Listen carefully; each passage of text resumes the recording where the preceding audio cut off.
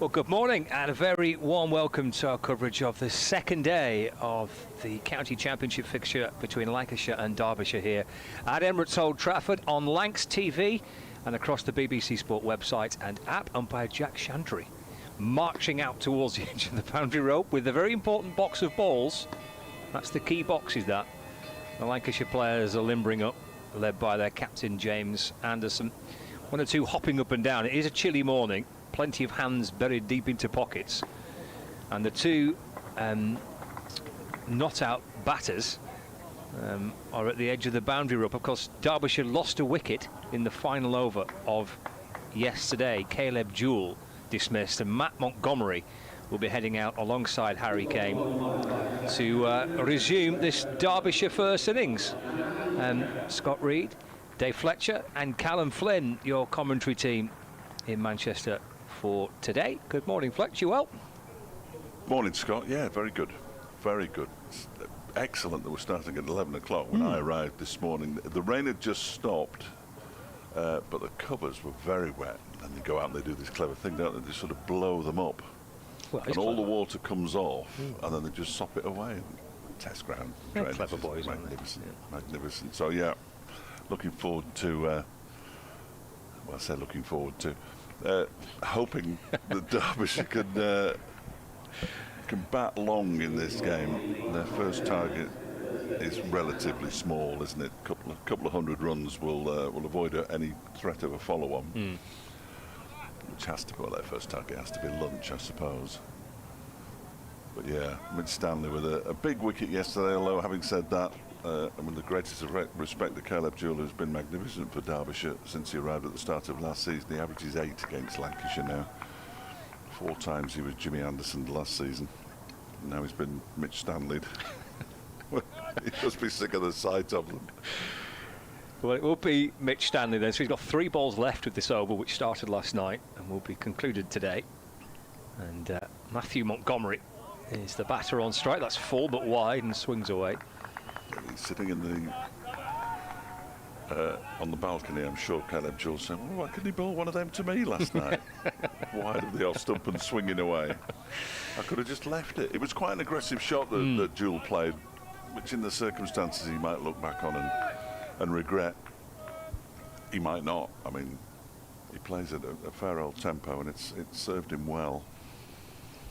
Yes, he took it on, didn't he, last night. Stanley in balls again, defended by Montgomery. He'll get a single, actually. Forward defensive, just deflects out towards point. Through for a run, so he moves on to 1. So it's 1 for 1. We've got 1 ball left of this shortened over, which started last night. The conditions today, well, it's kind of improved a bit. As is often the case, these things are changeable, aren't they? We think that we might get some rain later this afternoon, possibly kind of 3 o'clock-ish, something around about that time. But as you can see, for viewers across Lancs TV, it's a beautiful, sunny, bright morning. I mean, it's chilly and it's quite a strong breeze blowing left to right as we look, so blowing into Mitchell Stanley's left-hand side. Quite a strong breeze across the ground. In comes Stanley balls. Pushing it, that is Harry Kane for his first run of the game. And he keeps the strike as well. So 2 for 1. Oh, Derbyshire. So yeah, quite a strong breeze, but bright enough at the minute. A little bit of blue sky and some sunshine, but there's a suggestion of some rain maybe later on this afternoon. But we'll see. We can easily dodge these showers. Forecast for tomorrow's not too bad at all. So we might be in with a chance of. I've seen a decent game bubble up here. It was an interesting first day with terrific innings from Marcus Harris and Josh Bohannon, and then a fight back by Derbyshire with the ball, and that wicket of Caleb Jewell just on the stroke of the close of play. So really interesting first day. Will be Sir James Anderson to get us going from the James Anderson end. He's got Harry Kane on strike. There are 4 slip catches and a forward short leg as well. So actually Tom Hartley, who was at 4 slip, kind of shuffles a few paces to his right. So there's a bit of a gap between 3rd and 4th slip. Anderson to Kane. off the front foot and defending. And there's no run. So, yeah, we'll see how today all unfolds. There's certainly a really good pitch. There's something in there for everybody on the evidence of the first day. Something for the bowlers, and there's Marcus Harris and Josh Bohannon show. There's something there for batters if they can get in. It's produced a good opening day's cricket. There's runs here, nicely played by Harry Kane. He's worked it away through mid-wicket. Might be thinking of 3, just 2. By the time that Tom Bailey catches up with the ball, and score moves on to 4 for 1.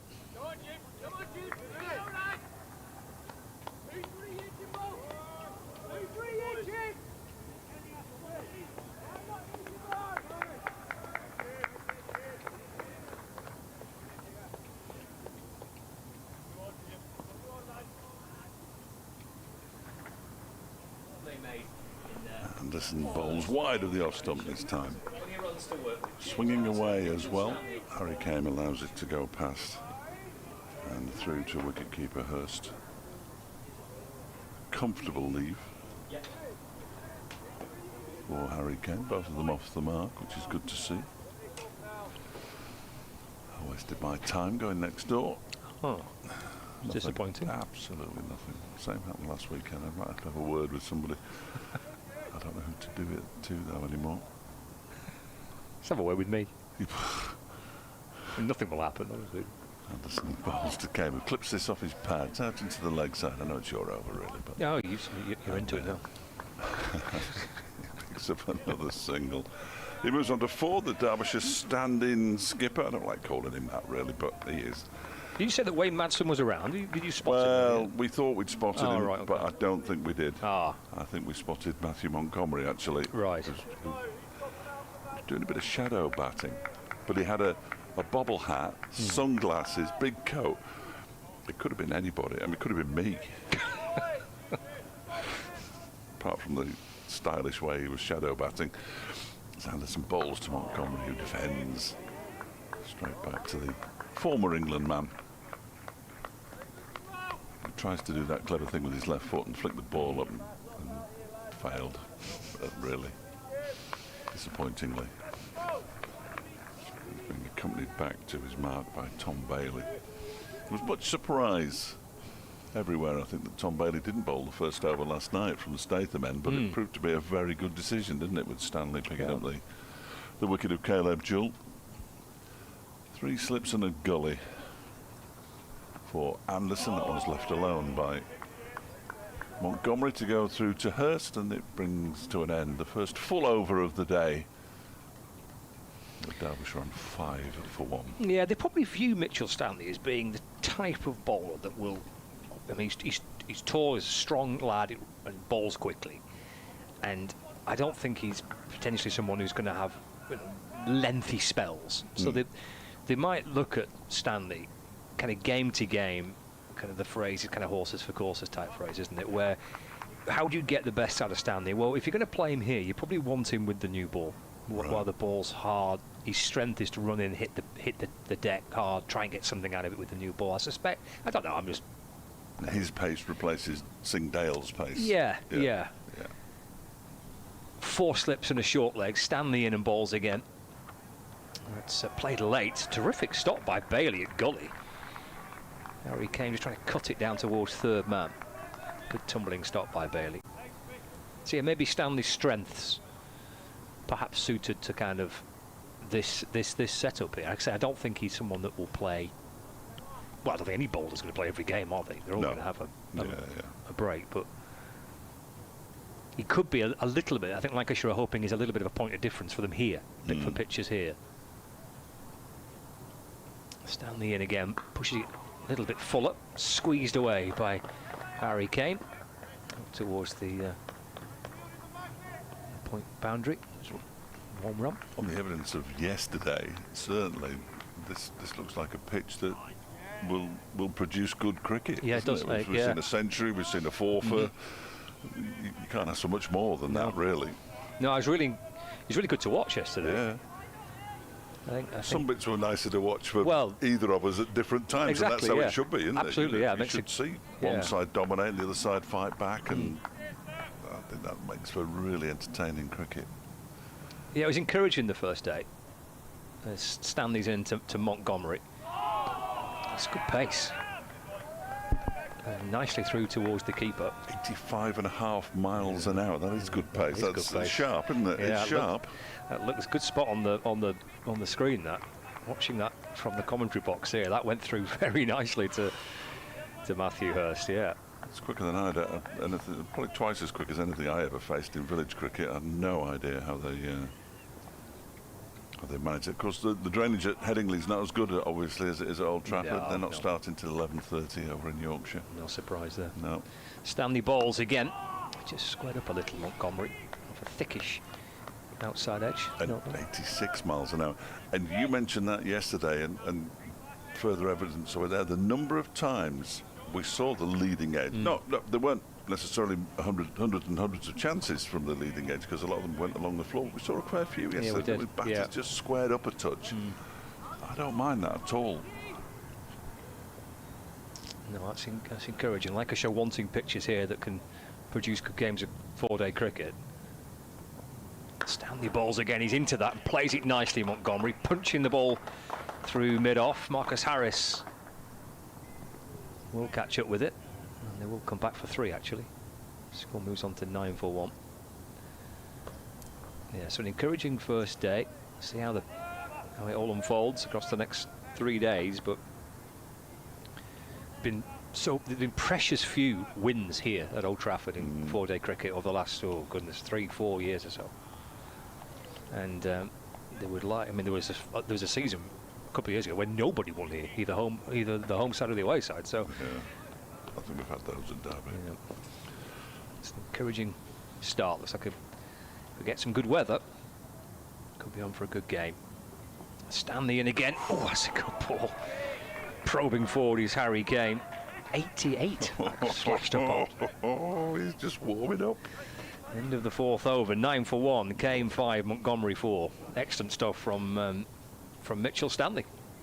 I just wish I'd discovered the speed gun earlier yesterday, because and hopefully we'll get to see it again. But Shoaib Bashir, his changes of pace are when you can see them, and he fired one in yesterday. It was almost medium pace. I'm just fascinated to see. We don't have a speed gun, sadly, at Derby, but I think every ground should have one. It should be flashing up on the big screen, 88 miles an hour. That'd get the crowd going as well, wouldn't it? Would. You know. Not sure the batsmen want to see that, mind you, but yeah. Well, no, that's true. But I mean, I watch a lot of baseball, and the speeds of the pitches are there for all to see, and the holy grail is the 100 mile an hour pitch, and there's a huge cheer goes up when you see one at 100 miles an hour. Anderson into bowl to Montgomery. It was a late decision to leave that one, but leave it he did, and it went through to the keeper. So he's still only 25, surely, James Anderson. Just watching him on the screen walking back, look at that. Oh, that's ridiculous. 40 what's 4, 5, 6, 3, I think. I think he turns 44 this year. I was giving him too much credit then. It's astonishing, isn't it? Absolutely astonishing. He's in now. Oh, and beats Montgomery, takes the edge, does it. He wants it. Umpire. Oh, well, Sue Redfern wasn't having it at all. Lancashire were convinced that's hit something. Jimmy joined in a little late. Watch on the replay here. Goes through, and then he kind of joins in, doesn't he? Didn't he? That is a bit of a giveaway. Then he looks round perplexed. Slips liked it. Keeper was up. It's a good delivery, mind. But yes, he did. That's a good spot from you. You've watched him a lot. It's the same way that, I mean, I've only seen 2 innings of Mohamed Abbas, but he doesn't appeal if he doesn't think he's out. Oof, that one actually moved post stumps. It's taken to his left by Matthew Hurst. It's a beautiful delivery, wasn't it? Watching this back again on the replay here. Oh, that's the previous one, but again, that's just it's a lovely piece of bowling, isn't it, from Anderson? Got to be. Gets one that comes back, one that nips away. Got to be confident to leave them, haven't you? Waits now, strikes him on the pad, low down, didn't bounce much. It was a very full delivery, and he went up straight away, I think, this time, Anderson. But again, Sue Redfern says no. Yeah. He doesn't make eye contact with the umpire on the way back to his mark. It was a very full. Did he get outside the line? If he did, it was only just. Good shout. Yeah. Really good shout. And Anderson's causing Matthew Montgomery some problems here. He's on 4. Kame has 5. 9 for 1, Derbyshire. And this one is played with the bat into the onside. And there's no run. You would have got a 5 in the first innings, didn't he, down at Northampton?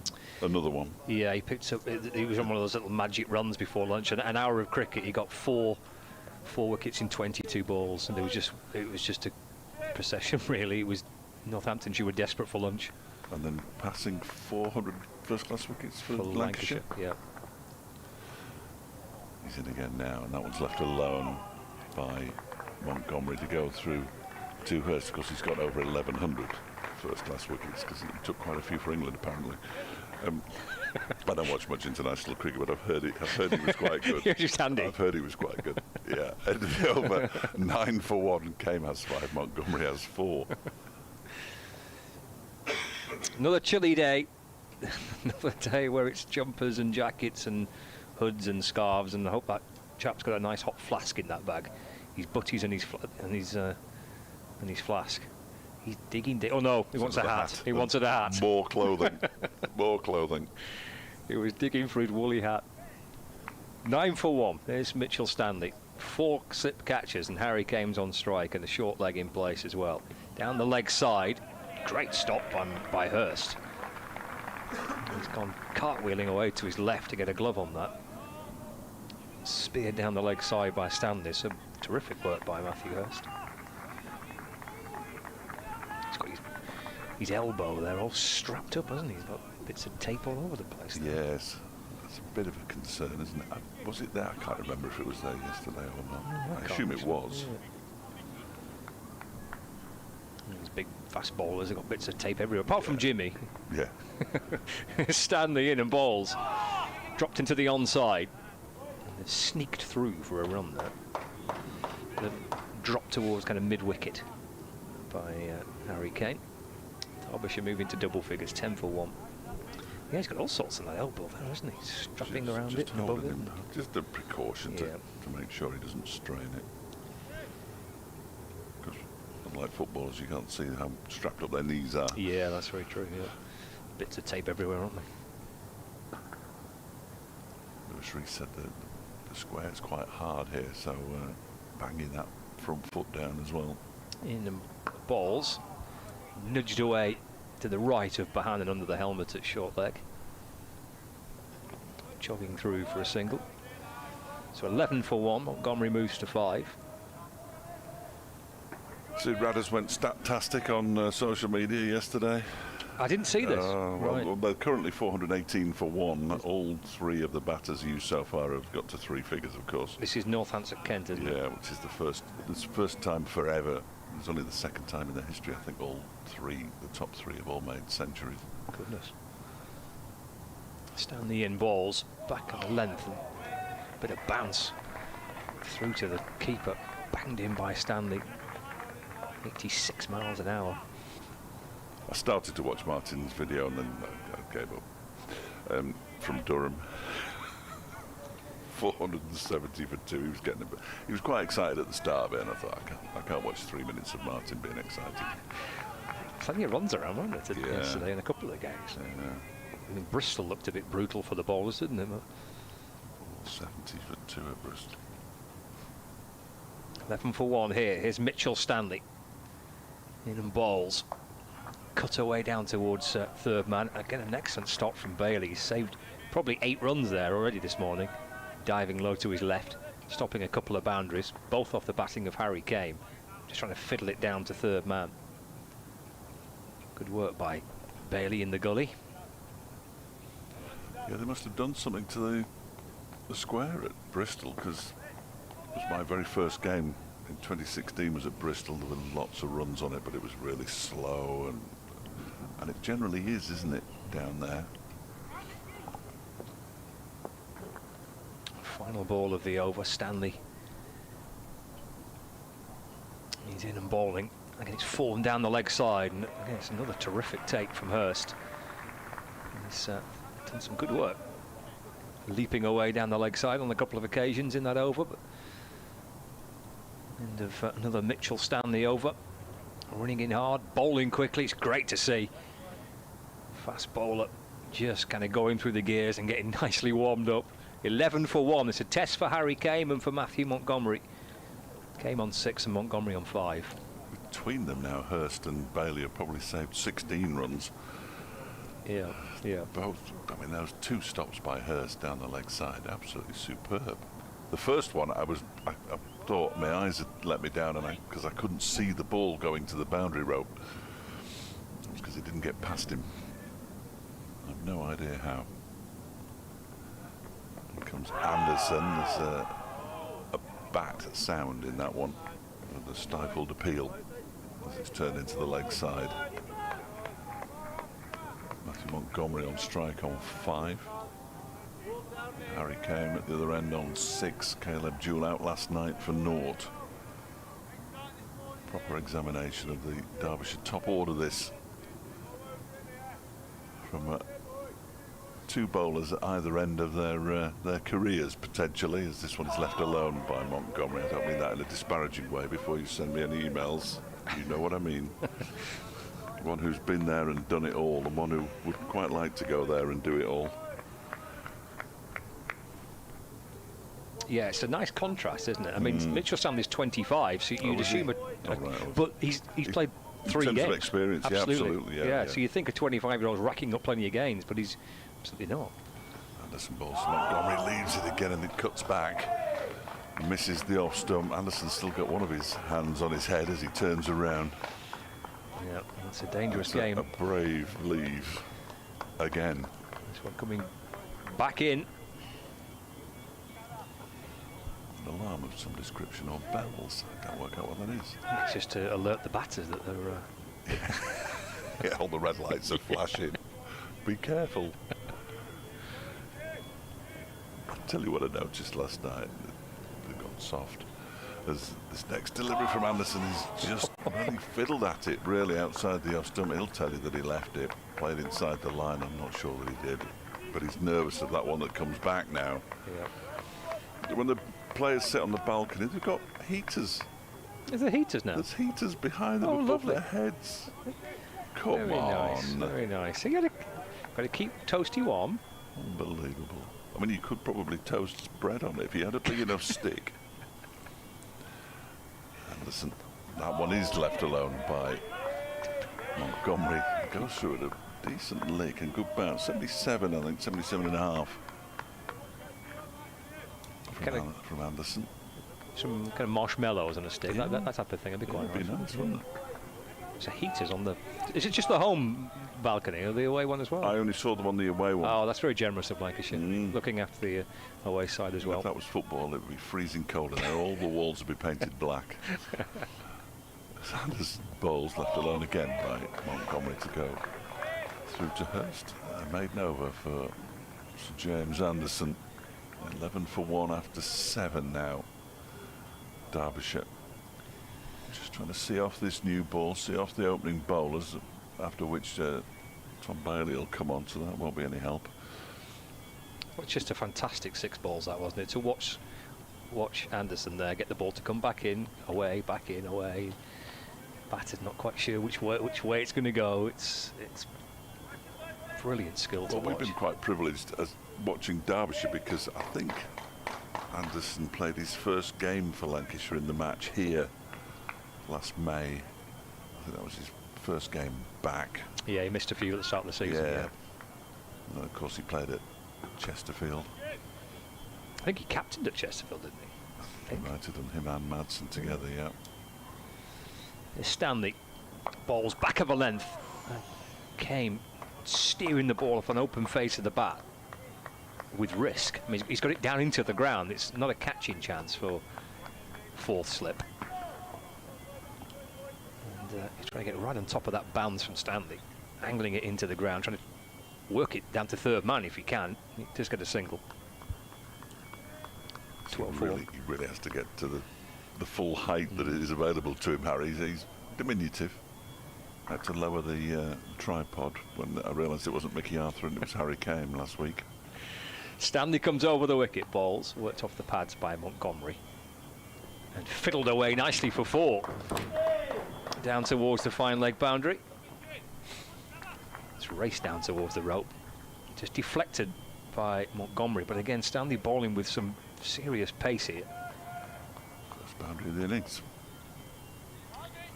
And Wells has not had a lot of ground to make up there to his right at fine leg, but the pace of the ball off the bat beating Wales. In fact, Lancashire have asked Luke Wells, or James Anderson has, just to move a little finer at fine leg. 16 for 1. Stanley balls banged in short and a little wide and ignored by Montgomery. Yeah, keep an eye on that speed flashing up on the screen for our viewers on Lancs TV. Bottom right, 87 miles an hour. Once it hit 90, we'll get excited, really excited when it hits 90. That is express, isn't it? He's kind of nudging that way, isn't he? 88 a couple of times.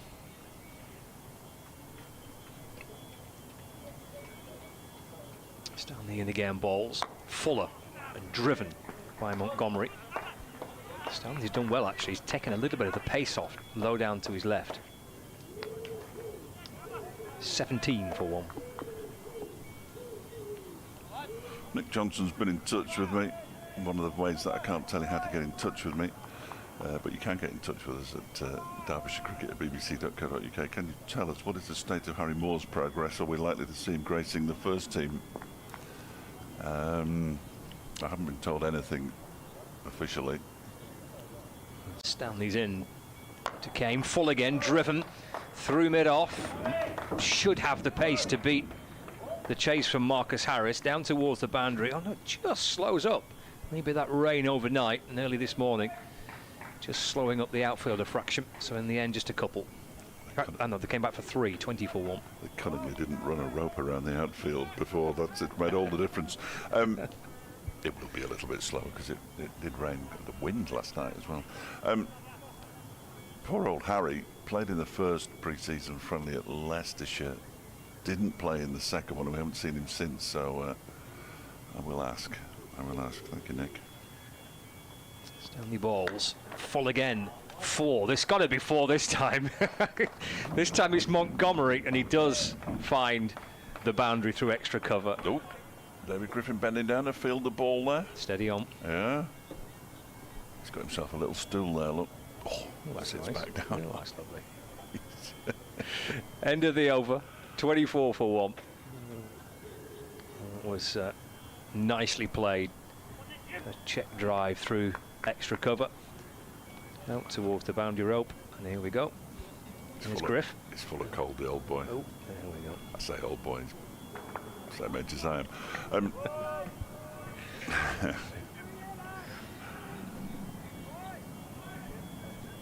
Physically, though, the knee replacement's been a game changer for everybody.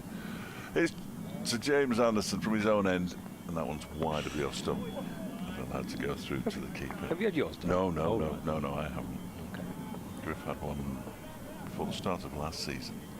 It opened up a whole new world of public houses to us on away trips because we used to find one reasonably close, and that was as far as we could go. It was in constant pain. So the new need jobs are to drink more.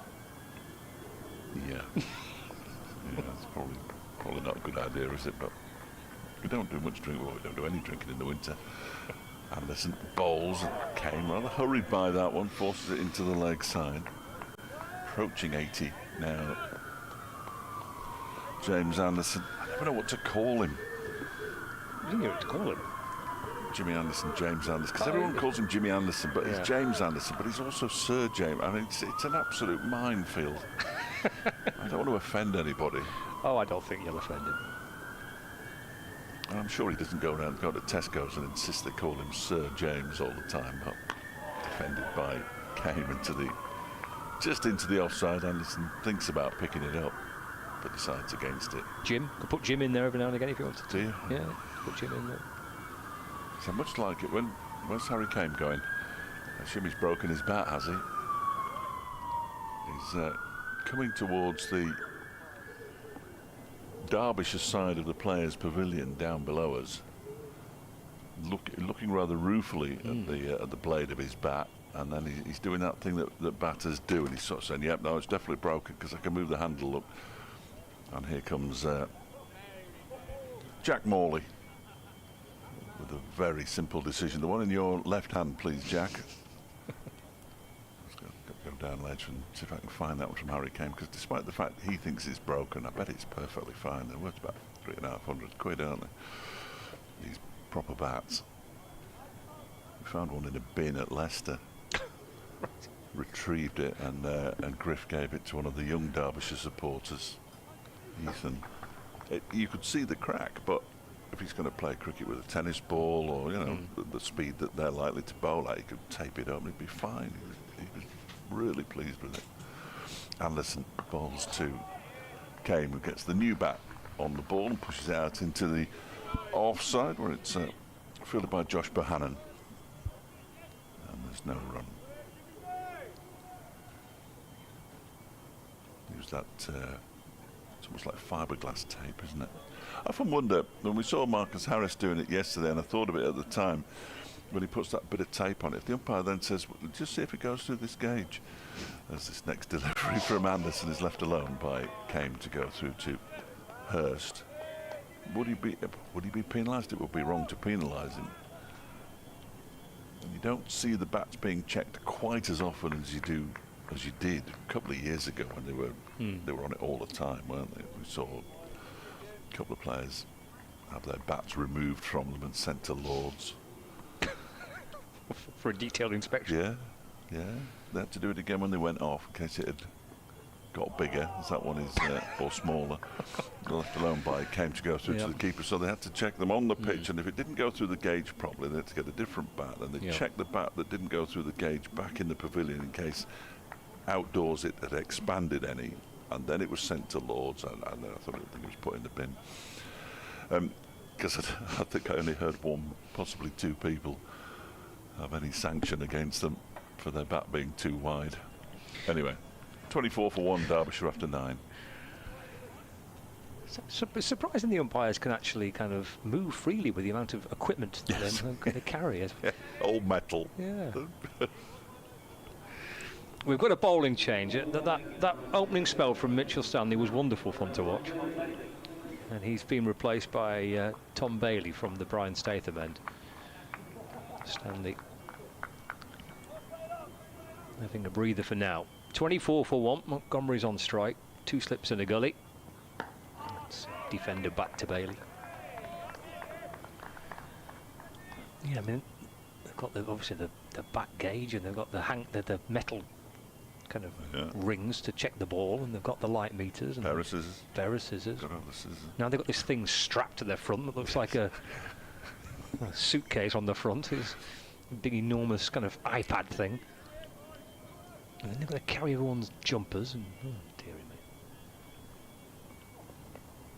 Down the leg side by Bailey, just brushing something off Montgomery as it's taken by Matthew Hurst. All whilst balancing very natty headwear on top of their heads. Yeah, which in early season conditions, when the wind is up, is a challenge in itself. I'll say. Surprisingly, we didn't see any umpires lose their hats, so neither umpire lose their hat at Northamptonshire last week. It must have been well wedged on. Bailey into to Montgomery. Just chopped away down to gully. There's no run. Yes, I don't recall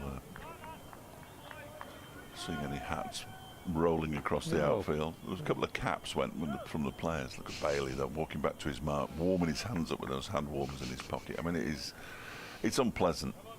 I think if you're in the shelter, if you're away from that wind which is coming from the west, you're not too bad in the sun.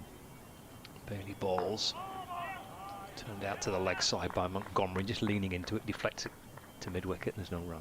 Of course, here at Old Trafford, by the way that the ground has been redeveloped with the big gap, excuse me, that's where the wind's coming from. It is. Yeah. It's not just a small gap to howl through. It's sizable, isn't it? Can build up a head of steam, the wind from the west. Yeah, it'll be different conditions when they get the old party stand up and running. It takes a bit of the wind away. Hopefully it'll be May as well by then. Yeah, true. Hopefully it might actually be warm. Yeah, that would be pleasant, wouldn't it? Bailey to Montgomery, full. Just a little bit of movement away from Montgomery. Didn't bounce either, did it? Just grubbed along the floor to Hurst. 24 for 1. Montgomery on 14 and came on 10. Just over half an hour of play in this morning session on the second day. 2 slips gully, backward point, cover, mid-off, mid-on, mid-wicket, fine leg. Bailey in. Montgomery, solid front foot defence. And there's no run. Bailey starts with a maiden over. So 24 for 1. 10 overs gone. Came 10, 14 to Montgomery. I'll leave you and Callum will come and join you. Lovely. Got an email here from John Robertson, who is he describes himself as a Lancashire and Burnley supporter. Dear oh dear. Dear oh dear. Exiled in Leeds. Oh no. Mentioning the drainage at Headingley, which I did. He says he can confirm that while out on his morning run, he's a runner as well. In Guiseley, I've had to endure 10 minutes of hail. Headingley will be getting it about now. He sent that, 5 minutes ago. Parker in Scott, he says, I'm in the minority. I have no idea what that means. Well, I do know what it means, but I don't really understand it. He says he's in the minority of the Clarets. The first ball from James Anderson's. Delivery for new over, and I sort of know what it means. I have little interest in the Premier League, Callum, on account of the fact that my team will never, ever, ever be in the Premier League. It was a dot ball, incidentally. It did hit the pad of Harry Kane, who's waiting now as Anderson's in again, and that one, the outside half of the bat certainly, as he dabs it down into the offside, where it's going to be fielded by Luke Wells. They go through for a single. Kane moves to 11, 25 for 1. It's just a privilege to watch the Knight of the Realm bowling, isn't it? Yeah, it is. And I had the pleasure of commentating on him last couple of years. And like you say, it's great to see him back in Lancashire colours, leading the team as well. Next delivery to Montgomery. It's pushed out into the offside. Wells fields again. They are denied a single. One of the advertising boards has blown off over on the far side in front of the point. Ground staff will have to go around and reattach that, I'm sure. That alarm's still going. It's getting slightly irritating now. I can only assume that somebody's broken into David Griffin's room in the hotel, looking for chocolate, as Anderson bowls to Montgomery. He's got his bag though. Yes. He came and told you, didn't he? Yeah. Well, he I don't know if we're allowed to say, but he left it in the. Well, we leave. No, I don't go down that route. Suffice to say, the security at Old Trafford's very good. Dave looks after us downstairs. Make sure everything's open in the morning, locked in the evening. Yeah, he's ever present here. I think he must sleep here. He's always here. Here comes Anderson and bowls left alone wide of the off stump this time by Anderson, slightly misdirected. The alarm stopped. Oh, what a relief that is. Scott's just gone and done a job he must have. He just switched it off. Yeah, he's left the room. Left the room, all of a sudden, the alarm's gone. The alarm stops. How's he done that? Good effort. Good effort. 25 for 1. Last ball of the 11th over. Last ball of Jimmy Anderson's 6th. And he bowls to Montgomery, who just defends it straight back to him. And there is no run. So 25 for 1 after 11. Kame has 11. Montgomery has 14. Derbyshire just trying to see off the new ball at the moment. It's not easy for them because they've got Sir James Anderson from one end and then Mitch Stanley and Tom Bailey from the other. But so far so good this morning. And after 37 minutes of play, they have not lost a second wicket. Yeah, credit to the two batters. It has been tricky. It's certainly bowler conditions out there. A little bit of a breeze, cold. And like I say, it's doing a little bit in the air and off the pitch. As in comes Bailey, full of a length. That one's down the leg side, goes through to Matty Hurst with the gloves. He's been pretty good with the gloves. Disappointing that when Scott walked back in, the alarm didn't go off again, because that would have been perfect, wouldn't it? But it stayed off this time. It stayed off this time. So I think whoever's alarm it was has finally realised.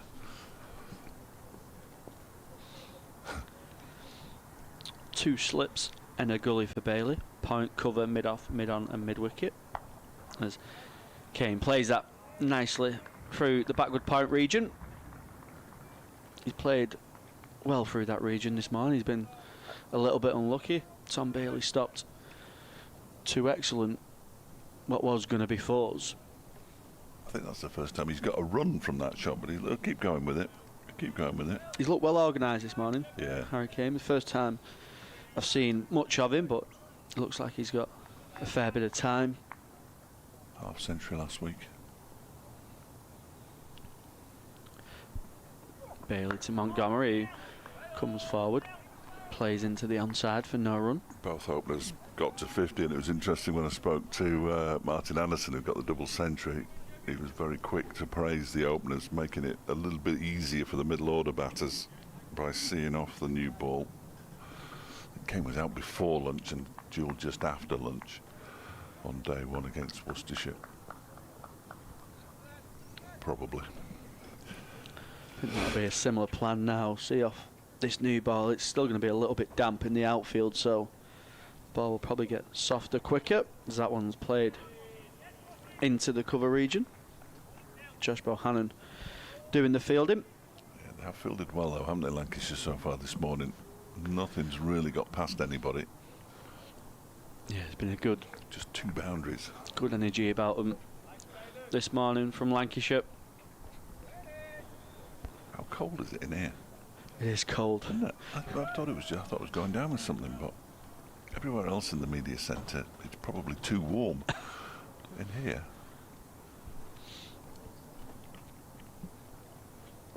Bailey in outside the line of off stump. Montgomery allows that one through, doesn't get tempted. The windows are open. There is a button at the back there where you can shut them somehow. It might be open for a reason though. I don't like meddling. It was cold in the Derby commentary box last week, but we have to have the window open to get the effects microphone out. Poor old Frank Watson from Worcestershire was slowly turning blue at one point. Layering up. Deep square leg just goes back for this final delivery. Oh, Tom Bailey's over. He goes full of a length, and Montgomery tucks that into the onside, gets a single. Doesn't fall for the double bluff. 27 for 1, Derbyshire. Steady start this morning, and bowler friendly conditions as well.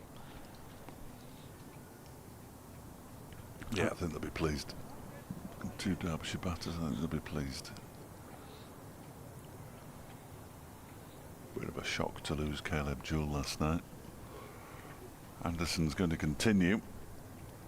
Why wouldn't he?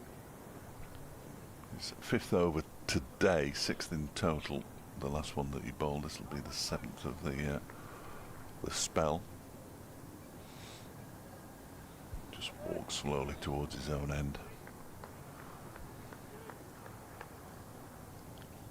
Big red letters, Sir James Anderson. That's bizarre, isn't it?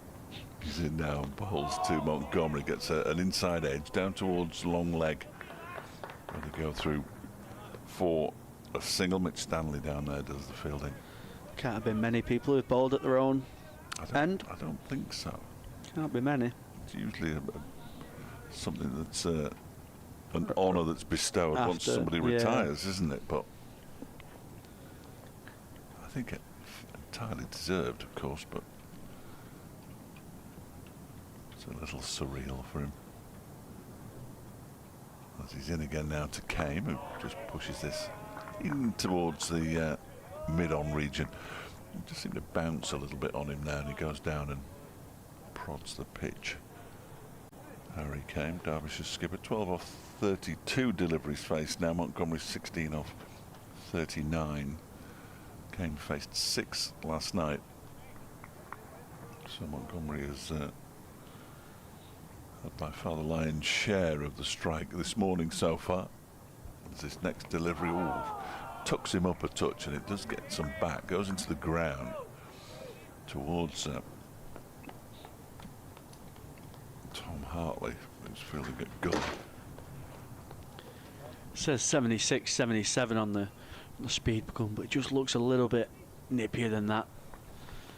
That one darting back into the pads of Harry Kame. What we need is Mitch Stanley to bowl at the far end and see if his speeds are comparable with the 88s that he was getting from the Statham end. That was left alone by Kame to go through to the keeper. Could potentially be the last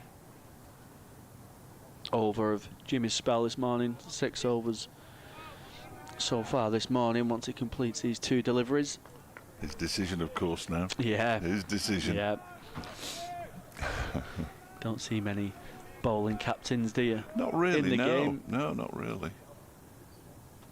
Got enough to think about, haven't they, really? As he bowls, and that's left alone by Kame. Actually comes back and is taken moving to his left by Hurst after it goes past the stumps. He's bowled incredibly well, but you've got to give credit also to Kame and Montgomery. There was that one over at Montgomery where he just looked a little bit sort of confused and whether he wanted to play or not, but since then they played him really well. They've left well off length. Yeah, it's been a real battle as Anderson bowls, and that one is chopped away off the back foot. Out towards the cover boundary for 4. Harry Kame's first boundary of his innings of 16 now. He joins Montgomery on that number, and it's 32 for 1 at the end of Anderson's 7th over. 7 overs, 4 maidens, 0 for 9. Thank you very much. It's ruined his figures, that one. No, that's that. Remarkable. Bit of credit to the Derbyshire pair. Harry Kame being patient, waiting for that extra little bit of width, just back of a length, and plays it nicely through the cover region for 4. Paul Coghlan just windmills his arms at it's almost 4th slip, really. There's 2 slips and then a gap. Coghlan is definitely warming up now.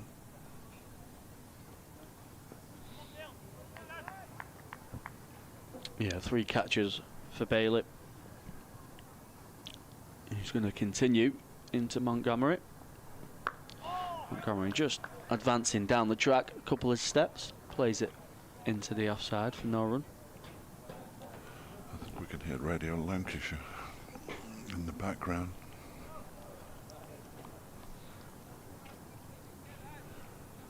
Not that I don't listen to Radio Lancashire all the time when I'm in Lancashire, but it's a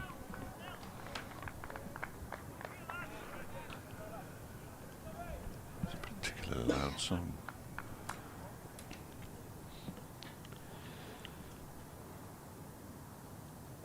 Bailey in, Montgomery coming forward, playing it nicely under his eyes. Bailey will just naturally look to shape it away from the 2 right-handers. He has got the delivery that comes back in as well. It's been pretty consistent figure in the Lancashire side for a number of years now.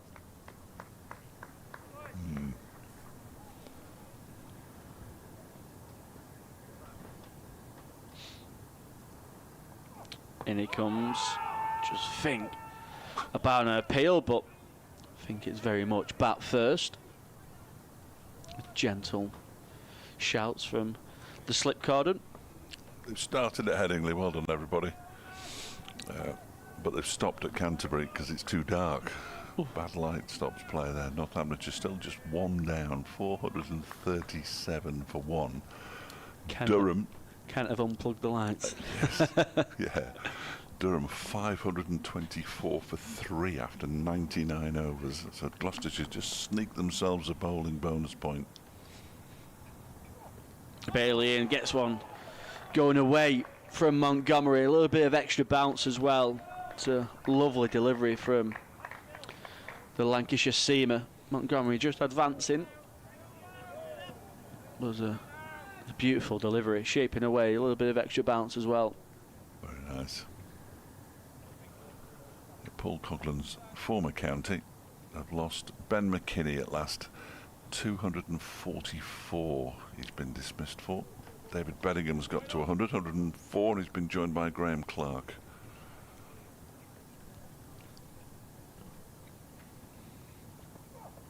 Bailey in again, beating the outside edge. Montgomery just indicating to his partner there that it's just a little bit off the pitch, going away from the right-hander. Good over from Bailey. Good pressure. Oh, and there's the boards. Yeah, that's it. But Yep. they're different ones. It's all off the same little bit, but there's 2 on now. Just be And, a break in play. bit of player safety involved here. Tom Hartley singularly refusing to pick that board up, it seems, initially. He now has picked it up. Because he's having to take it out off the field into the wind. Is it Paul Coughlan who's carrying it? Yeah. He could get blown away with that one if the wind picks up. They're almost like sails, aren't they? In stark contrast to everything else that's happening, it would appear, in the second division. At Lords, they've lost a 17th wicket in the match. Middlesex are still 71 behind Worcestershire, 120 for 7. The umpires seem happy that those boards that have been thrown beyond the boundary rope aren't going to come back. Yeah, there's no real rush for anyone to head over and secure them down. A couple of Derbyshire's bowlers going for a bat in the nets. Bailey in, full of a length, and Montgomery plays that late through the Park region. It's the end of a good over from Tom Bailey. It's a maiden 32 for 1, Derbyshire. So Zach Chappell and Ben Aitchison are marching towards the nets with Ben Smith, the batting coach. Just shouted up to Ben last night, "What's with the hair?" His dad was with him, and quick as a flash he said, "You're only jealous." I said, "No, you're absolutely right." But he said, "No, I'm growing it out." I said, "You're almost to the Alice band stage here." At which point his dad looked horrified. But it is. Paul Coughlan is indeed going to replace Anderson at the Anderson end. 6 overs, 3 maidens, 0 for 9 this morning. 7 overs, 4 maidens, 0 for 9 in total for Jimmy Anderson. Coughlan pops the white disc down. Somewhere randomly, it almost felt like there. And he's coming in to bowl to Harry Kame, who gets wrapped on the pads. Ball dribbles out into the leg side. There's no run. 77 miles an hour to begin with from Coughlan. Yeah, his first bowl in Lancashire colours. He certainly had plenty of energy about him when he was batting yesterday. He biffed it a bit, didn't he? Yeah, and he biffed it a bit. He ran everything. Have to be wary of your batting alongside him. Kame waits, and this next delivery's down the leg side, taken neatly by Hurst as he moves to his left. That's Jack Morley just having a chat with Mitch Stanley. They'll know each other well, I would have thought.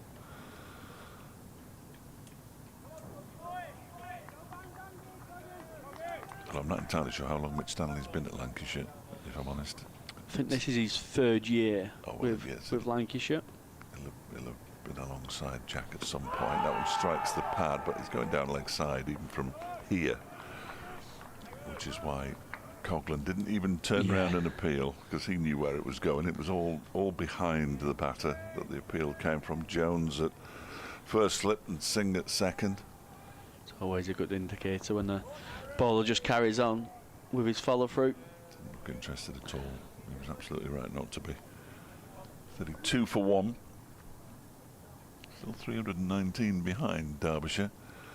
As this next delivery is off the full face of the bat up towards Bailey at, or is it Anderson? It's Bailey. At I know there's a height difference at mid-on. Anderson's at mid-off. Bailey at mid-on. It's starting to get a little gloomy away to the west. I'd be surprised if we got away without any interruptions over the course of the day, but started on time as Coghlan bowls to Kame again, and he defends into the onside once more. Marcus Harris comes in to do the fielding on this occasion from mid-wicket. Yeah, we might have the odd shower, might we? But I think hopefully we should get a lot of cricket here on day 2. We're in a position here in the commentary box where we can't actually see the ground staff, who usually are a good indication as to whether it's going to rain by leaning on the hover cover. As Coghlan bowls, that one's down the leg side once again and taken by Hurst. They're giving Hurst a bit of a workout. He's taken a few down the leg side over the course of the morning, and he's taken them all very neatly. A couple of them he took absolutely brilliantly to prevent runs being added to the total off Mitch Stanley, but a second consecutive maiden over as the umpires have a chat about something. They're going to put the lights on. I think that's probably the discussion there. Harry Kane might just have said, is there any chance that we could actually see what's happening? But the pair of them are at Sue Redfern and Jack Chantry. Quite a lengthy conversation there. Yeah, it feels like it's getting to that stage, doesn't it, where the lights might just get switched on for a period of play. Yeah, I think so. Bailey to continue. Montgomery just defending into the offside for no run. I think I was on with Scott when I said at Derby last week, the lights were on from the moment the game started until the moment the game finished. The whole game was played with floodlights on. There were spells when there was glorious sunshine, but because of the old style lights, if they're switched off, it takes half an hour for them to cool down before they can be switched on again. Yeah. So you've got to keep them on, really. Not particularly ecologically sound. Bailey in. Montgomery played it nicely into the onside, but he finds Mitchell Stanley. And did you have any passages of play where you came off for bad light or anything? No, not for bad light. Hailstorm on day 3, couple of showers as well, but nothing. I mean, we hardly lost any cricket, which was unlike the start of the cricket season. Yeah, good for April, early April. 2 slips and a gully for Bailey.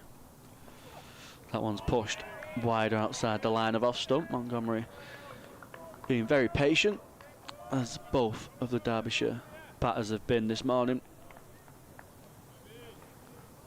Shows you what I know, though. The lights are showing no sign of flickering into life. Must have been something else entirely the umpires were talking about.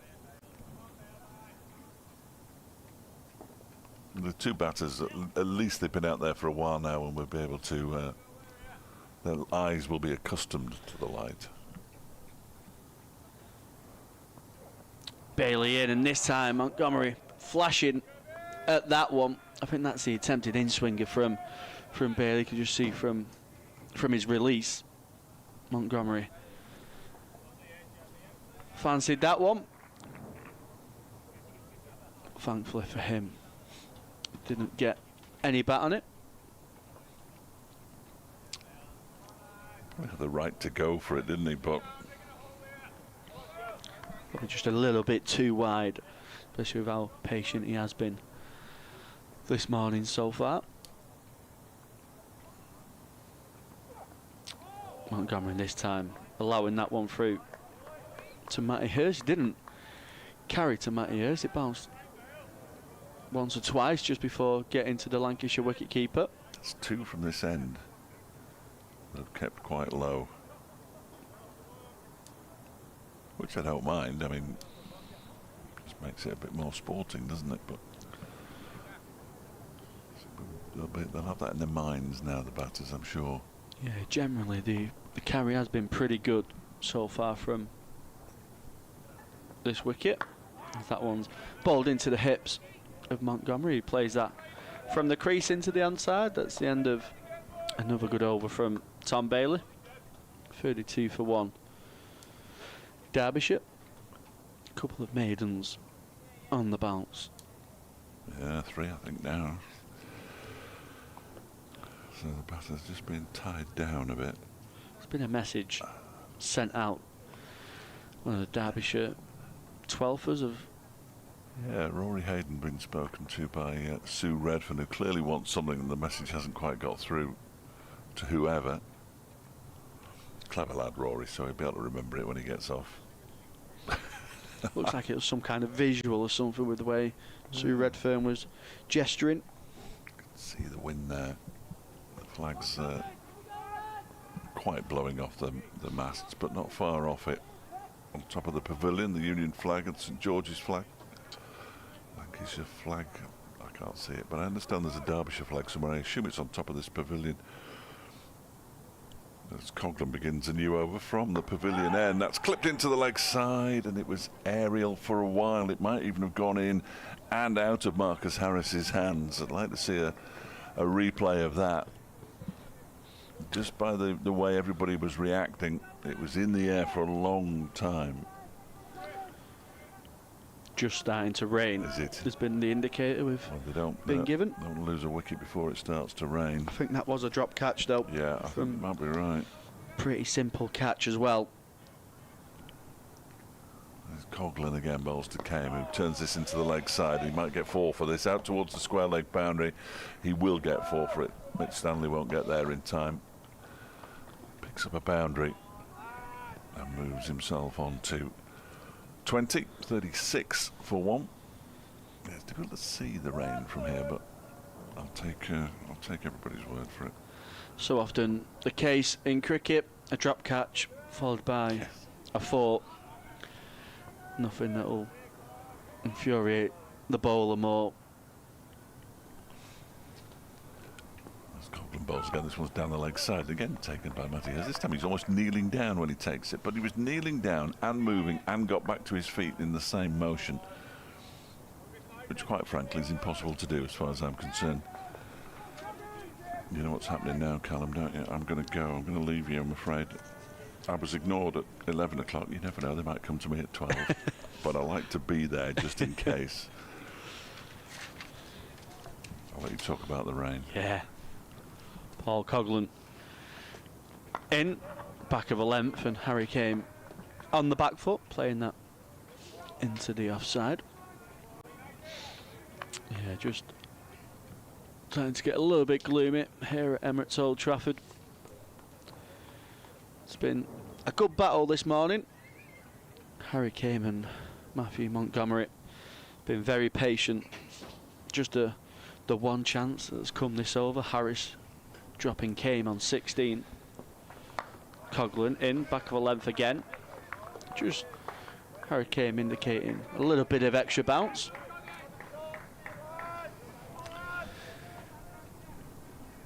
Got Scott Reed back with us.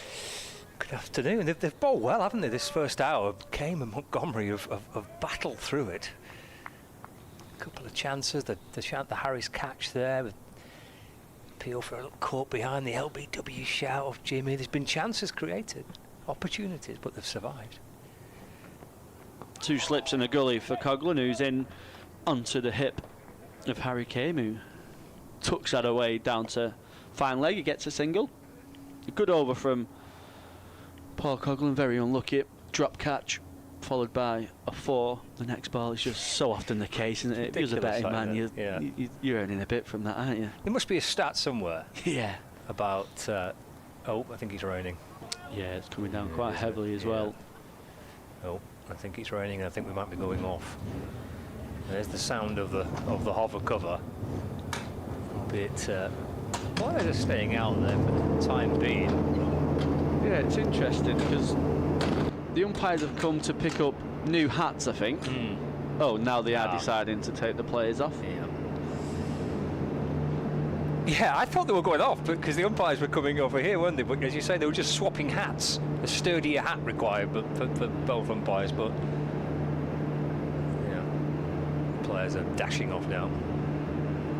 Feels like it might kind of blow through, but yeah, it does. We can't quite tell whether it's stopped, but certainly isn't anywhere near as heavy as what's just initially come down. But it does look pretty gloomy. Might just be a case of taking 20 minutes, let it brighten up, hopefully let this shower blow over. Well, that was a really good hour of cricket, that, and Harry Kane and Matthew Montgomery will be chuffed to bits that they've got through it, because that was tricky. That was a difficult hour, that, wasn't it? Yeah, they've been really patient. They've been, James Anderson has been, as what James Anderson has always done, been very patient on his line and lengths, been incredibly immaculate on that. And Harry Kane and Montgomery, there's that one over, wasn't there, Montgomery, where it looked like he was a little bit lost in terms of whether he wanted to play or not. But other than that, they've been pretty patient, pretty much in control. And then they just had that opportunity there just before the rain came, where Harris has just dropped Harry Kane, which they'll be hoping later on in the game that they don't regret. Well, it's pelting down now. It's certainly got heavier now. So a wise decision to get the hover cover out. At the minute, it's just the hover cover. There's no signs of the additional kind of sheets coming out to protect the bowlers' run-ups. But yeah, tipping it down now. That's where we're at, the match situation, with Derbyshire 37 for 1. Kane and Montgomery 21 and 16 respectively. In fact, I think it's hailstone. It is hailstoning now. so yeah, we've got the hailstone that's arrived now, and the ground staff, because I think there's some kind of sadistic pleasure in all this, are just staying out there as well. They're still out in the middle, surrounding the cover. But for a few moments, we've had hailstone. So not pleasant conditions at all. No, it's really not. Hopefully it does blow over pretty quickly. I think we are expecting the odd shower today, but yep. I think we will see a fair bit of cricket as well. Yeah, because it's bubbling up to be a really interesting game, and what looks like a good pitch that's offering a bit of something for bowlers. But there's a bit of something in there for batters too, as we've seen on that scorecard there. The Harris 125, the Bohannon 73. So hopefully not too many more interruptions. But we're off for rain at the minute, and hailstone. Hopefully not for too long. And as soon as we get a resumption, we'll be back with you for live coverage here on Lancs TV and the BBC Sport website and app.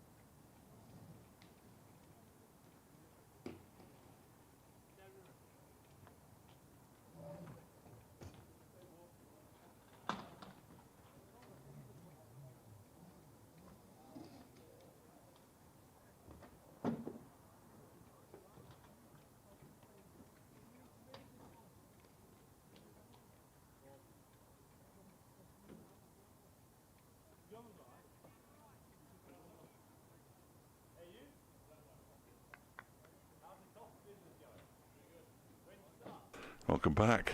Emirates Old Trafford in the sunshine. It's bizarre, isn't it?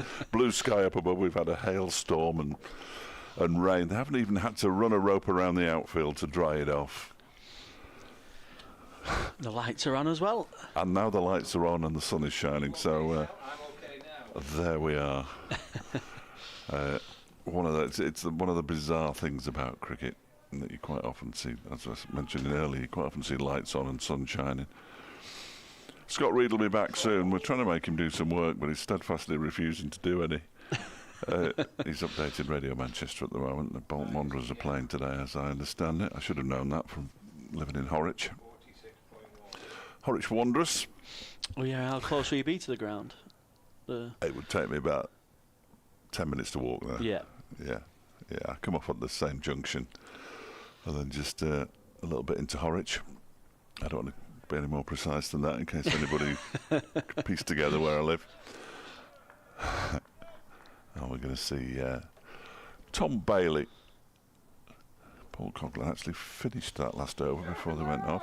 They initially stopped because of a change of headwear for the umpires, as this one is wide of the off stump from Bailey and allowed to go through by Harry Kane. Initially, Sue Redfern had asked for a cap, and as the cap was brought out and a wide brimmed hat was going to be returned to the changing rooms, it started to rain. Now both umpires are wearing caps. They're obviously concerned about the wind and their hats blowing off. All shielding their eyes from the sun, as this one is wide again of the off stump from Bailey. Yeah, they had the floppy hats, didn't they? Yeah. Sun's back out now. Good to see. It just has a feeling of that kind of day, but the fact that it's a test ground and the drainage is exceptional, isn't it? Yeah, the drainage is incredible here at Emirates Old Trafford. Rain isn't going to stop them for long as it stops raining, if that makes any sense. As Bailey's in again, bowls to Kane, and he has to play this one. First one he's had to play, pushed out into the onside. And there's no run. 37 for one, came on 21, Montgomery on 16. Didn't lose a wicket in that first hour, which was pretty much the objective, I would imagine, of the two Derbyshire batters. Montgomery will be doubly determined to make some runs in this innings after making just 11 in the 625 for 8 last week. Scotty has he's delivered possibly the most perfect update ever, as that one is wide of the off stump. It was beautifully done. A little bit loud, but beautifully done. Yeah, that would have been objective one done for the Derbyshire batters. Harry Kane and Matthew Montgomery get through the first hour unscathed. Can they try and get to lunch now without losing a wicket? That'll be a really good morning session, if so. Absolutely. 2 balls left of Bailey's over then. Here comes the first of them. And Kane is beaten as he pushes forward in defence. Ball goes through to Hurst. Because it's Scott's commentary box. I think there's a little plaque on the door outside. It says Scott Reed's commentary box. He can decide the rotor, which is perfectly fine. He just happens to have rotored himself on when it's raining. Which is a remarkable effort. Here goes Bailey, and Kane dabs that down towards the sort of backward point area, and he's coming back for the second as well. That's good running from Harry Kane. The throw comes in, but it's not particularly accurate, and he picks up 2 more runs, moves on to 23. 39 for 1 after 18. Derbyshire. I'm sure we'll have lost some overs. I should have. Well, perhaps we haven't now, because we weren't off for half an hour, were we? So we won't have lost any overs due to that first interruption. I think they can add half an hour on at the end of the day. I'm never quite sure though. It's not in my regulations for 20. Well, these are only this season's additional regulations that I've got here. It takes up 4 sides of A4 classification of cricket and pitch regulation, all sorts of things. Paul Coughlin to continue. That one's just down the leg side. There's a gentle appeal from behind the stumps, but Matty Hurst doesn't actually take the ball. Just strayed a little bit down leg in his first 2 overs. Looks like he's trying to attack the stumps, keep the stumps in play. He had a drop catch off his bowling just before the rain break. He's in outside the line of off stump. Matthew Montgomery playing that nice and late, soft hands down towards the backward point region. Well, I should say goodbye to the Bolton Wanderers fans. I'm sure their minds will be elsewhere in a few minutes' time. Yeah, still trying to make the playoffs. Oh, they'll make the playoffs. I think they're doing their best to get themselves out of it recently. Nobody takes any joy in that, do they? Oh, Coughlin outside the line of off stump. Montgomery allowing that one through to Matty Hurst. If they let slip an 8-point advantage in the last 5 matches of the season, they don't deserve to be in the playoffs, quite frankly. They drew with Stockport, didn't they, last, was it on Monday? I have an interesting relationship with Bolton Wanderers fans. I mean, my son is one for a start, but yeah, I'll go on. We'll do this.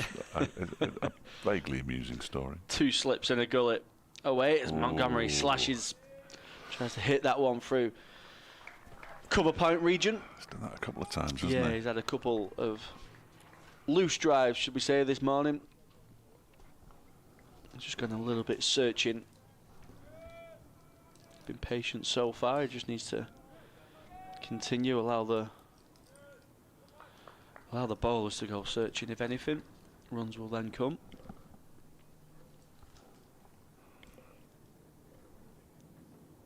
Coughlin in, and a nice line and length. Montgomery allows that one through. A couple of seasons ago, they came to the Pirelli Stadium, Bolton Wanderers, and when they handed to me, I welcomed everybody to the Pirelli, especially the Bolton Wanderers fans watching on watching on their dodgy sticks. And my Twitter at the time absolutely lit up. Coughlin in, this time a little bit tighter. Montgomery allowing that through on length more than anything. A good over from Coughlin once he adjusted his line from that first delivery. 39 for 1 Derbyshire. Harry came on 23, Montgomery 16. Whenever I go to Bolton, I always mention that the team, they've got 2 tunnels. It's a matter of fact, but the teams come out of separate tunnels. I always mention it because I just think it's interesting.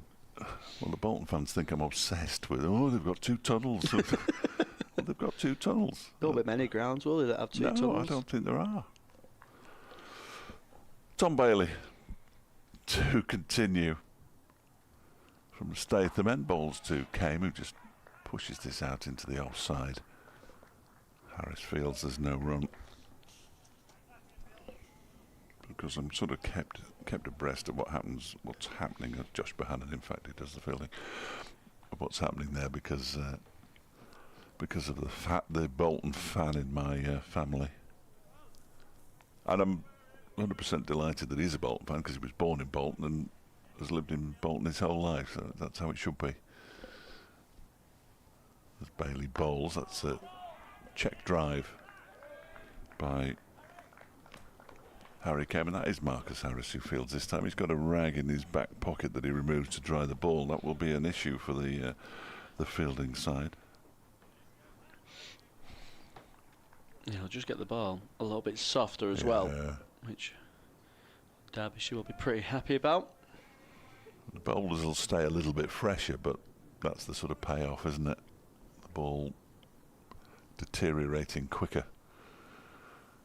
2 slips, possibly 3, first, second and fourth, as Kame drives again to Harris. This time he's going to throw it to Matty Hurst behind the stumps. Beautiful sunny day now in Manchester.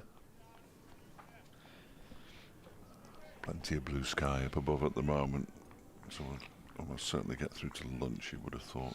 I was going to say without further interruption, but looking away to the west, I'm not entirely certain that we will. Yeah, the lights have gone off for now. Yeah, it makes sense. The flag's still blowing strong above the pavilion. Good dry and windy, see. That's why they didn't need to run a rope around the outfield. Just let the wind do the job. Not too sure how much that rope does. Surely it just skips back over the rope. I'm convinced it does nothing, but they all do it, don't they? As Bailey is in, and there's that leading edge again as he tries to turn it into the leg side. It's not just Harry Kane, it's most of the batters throughout this match so far have tried to turn balls into the leg side and found it going into the off. Marcus Harris has moved into a reasonably close catching mid-off. Yeah, I'm just wondering if that's come from that position change as well. Harry Kane just thinking about that catching mid-off. Marcus Harris just trying to work it into the leg side where he could get a few runs. Bailey's in. That one's short, and he's pulling it into the leg side for just a single. As in off the boundary comes Luke Wells to do the fielding. So Kane moves on to 24, 40 for one. 20 overs will have been bowled when this one finishes. Bailey's got some kind of issue with his left boot, which Jack Chantry, the umpire, is bending down. It looks like he's got a little bit hanging off it, so he's just sawed it off. He hasn't really sawed it off, has he? Just chopped it off. Yeah, they have scissors and everything as well, don't they? With all the other gadgets and devices they have. Looks like he's got a lot of tape around that the left boot of his. It's obviously a comfortable boot. As he bowls to Montgomery, who leaves alone outside the off stump to go through to Hurst. Single off the over. 40 for one now, Derbyshire, after 20. 24 to Kane and 16 to Montgomery.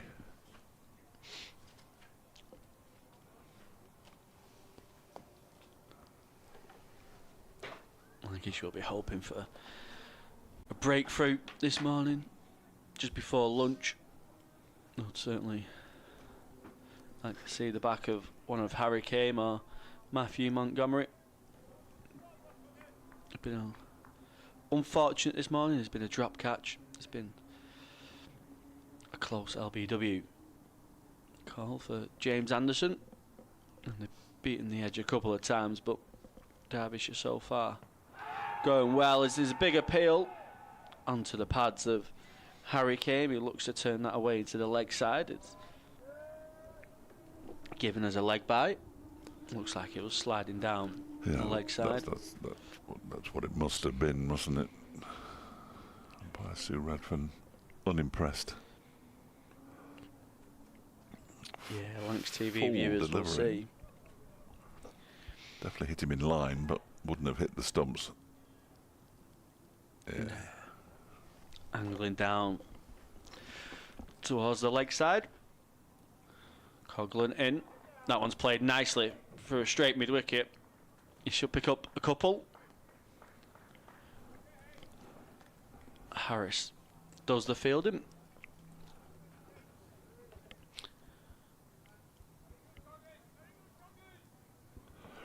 Poor old Bailey lost everything there. Cap, sunglasses, the lot went flying.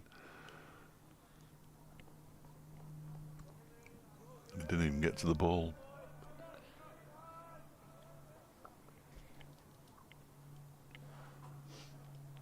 Two slips and a gullet for Paul Coughlin. He's in, and that one's driven nicely through the offside. No need to run for that one. Overpitched. Some width as well. And Montgomery this time finds bat on ball. And it's a lovely shot through. Cover point for 4. Well, David's been in touch about running a rope around the outfield. All the important issues being tackled here on the BBC Sport website and on Lancs TV. He says, I don't know if this helps. Water sticks to grass because of something called surface tension. The rope breaks that surface tension, so the drops can't cling on anymore. Moving water into a thin layer makes it evaporate faster. Well, there is method behind the madness. Paul Coughlin in down the leg side. We've seen that a couple of times in this morning session. Thank you, David, and good morning to you. That's his first message of the day. I fully expect more later on. But they didn't run a rope around the outfield, so there we go. But they do at many, many grounds. I would imagine that you can see the lines where drains have been put in here. That one just finds the pads of Matthew Montgomery again. Was an appeal, mainly from behind the stumps. Looks like it's a little bit high, hitting Matthew Montgomery in the thigh region.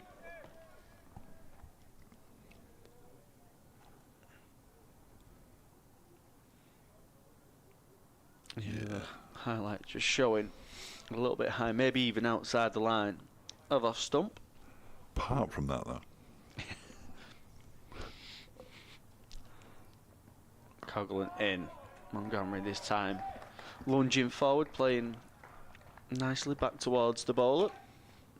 It's the end of the 21st. That's 47 for 1. Harry Kane 24. Matthew Montgomery 22. George Bell on as a substitute fielder for Lancashire. Just a temporary replacement, I'm sure, as we saw throughout the Derbyshire innings. In fact, last week there was a steady stream of players running on and off. I think just going on to put their hands on a radiator somewhere to try and keep warm. It's been that kind of start to the county championship campaign. Tom Bailey in and bowls to Harry Kane, who tries that shot again, the little dab down to sort of into the gully backward point region, but Coughlin moves to his right to do the fielding. He's looked strong in that region in this session so far. Tom Bailey, some excellent fielding earlier on this morning, stopped a couple of fours. Shows how late Harry Kane is playing it. He waits now as Bailey bowls to, and he drives and he gets a thick inside edge out towards square leg. They're going to come back for the second run, and they'll get there comfortably enough as Wells does the fielding and then just rubs his right shoulder from the throw. Okay, moves on to 26, 49 for 1. It's been painstaking, but they haven't lost a wicket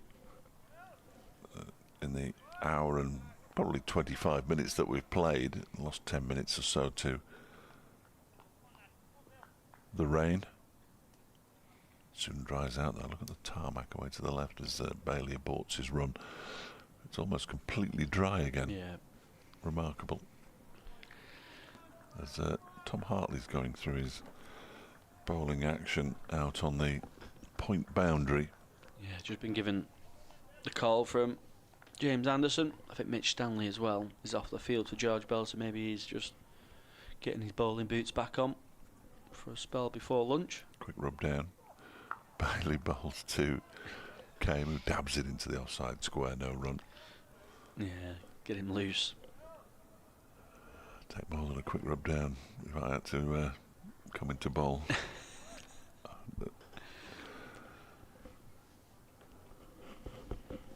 didn't quite have that at in the Foss Evening League when I was playing in the 1970s and 80s. Did you play in the Bolton League, which you spoke about yesterday? No. That's too good a standard for me. As Bailey bowls, and he just gets his bat on that one. Harry Kane. Nicely done. Jack Chantry just looking at the where the front foot is landing for Tom Bailey. Now, well, the club I watch most when I get a chance to watch is Blackrod, because that's where my lad plays, Yep. and they were always association. Played against them a couple of times. Yeah. Desires are still. They had a good pro Yes, a few Tush. years ago. Yeah. Tush is still there. 112 years now, still going. Some weeks he can only bowl, some weeks he can only bat, but my word, he does them both pretty well. He bowls a bit of spin now. I think I'd definitely choose the only batting bit. Yes, quite. Quite.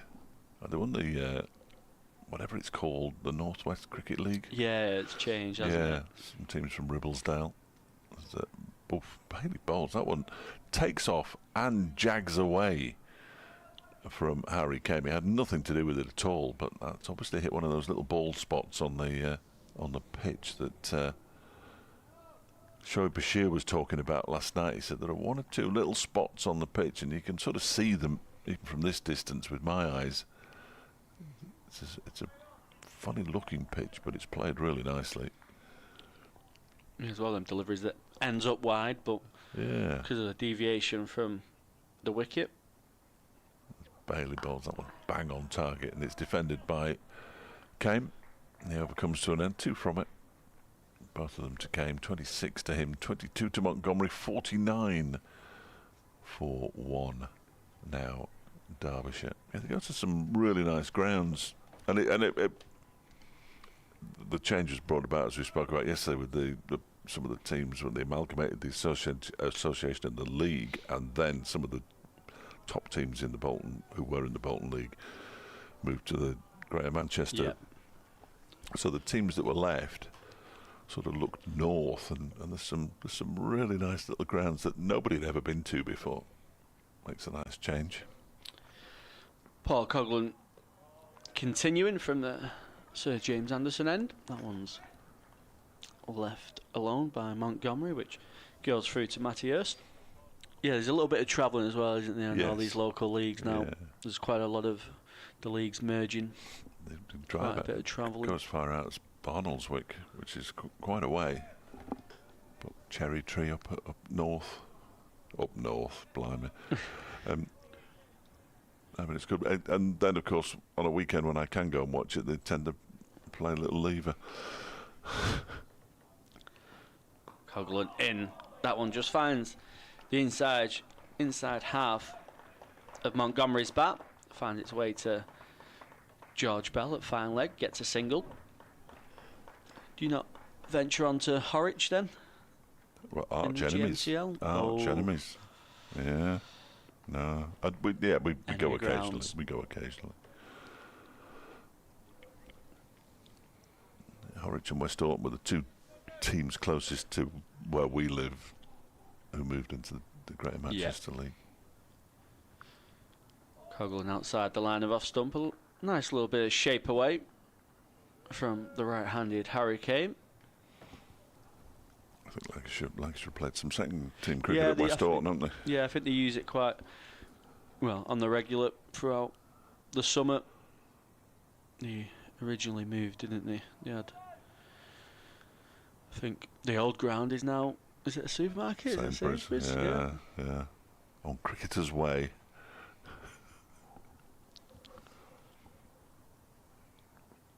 Coghlan in, driving on the up, but it doesn't carry anywhere near Josh Bohannon in the covers. Who ends up making a nice diving stop for any runs. Yeah, I've never actually been to West Island. It's probably only 15-20 minutes away from me actually, but never ended up playing there. They've got a nice clubhouse. It's a very, very big playing area that they've got there, because obviously they had carte blanche really to build as big a ground as they wanted.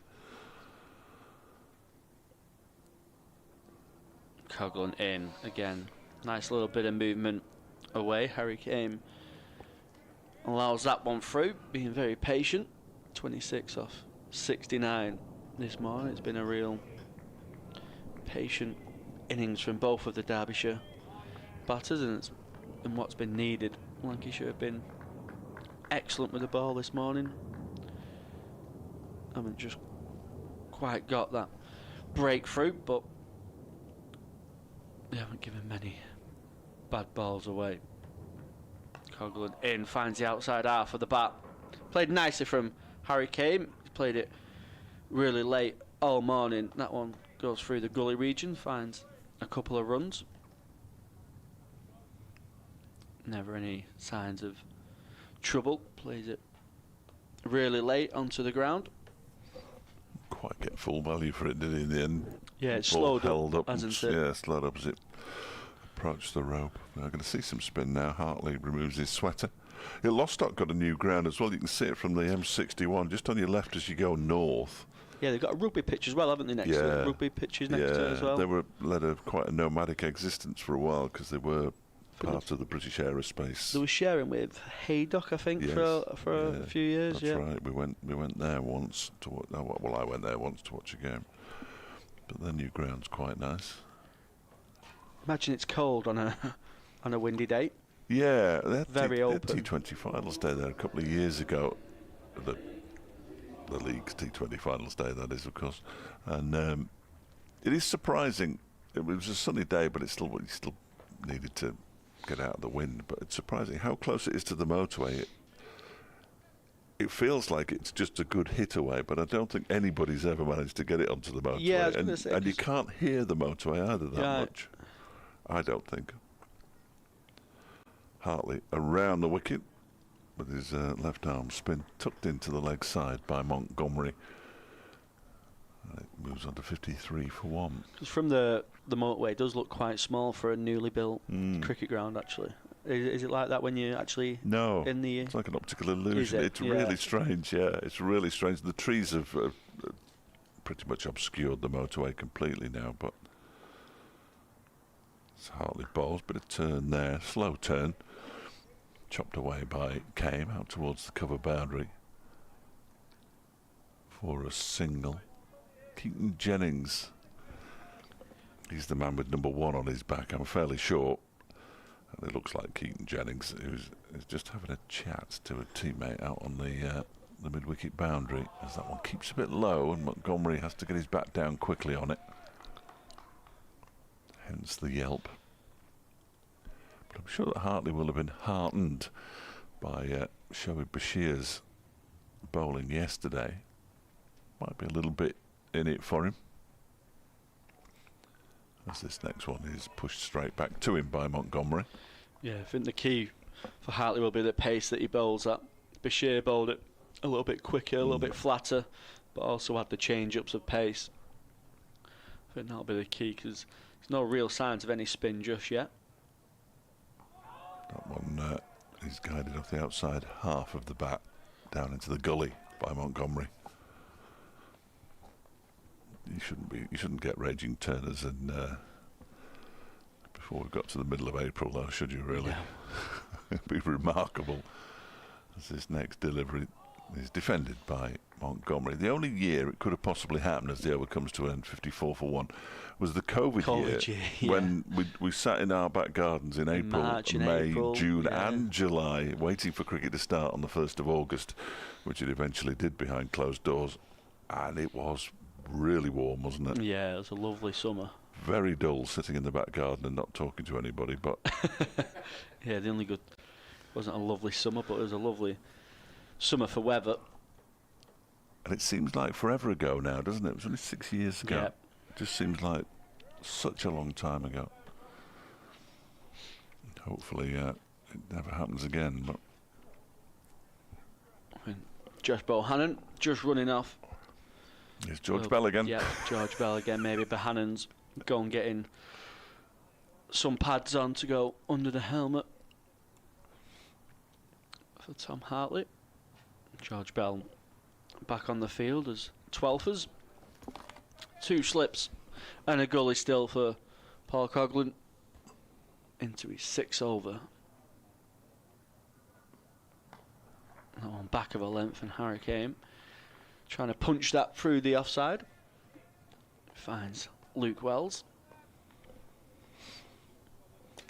Arsenal haven't been able to breach the Bournemouth defence yet. When do Arsenal fans start getting twitchy? I think they already are. Yeah. I think they already should be. If you go for a quadruple 1 week and within a fortnight you've got nothing.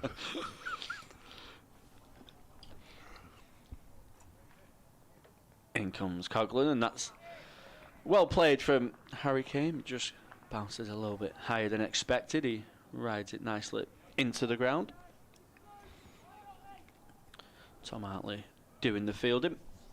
Square leg's just going to drop out. Marcus Harris makes his way to the boundary rope.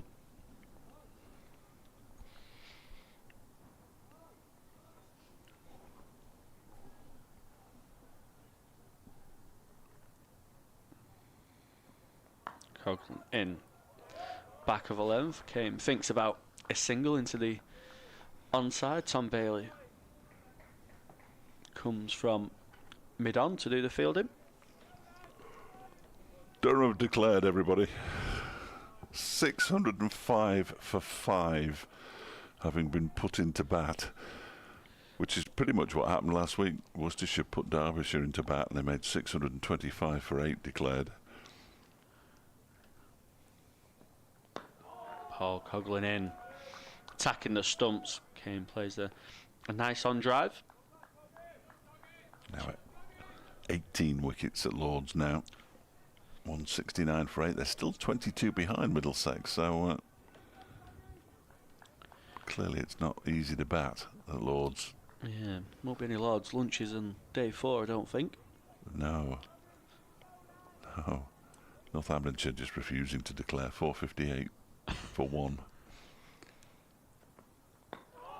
Kane playing that one off his pads out to Marcus Harris at the deep square leg. Gets a single. There's a few oohs and ahs as he plays it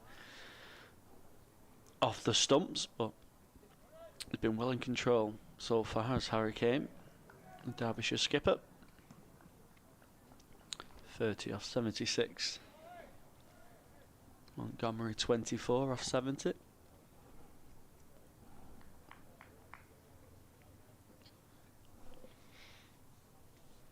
Coghlan to complete his 6, and that one's allowed through to Matthias with the gloves. Maybe might just see an over or 2 from Mitchell Stanley at the other end, maybe just before lunch. A little bit of extra pace, maybe see if they can get that breakthrough today. Josh Bohannon makes his way back onto the field with the pads back on under the pants and bringing on his helmet. Well, not only have Arsenal not managed to break the Bournemouth defence, but Bournemouth have scored at the Emirates. Junior Krupi has got the opening goal of that game.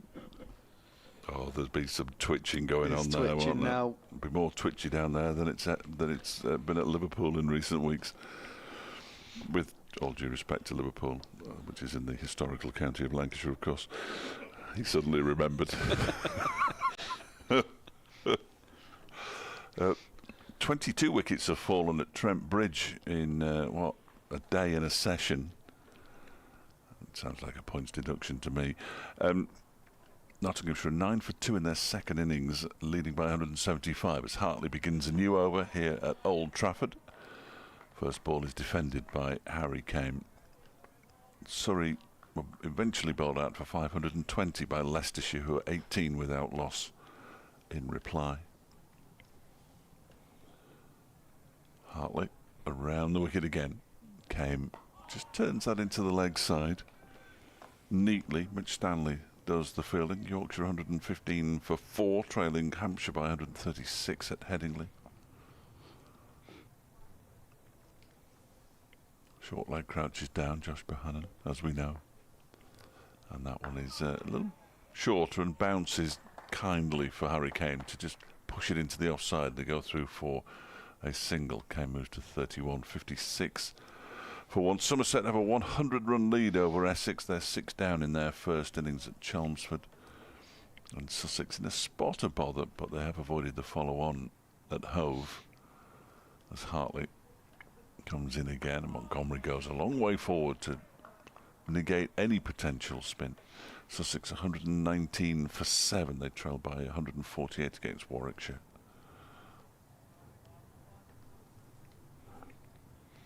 And Lincoln City, the story of the season in football for me, in any division, as that one is defended by Montgomery out into the offside have taken the lead against Orient, which is good news for Burton Albion, I think, because Orient aren't completely out of it. But Lincoln City have the, I think, 7th lowest playing budget in League One and are going to be the runaway champions, as that one is defended by Montgomery out into the offside. The over comes to an end, just one from it, 56 for 1. It's a real shame that they're going to get promoted, because I love going to Sincil Bank. Everybody there is just so nice. But yeah, good luck to them. First time they've been in the second tier of English football since the early 1960s. Remarkable story. A few stories like that in football recently with Luton as well. Yes, they sort of crashed and burned a bit, didn't they? Yeah, I think they're just Jack Wilshere just now. stabilising now under Wilshere. Although when Burton went there and won, it was a fairly unpleasant atmosphere, I have to say. Paul Coughlin is going to continue, and that one's played nicely through the point region. Harry Kane taking advantage of a short wide one. He doesn't need a second invitation for that one. 4 for Harry Kane. 35 now off 80 deliveries. There to hit, wasn't it? There to hit. Yeah, probably the first real Yeah. bad delivery from Lancashire actually in this morning session. That 605 for Durham came in at just 114 overs. So they scored nearly 6 and over. Coughlin in, and Kane plays that nice and late. Tom Hartley does the fielding. That's some going. And out of that 605 for 5 declared, Ben Rain made 5. Unlucky Ben. Oh, he's a good cricketer, that boy. I think Beddingham is one of the only batters who's missed out as well, hasn't he? Yes. Oh, no, not Beddingham. No. Emilio Gay. Yes, Emilio Gay was out cheaply, wasn't he, yesterday? Coughlin full of a length. Harry Kane driving. Doesn't quite time it enough to beat James Anderson at mid-off. Yeah. Centuries for Bellingham, 118. Alex Lees, 129. Who was shoddily treated by England. McKinney made 244. 5 apiece for Emilio Gay and Ben Rain in amongst the carnage. Martin will soon be eating his dinner by himself in a quiet room. He didn't come in the press box. Coughlin in outside the line of off stump. That goes through to Matty Hurst. Has been very tidy with the gloves this session. Yes, I think he's dropped one that went through to him, and a fair few have gone through to him. A bit surprised by one down the leg side, but he's made a couple of fantastic stops as well.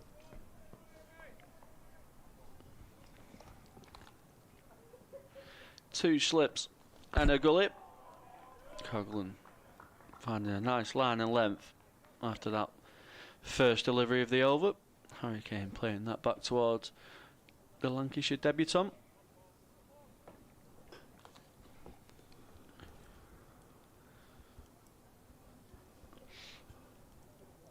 That game at the Emirates just sounds like a normal game of Premier League football. They've been playing for 26 minutes and each side has had one shot. Dear,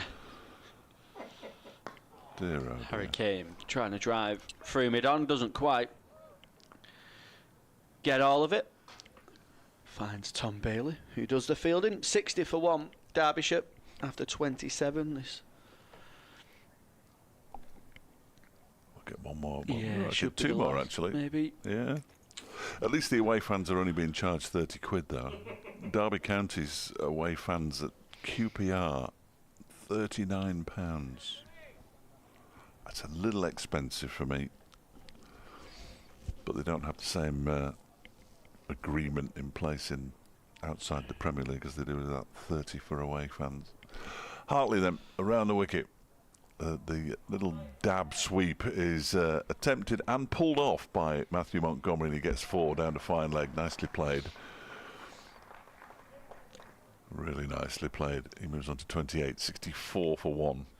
Yeah, really good from Montgomery. A little bit over pitch from Hartley, but Montgomery also creates that with getting down for that paddle sweep. So Gloucestershire have had 3 balls of their innings. A little test for you. In reply to Durham's 605 for 5 declared. What do you think?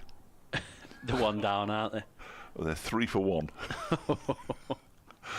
Hartley bowls. That one does turn and bounces a little bit as well, and Montgomery does well to pat it into the ground. Always happens, doesn't it? Yeah, so often the Always case. happens. Looks a good wicket, but then it's more the mental side of the game, isn't it? You've been in the field that long, chasing. Montgomery waits. Hartley bowls. He whips it wristily into the leg side, but straight to Stanley, who's fielding at sort of straight mid-wicket.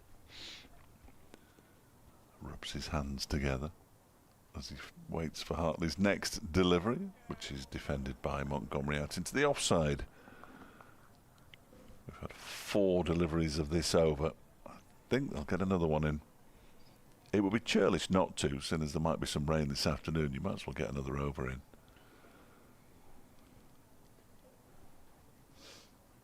Next delivery, final, penultimate ball of the over is pushed into the offside by Matt Montgomery. So boundary off the first ball and 4 dots.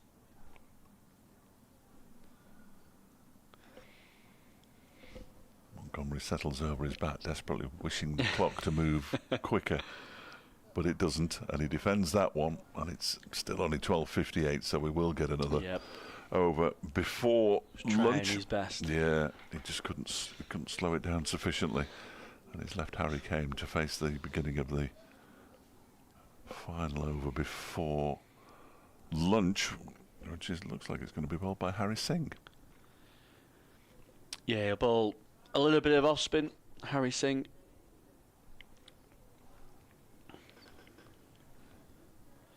Surprised they haven't gone to Luke Wells, actually.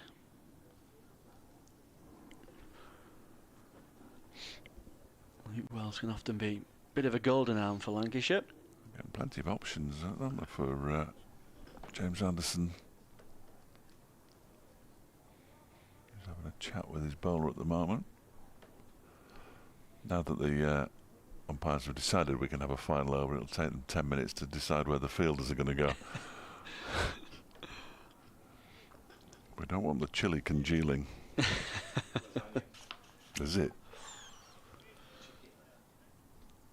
Chicken lasagna? Never been a thing. I'll give it a go. Harry Singh to take us to lunch. Bit of off spin. That one's played down into the offside by Harry Kane. Is a long on and a long leg. I don't think Harry Kane will be taking too many risks to try and beat them. That one's punched back towards the bowler for no run. I'd be surprised. Kane lunging forward, smothering any signs of spin. One under the helmet as well. Josh Bohannon. Singh bowls nicely. Harry Kane looks very much set to come back out after lunch. Singh in. Kane plays that towards Tom Hartley, who's just finding himself in a catching mid-wicket there. And Kane just tucks that away off his hips, gets a single, and that's the end of the morning session. 65 for 1 Derbyshire. Harry Kane on 36. Matthew Montgomery on 28. Lancashire started really well with the ball. They probably feel like quite unlucky to not get any wickets in that morning session, but Derbyshire, Harry Kane and Matthew Montgomery have been excellent with the bat, very patient. They waited for any scoring opportunities. No real bad balls from Lancashire this morning, so they've been very patient, and they've done the first task that would have been asked of them, to try and not lose a wicket in that morning session. So we head into lunch. Derbyshire 65 for 1, Harry Kane 36 and Matthew Montgomery 28, and we'll be back with you shortly.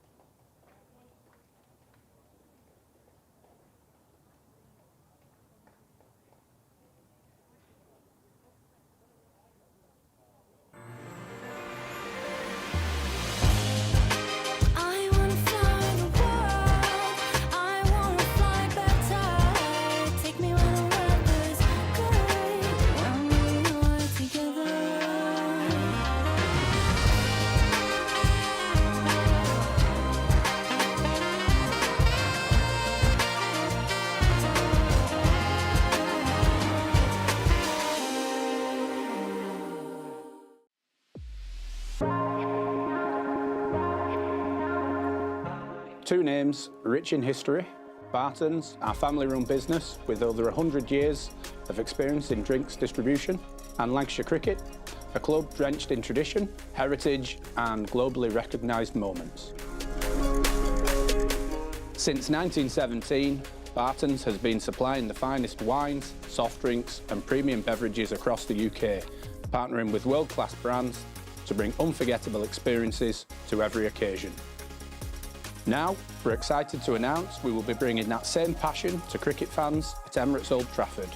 As the official wine, spirits and soft drinks partner of Lancashire Cricket, we're elevating matchday experiences, hospitality and celebrations across the next 3 years. From the first ball to the final cheers, Barton's is here to make every moment one to savour. Barton's and Lancashire Cricket, a partnership built on passion, unforgettable moments and history.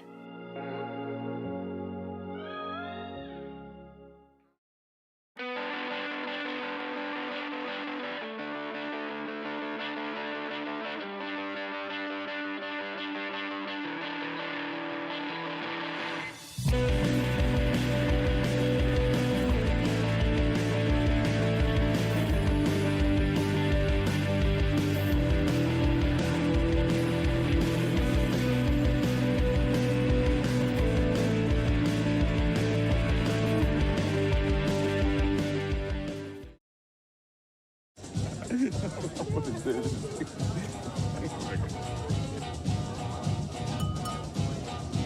Guys, make way for the designated driver.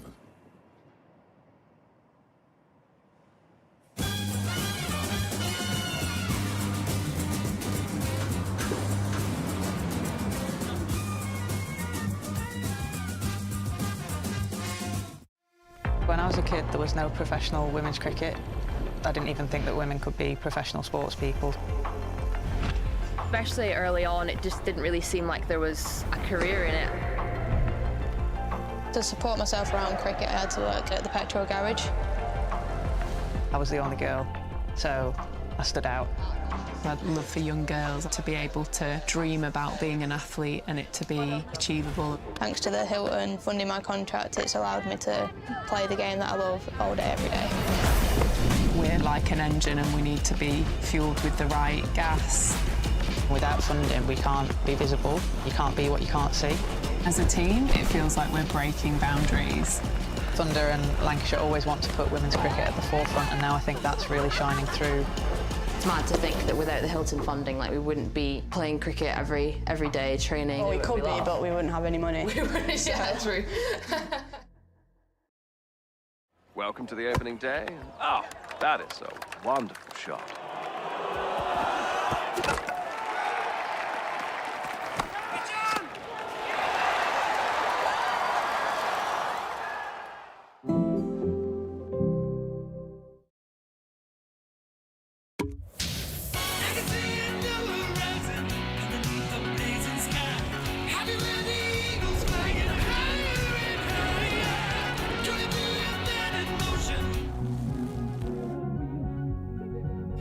Pass the Pringles.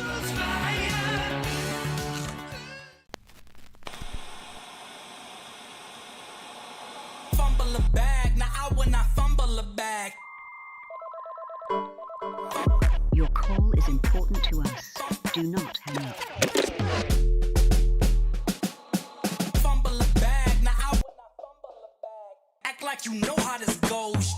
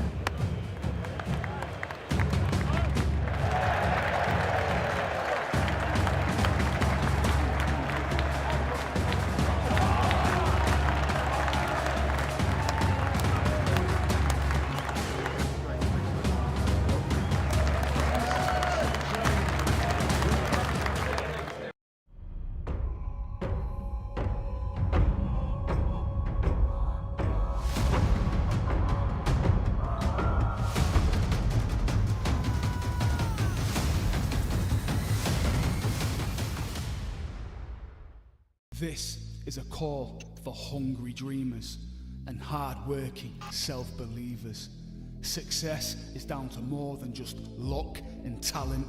It's striving to be the best, breaking the boundaries and never giving up. Are you ready to become your best self? Are you ready to unlock your greatness? So what are you waiting for? This is Education Evolved. This is UA 92.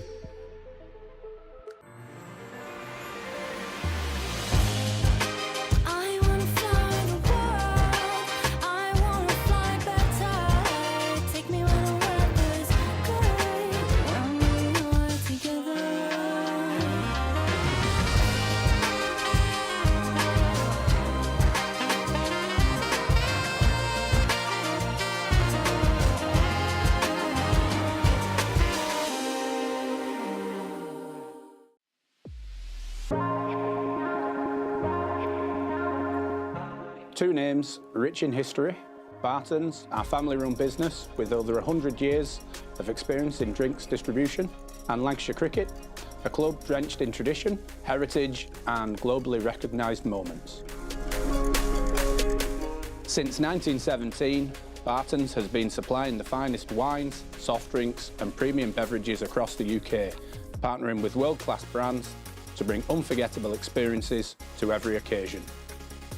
Now, we're excited to announce we will be bringing that same passion to cricket fans at Emirates Old Trafford. As the official wine, spirits and soft drinks partner of Lancashire Cricket, we're elevating matchday experiences, hospitality and celebrations across the next 3 years. From the first ball to the final cheers, Barton's is here to make every moment one to savour. Barton's and Lancashire Cricket, a partnership built on passion, unforgettable moments and history.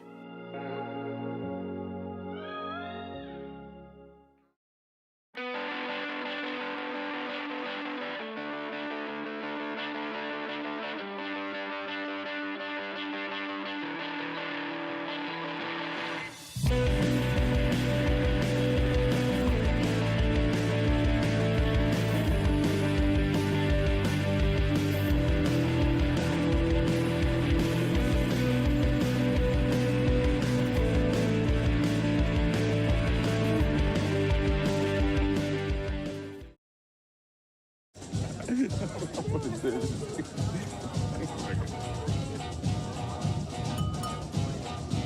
Guys, make way. For the designated driver.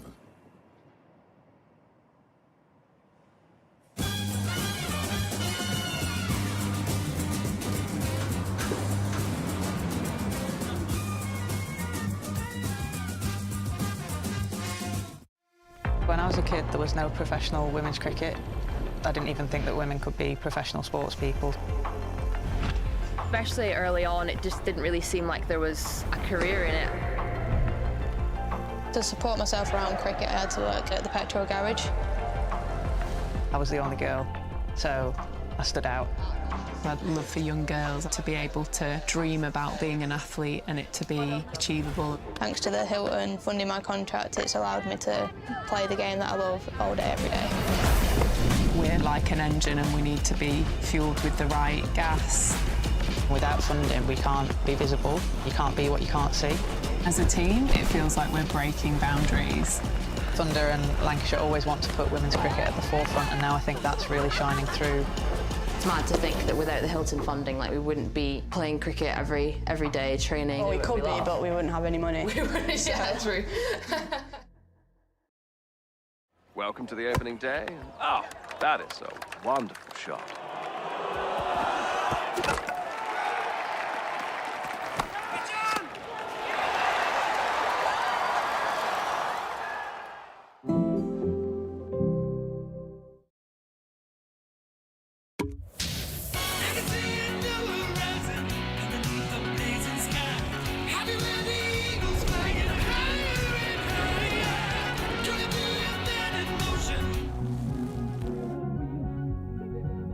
Pass the Pringles.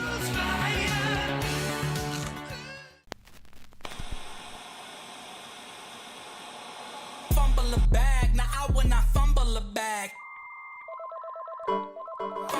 Your call is important to us. Do not hang up. Fumble a bag, now I will not fumble a bag. Act like you know how this goes.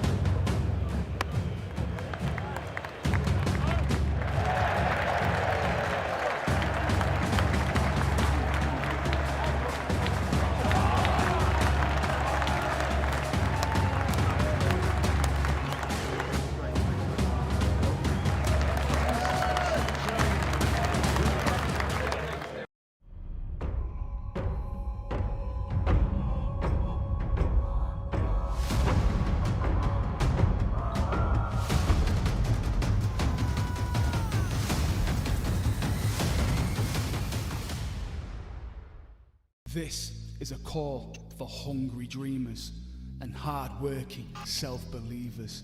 Success is down to more than just luck and talent. It's striving to be the best, breaking the boundaries and never giving up. Are you ready to become your best self? Are you ready to unlock your greatness? So what are you waiting for? This is Education Evolved. This is UA 92.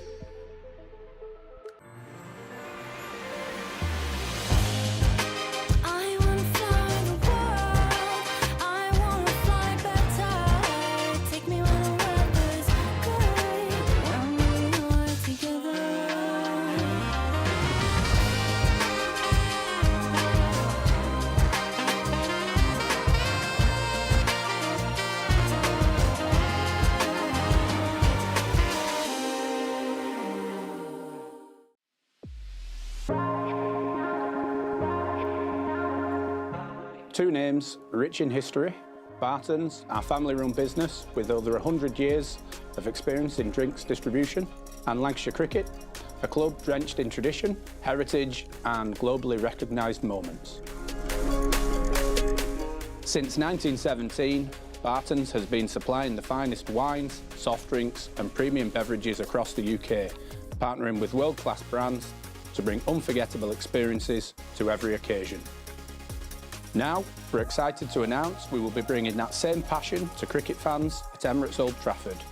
As the official wine, spirits and soft drinks partner of Lancashire Cricket, We're elevating matchday experiences, hospitality and celebrations across the next 3 years.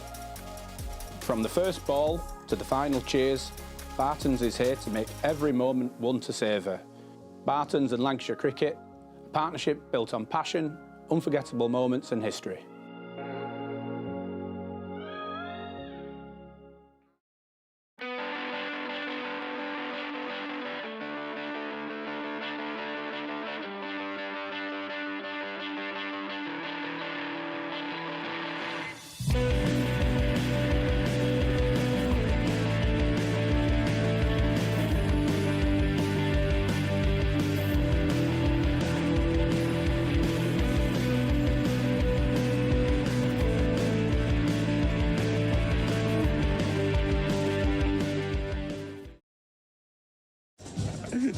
What is this?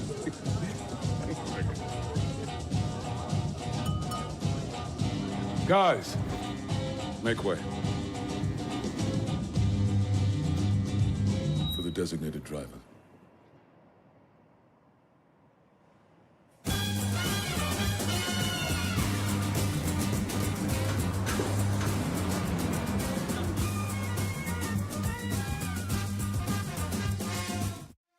When I was a kid, there was no professional women's cricket. I didn't even think that women could be professional sports people. Especially early on, it just didn't really seem like there was a career in it. To support myself around cricket, I had to work at the petrol garage. I was the only girl, so I stood out. I'd love for young girls to be able to dream about being an athlete and it to be achievable. Thanks to the Hilton funding my contract, it's allowed me to play the game that I love all day, every day. We're like an engine and we need to be fueled with the right gas. Without funding, we can't be visible. You can't be what you can't see. As a team, it feels like we're breaking boundaries. Thunder and Lancashire always want to put women's cricket at the forefront, and now I think that's really shining through. It's mad to think that without the Hilton funding, like, we wouldn't be playing cricket every day, training. Well, we could be, but we wouldn't have any money. Yeah, true. Welcome to the opening day. Oh, that is a wonderful shot.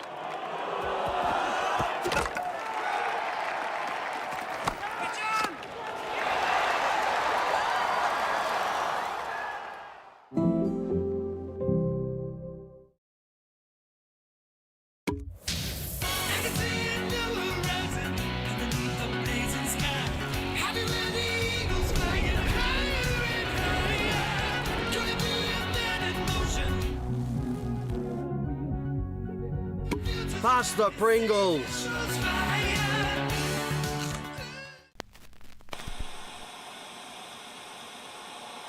Fumble a bag, now I will not fumble a bag. Your call is important to us. Do not hang up.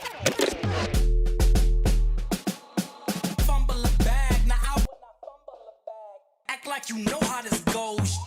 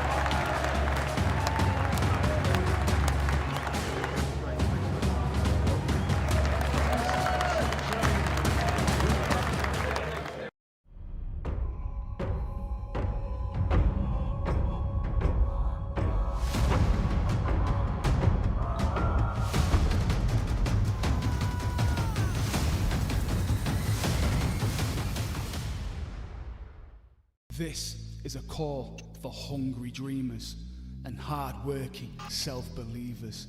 Success is down to more than just luck and talent. It's striving to be the best breaking the boundaries and never giving up. Are you ready to become your best self? Are you ready to unlock your greatness? So what are you waiting for? This is Education Evolved. This is UA 92.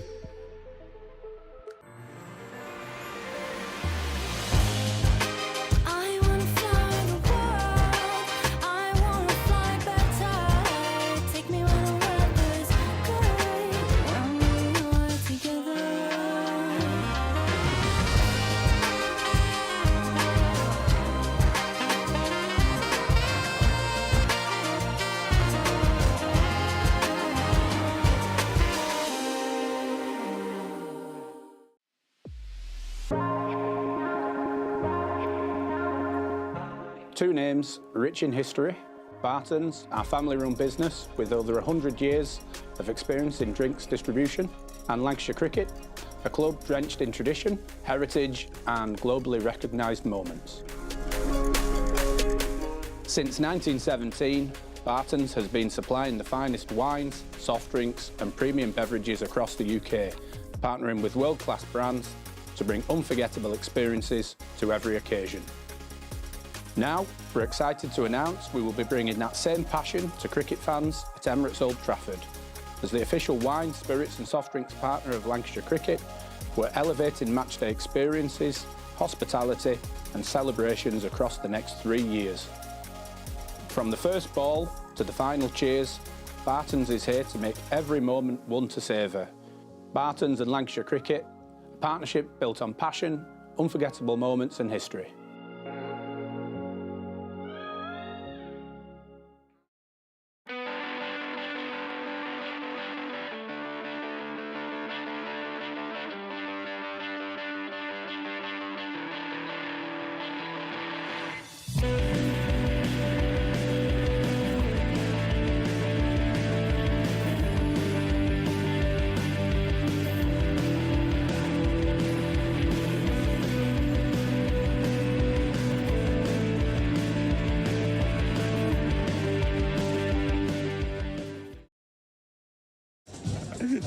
What is this?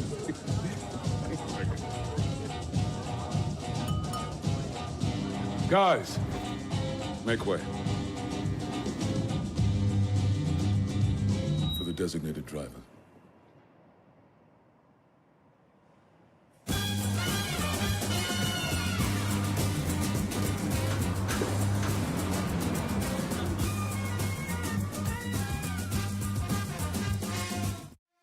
When I was a kid, there was no professional women's cricket. I didn't even think that women could be professional sports people. Especially early on, it just didn't really seem like there was a career in it. To support myself around cricket, I had to work at the petrol garage. I was the only girl, so I stood out. I'd love for young girls to be able to dream about being an athlete and it to be achievable. Thanks to the Hilton funding my contract, it's allowed me to play the game that I love all day, every day. We're like an engine and we need to be fueled with the right gas. Without funding, we can't be visible. You can't be what you can't see. As a team, it feels like we're breaking boundaries. Thunder and Lancashire always want to put women's cricket at the forefront, and now I think that's really shining through. It's mad to think that without the Hilton funding, like, we wouldn't be playing cricket every day, training. Well, we could be, but we wouldn't have any money. We wouldn't, yeah, true. Welcome to the opening day. Oh, that is a wonderful shot.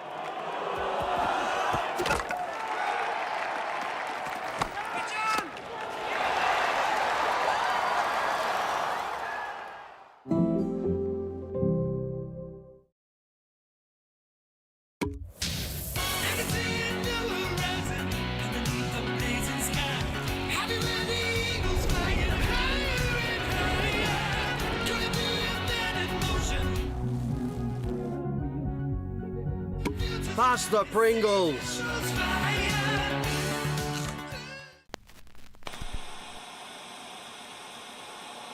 Fumble a bag, now I will not fumble a bag. Your call is important to us. Do not hang up. Fumble a bag, now I will not fumble a bag. Act like like you know how this goes.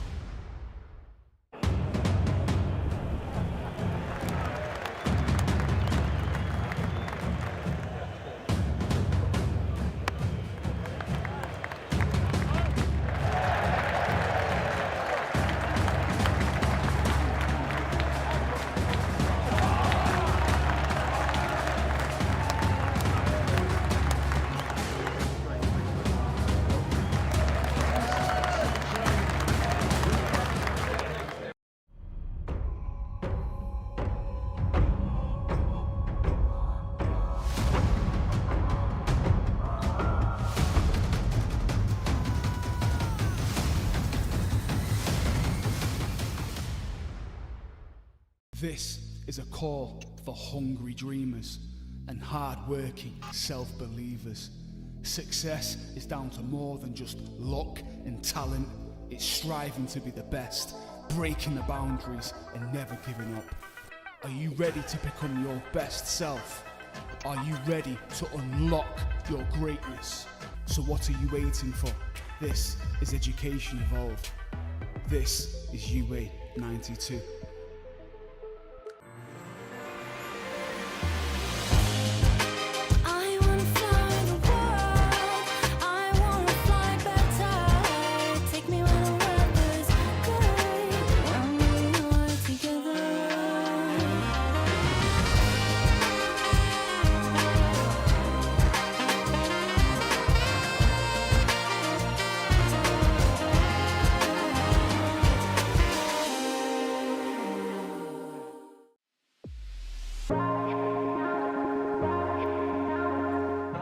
Two names rich in history: Barton's, our family-run business with over 100 years of experience in drinks distribution, and Lancashire Cricket, a club drenched in tradition, heritage and globally recognised moments. Since 1917, Barton's has been supplying the finest wines, soft drinks and premium beverages across the UK, partnering with world-class brands to bring unforgettable experiences to every occasion. Now, we're excited to announce we will be bringing that same passion to cricket fans at Emirates Old Trafford. As the official wine, spirits and soft drinks partner of Lancashire Cricket, we're elevating matchday experiences, hospitality and celebrations across the next 3 years. From the first ball to the final cheers, Barton's is here to make every moment one to savour. Barton's and Lancashire Cricket, a partnership built on passion, unforgettable moments and history.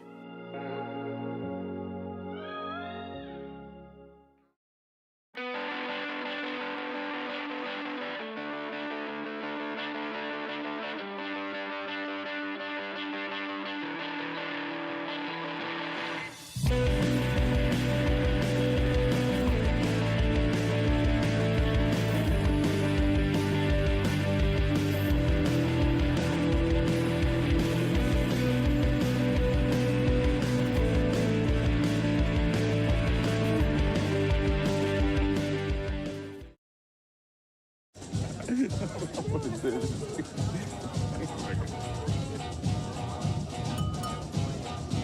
Guys, make way for the designated driver.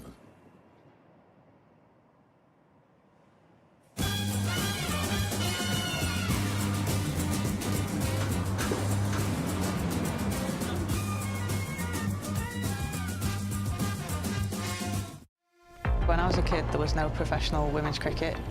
I didn't even think that women could be professional sports people. Especially early on, it just didn't really seem like there was a career in it. To support myself around cricket, I had to work at the petrol garage. I was the only girl, so I stood out. I'd love for young girls to be able to dream about being an athlete and it to be achievable. Thanks to the Hilton funding my contract, it's allowed me to play the game that I love all day, every day.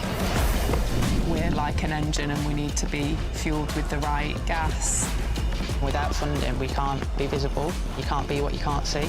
As a team, it feels like we're breaking boundaries. Thunder and Lancashire always want to put women's cricket at the forefront, and now I think that's really shining through. It's mad to think that without the Hilton funding, like, we wouldn't be playing cricket every day, training. Well, we could be, but we wouldn't have any money. We wouldn't, yeah, true. Welcome to the opening day. Oh, that is a wonderful shot.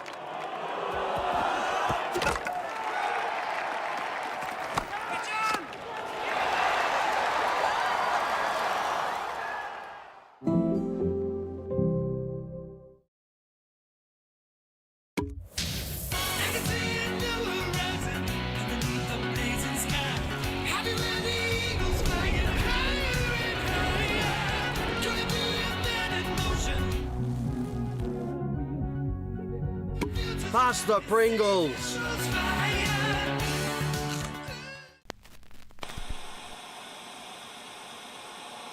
Fumble a bag, now I will not fumble a bag. Your call is important to us. Do not hang up. Fumble a bag, now I will not fumble a bag. Act like you know how this goes.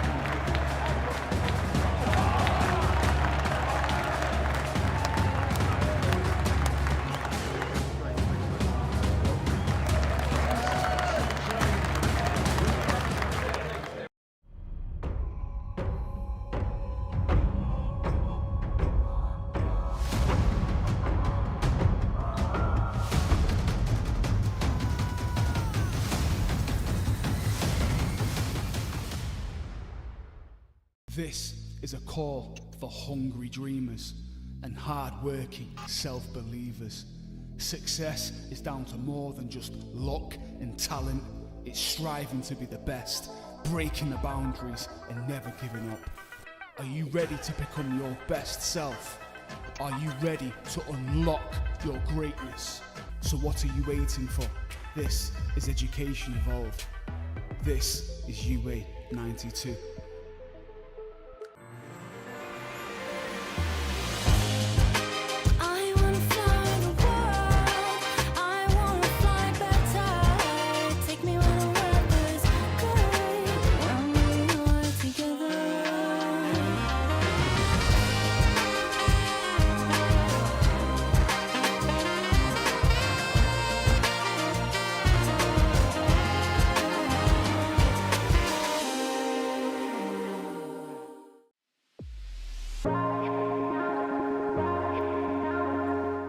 Two names rich in history: Barton's, our family-run business with over 100 years of experience in drinks distribution, and Lancashire Cricket, a club drenched in tradition, heritage and globally recognised moments.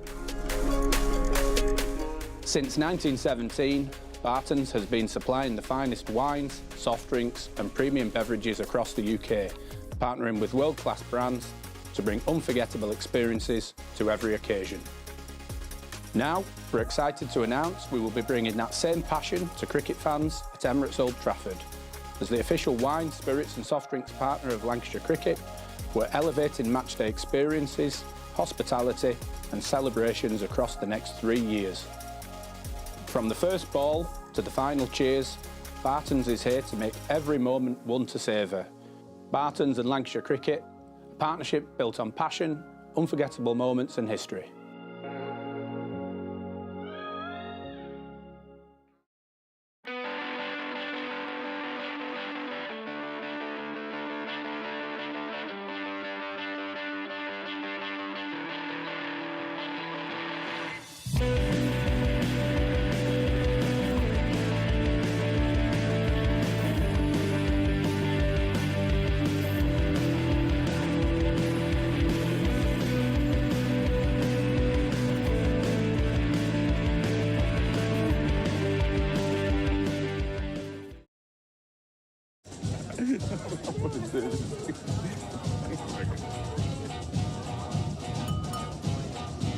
Guys, make way.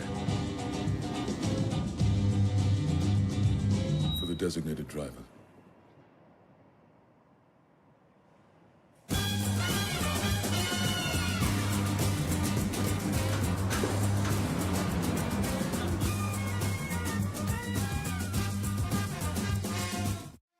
When I was a kid, there was no professional women's cricket.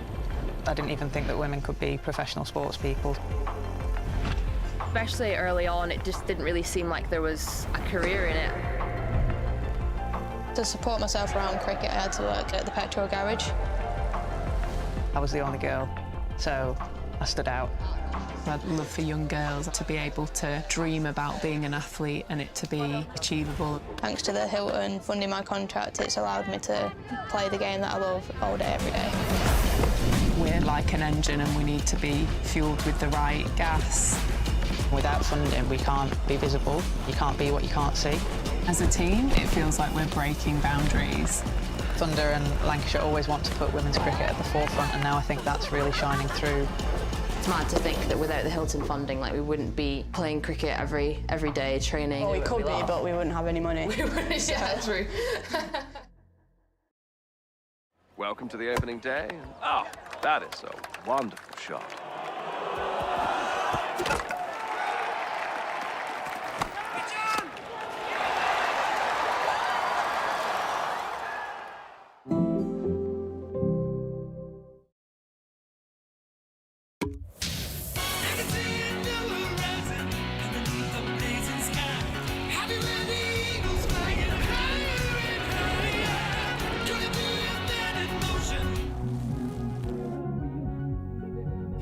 Pass the Pringles.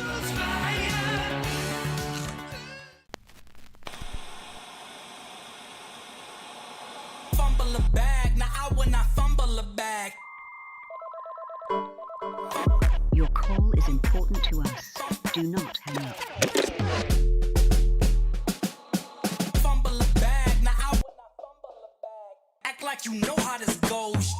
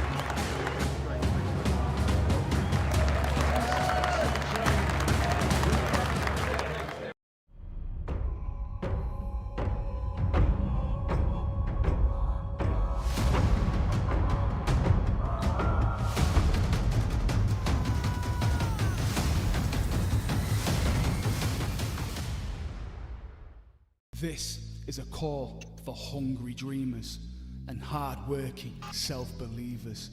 Success is down to more than just luck and talent. It's striving to be the best, breaking the boundaries and never giving up. Are you ready to become your best self? Are you ready to unlock your greatness? So what are you waiting for? This is Education Evolved. This is UA 92.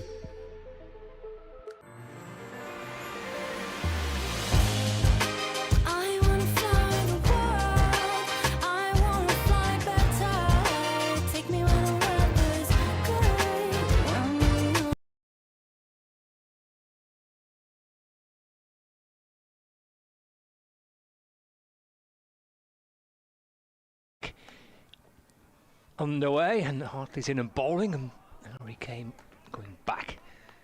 Defends out towards the leg side. So some left arm spin from Hartley, as we saw before the lunch break. Bowling from the Brian Statham. And we had a little bit of a shower, which saw the covers come on through the course of the lunch break. A little bit of rain around. Hartley's in and again. Forward goes Kane. That's defended to mid-on. There's no run. And there is the suggestion that we might get a few showers rumbling through the course of the next couple of hours. But at the minute, you wouldn't suggest that was likely because it's quite bright and sunny. Blue sky, but yeah, I reckon we might get a few interruptions this afternoon. Clipped out towards the leg side by Harry Kane, up to James Anderson at mid-on. And there's no run. It continues to be a pretty chilly day. We can see quite a few of the Lancashire players with hands in their pockets and bouncing up and down, trying to keep warm. The breeze is pretty strong today. Hartley's in, a little bit flatter to Harry Kane. Again, it's defended. And there is no run. 65 for 1, the Derbyshire first innings score at lunch, which continues to be the case 5 balls into the afternoon session. And it was a very, very good morning cricket.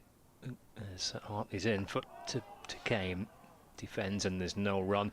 And these two batters did really well, I think, Dave, in the morning to get through, especially that kind of first hour or so with Anderson and Stanley, and then the change bowlers as well, with a bit of good fortune, but with plenty of skill to make sure that they're in position to go again this afternoon. Well, Stanley bowled rockets.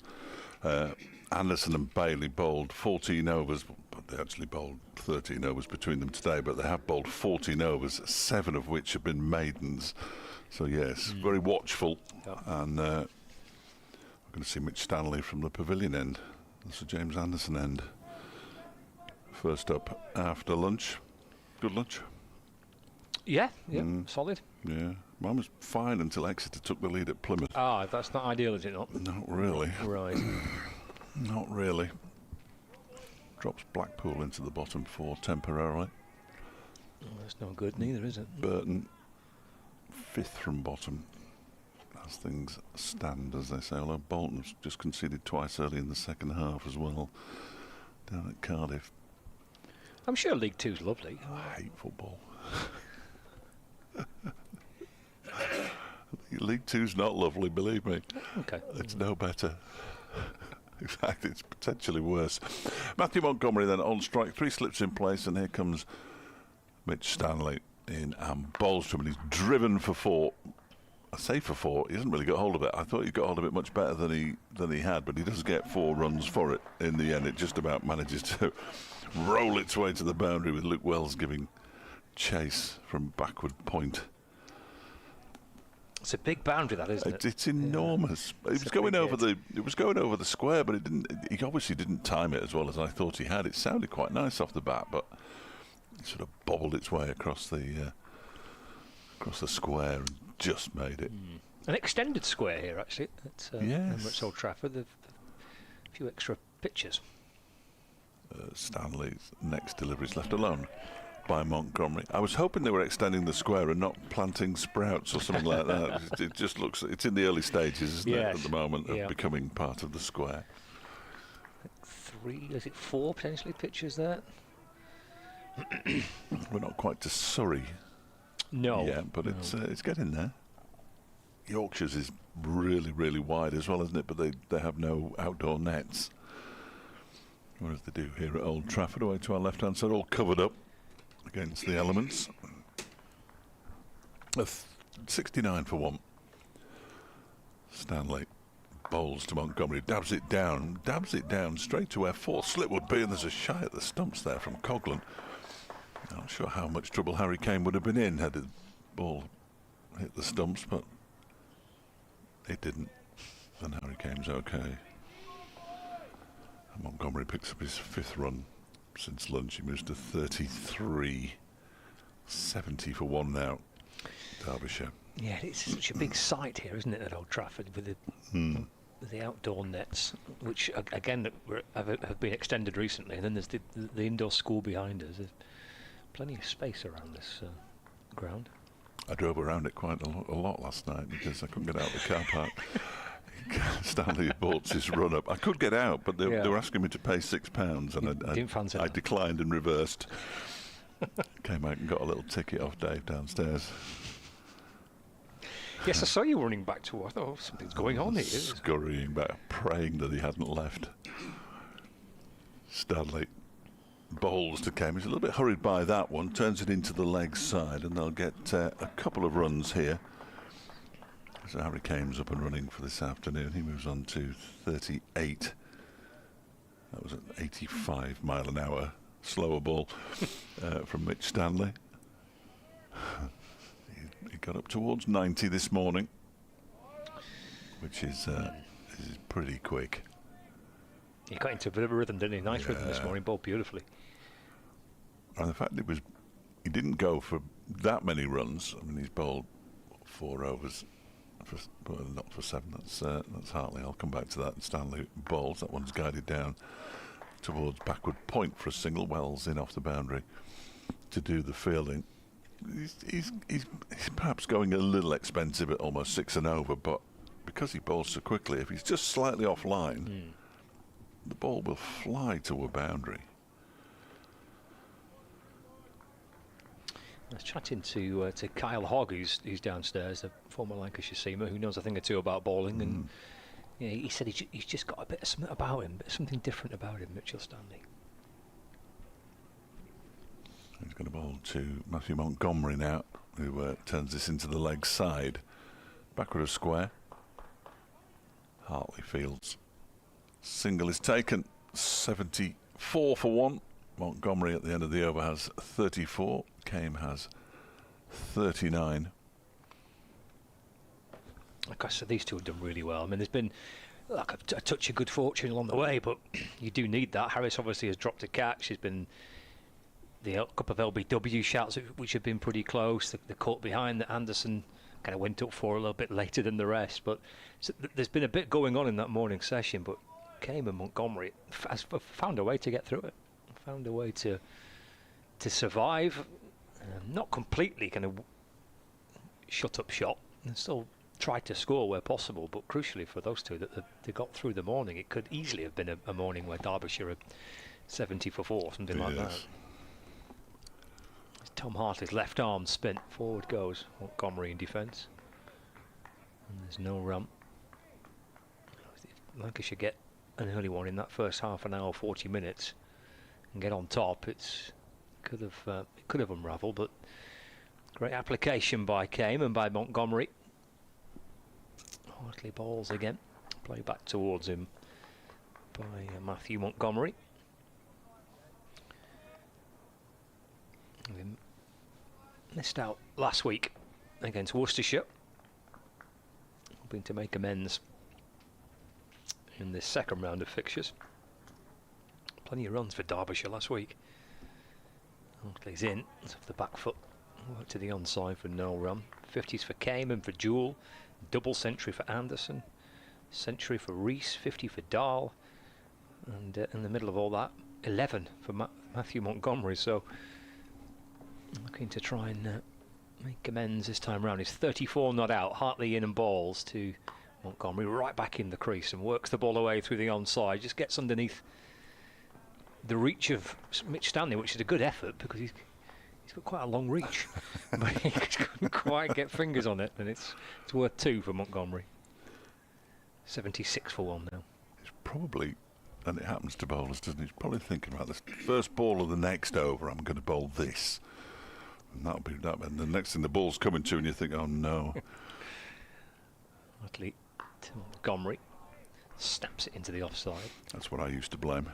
Oh, sorry, I was concentrating on on the next over. Yeah, but you're not bowling. But for the next over. I was visualising it. You've got to think ahead. One ball left at the 32nd over. Hartley just dropping Harris back towards the long off boundary, not all the way back, but just a little deeper. And let's turn to the onside where Anderson fields at mid-on. End of the over. So 76 for 1.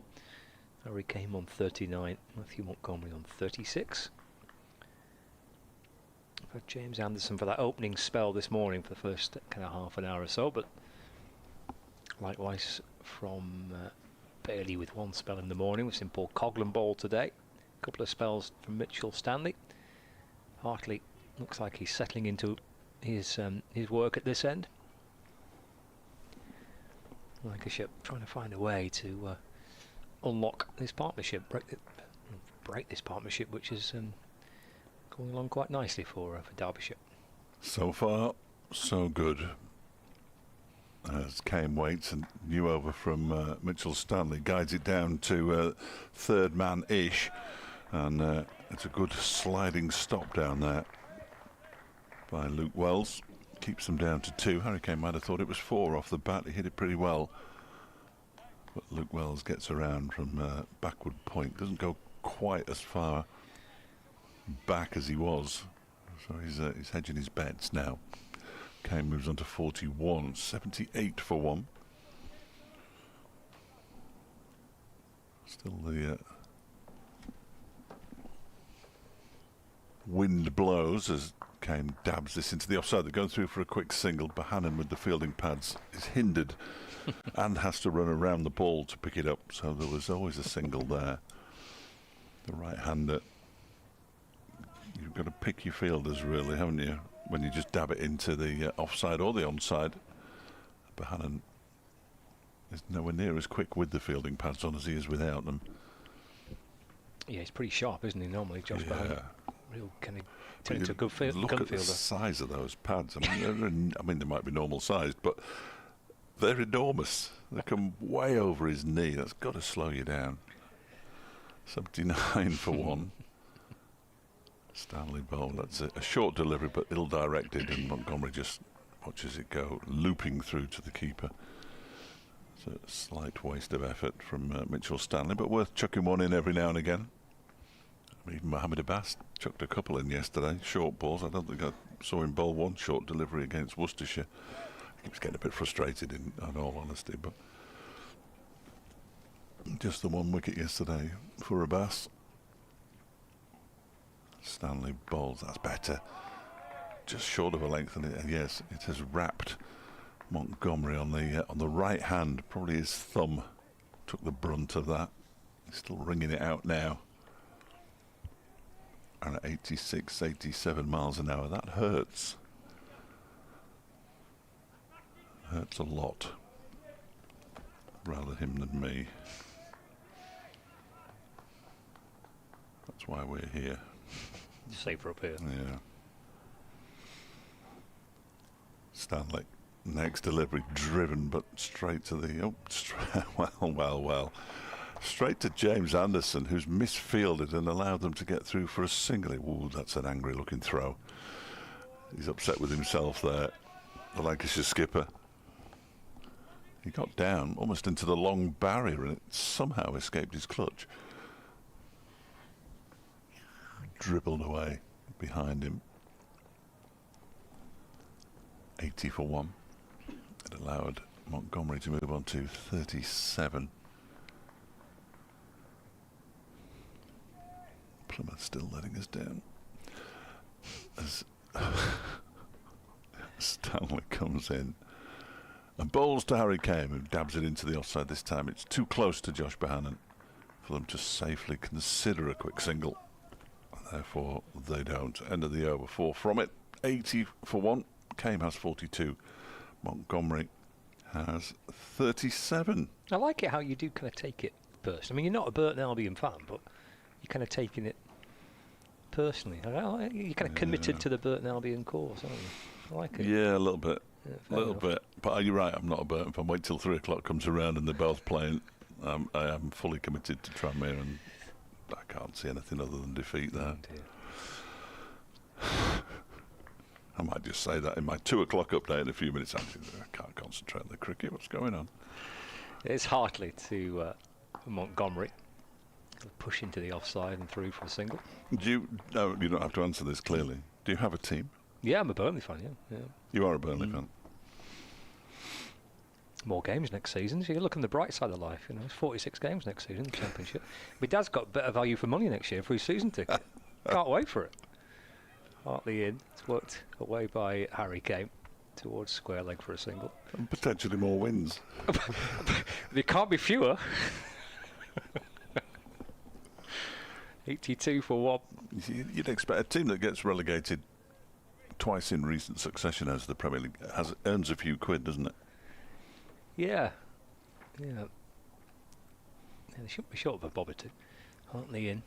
Forward goes Montgomery in defence, and there's no run. Which generally helps them. I mean, Southampton this season looked like they were going to struggle, but all of a sudden it's come together. Leicester are the exceptions, clearly.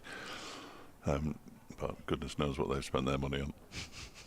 But usually are able to mount some kind of challenge. Hartley in again. Dropped away to the leg side by Montgomery. Whereas if you get relegated from League One to League Two, or worse, from League Two to the National League, you don't get parachute payment or anything. So the chances of mounting a challenge from a team that has struggled for 2 or 3 seasons is, I would think, much, much less. Hartley in, full of ball, driven by Montgomery back towards him. There's no run. 82 for 1. Just hope everybody can feel my pain. I think League Two will be lovely next season. I think there's some lovely places to go.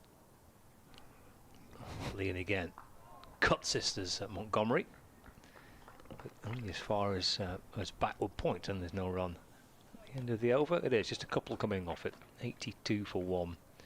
Harry Kane's on 43 and Matthew Montgomery on 38. Yeah, Crawley.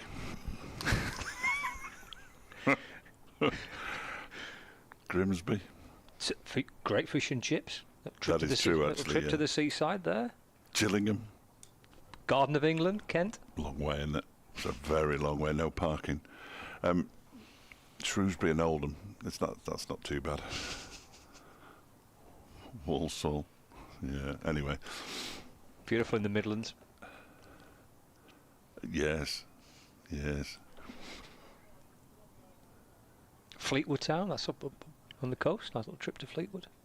I've never been wetter than the game I did at Fleetwood. The rain came in off the sea. We had towels and all sorts covering the equipment. It was a bit hairy at one point.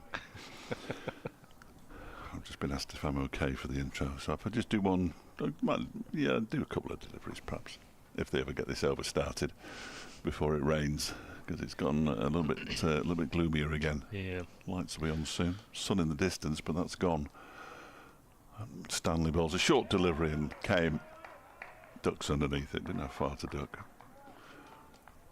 Might even have been able to stand to his full height. Harry. Now York City, they're coming up, aren't they? So that's a lovely place to go next season. No, I've got history with York. Oh, right, okay. I was brought up in that area. Oh, right. Can't stand the place. It's lovely, York. Yeah, not as a teenager, it's not. All right. Stanley bowls, that one's down the leg side. Kane tries to flick it away, but makes no contact. Before I get myself into a lot of trouble, I'm going to speak to people in Derbyland. Okay. Cheers, Fletch. Doing my best to try and cheer him up. Burton in League Two next season. Some lovely places. Something to look forward to. York will be lovely. There's Mitchell Stanley. In and balls. Short again. They've got this field set. Got a forward short leg. A short mid-wicket. There's a deep backward square leg and a fine leg. One slip. Gully. Mid-off. Deep backward point. So could be a bit of short stuff here from Mitchell Stanley. He bowled a terrific spell this morning. First half an hour. Stanley at this end and Anderson at the other. It was great fun to watch. All the skill of Anderson and the kind of brute force almost of Stanley. It was a lovely contrast. In balls, oh, that beats groping Harry Kane. Somehow beats him, somehow doesn't clip off stump. Good spell. He's cranking through the gears a bit here, Mitchell Stanley, Callum. Yeah, and that's what the extra pace does as well, doesn't it? He's on his crease a little bit there, Harry Kane. Feet not quite moving for that one. I think it stayed a little bit low, but I don't think it was anywhere near a short delivery that he was expecting, so he'll just have to try and clear his mind of this field. Like you say, it indicates very much short bowling, but he'll just have to play it as it comes. He's back in over the wicket. It's back of a length to Kane, just drops it into the offside, safely through for a single. It's been equally wonderful to see the response from these two batters through the course of today as well, because they've faced a real varied attack, different approaches being used by Lancashire, and I said to Fletch before, a little bit of good fortune. They've had a drop chance, a couple of tight LB calls maybe, but they've played it really well. Yeah, they have. They've grinded it out, haven't they? They've not tried to counter-attack or try to release the pressure that way. They've just said, we're going to back time and try and grind down the Lancashire bowlers, and so far they're doing a good job. Stanley in, short this time to Montgomery, crouching underneath it, and through to Matthew Hurst. That's the end of the over. 83 for 1. Montgomery on 38. And came on 44. I think for a bowler like Mitch Stanley, you've got to erase out sort of how many runs he's conceding per over. I don't think that really matters. He's kind of that destructor that he's going to be used as short spells and try and sort of cause a little bit of chaos out there with his pace and the line and lengths that he bowls. But, you know, if you can try and get a breakthrough for Lancashire here, you got it last night. And so far he's bowled well. Hartley in. Harry Kane coming forward, playing it into the ground. Just a one slip. And Josh Bohannon under the helmet and short leg.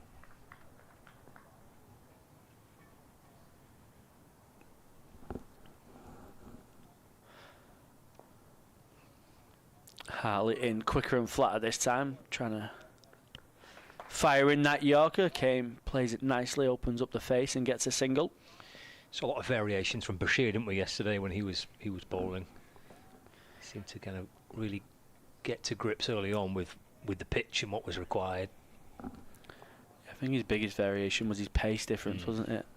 There wasn't any real signs of spin, but the variations in pace and flight was excellent from Bashir, as Hartley just onto the pads of Montgomery, who helps himself to a single. Harry Singh out there at deep square. Yeah, that's what Hartley will have to try and do. He's not going to get loads of assistance just yet from this wicket. He'll just have to try and build pressure through his angles and through his pace. That one's clipped nicely from Harry Kane. It might run away for 4. I think it'll slow up just before the boundary rope. James Anderson just pulling that in. They run away for 3. Yep, they just get there. Good running from this Derbyshire pair. Takes Harry Kane on to 48. Done well to squeeze 3 out there. Yeah, the run looked tight at one stage, but Montgomery getting home. Matthew puts the bails back on. 88 for 1 Derbyshire. As Hartley bowls nicely onto the stumps, and Montgomery just plays that back towards the Lancashire spinner. 1 ball left in his 7th over. Hartley.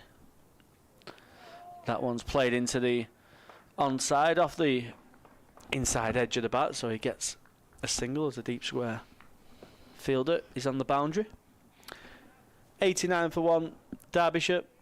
Montgomery joins Harry Kane in the 40s. Elsewhere in the Metrobank One Day Cup, it's the opening round of fixtures for the 50 over competition. Lancashire women are at Durham today, batting first, and very healthy looking score coming through from the northeast. Lancashire after 42 overs, 266 for 2.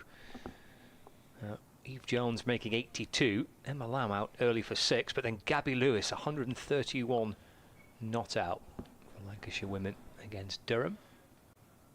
Stanley's bowling, it's short and it's pulled out towards the leg side boundary, I think all the way for 6, yeah. Out towards the square leg boundary for 6. Swatted away by Montgomery.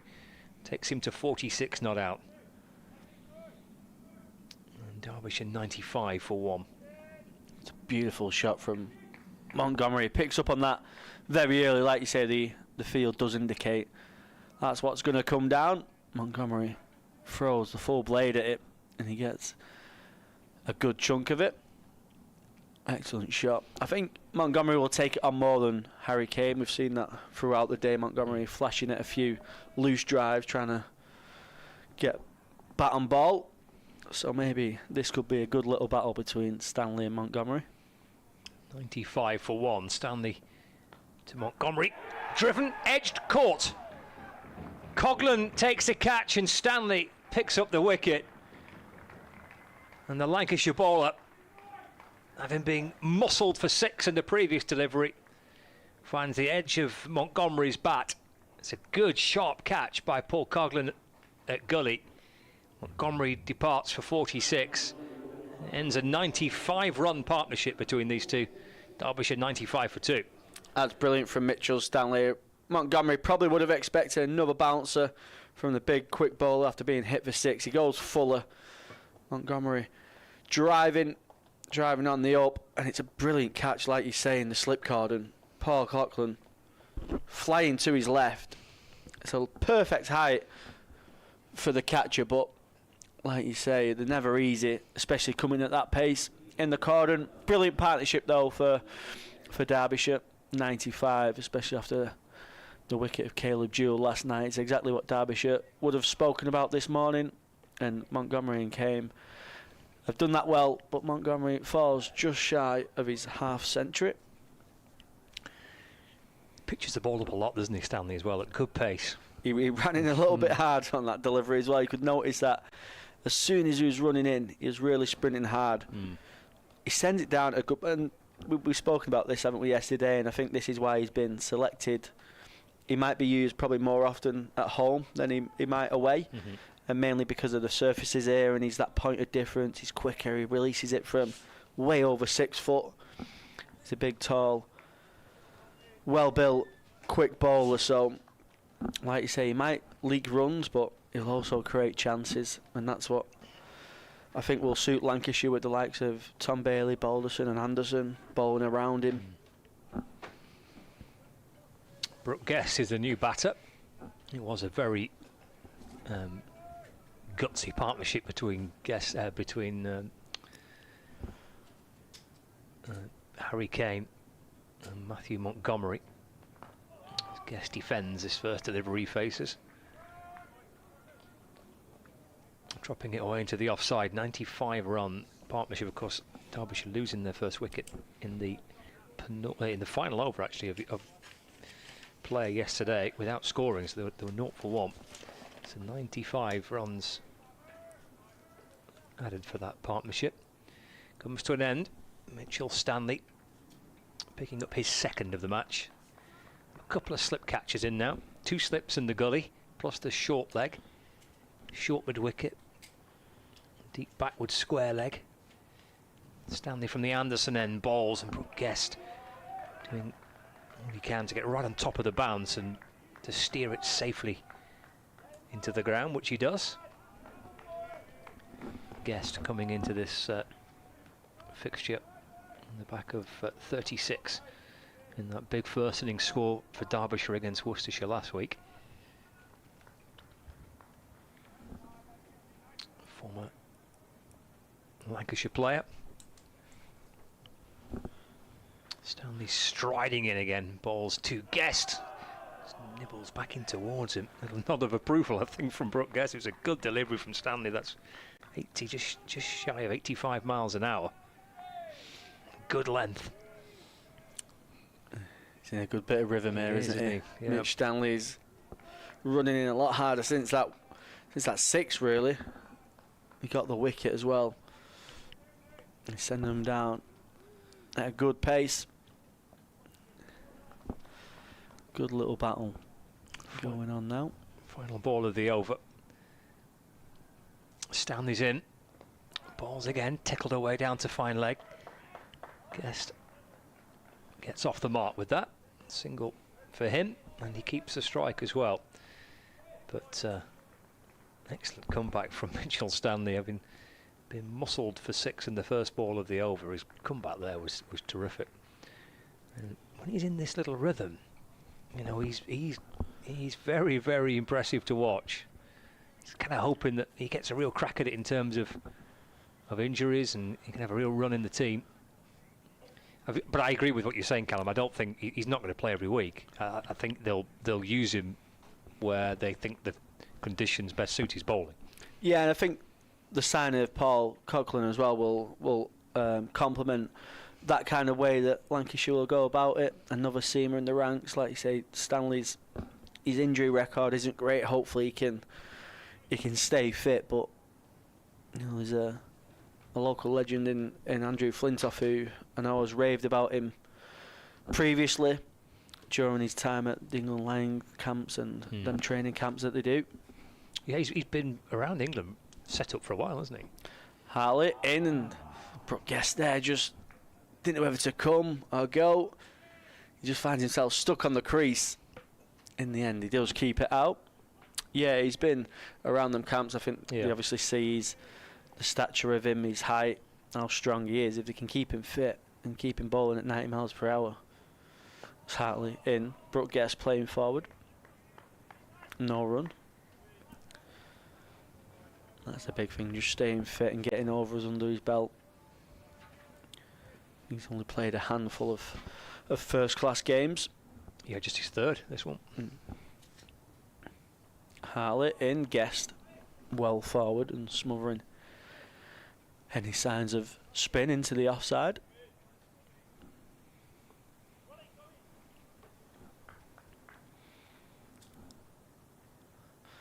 Just a one slip and a short leg for Hartley, and Guest plays that nicely, advances down the track, meets it on the half volley, turns it away into the leg side. He gets a couple of runs. That's a lovely shot, isn't it? Just a little shuffle down the pitch and finding the gap through the leg side for 2. Yeah, first time I've seen anyone use the feet to Tom Hartley. Meeting the spin. Then he comes, Lancashire's left arm spinner. Brooke Guest again, advancing. Often busy against spin out the wicket-keeper batters. Often like to use the feet.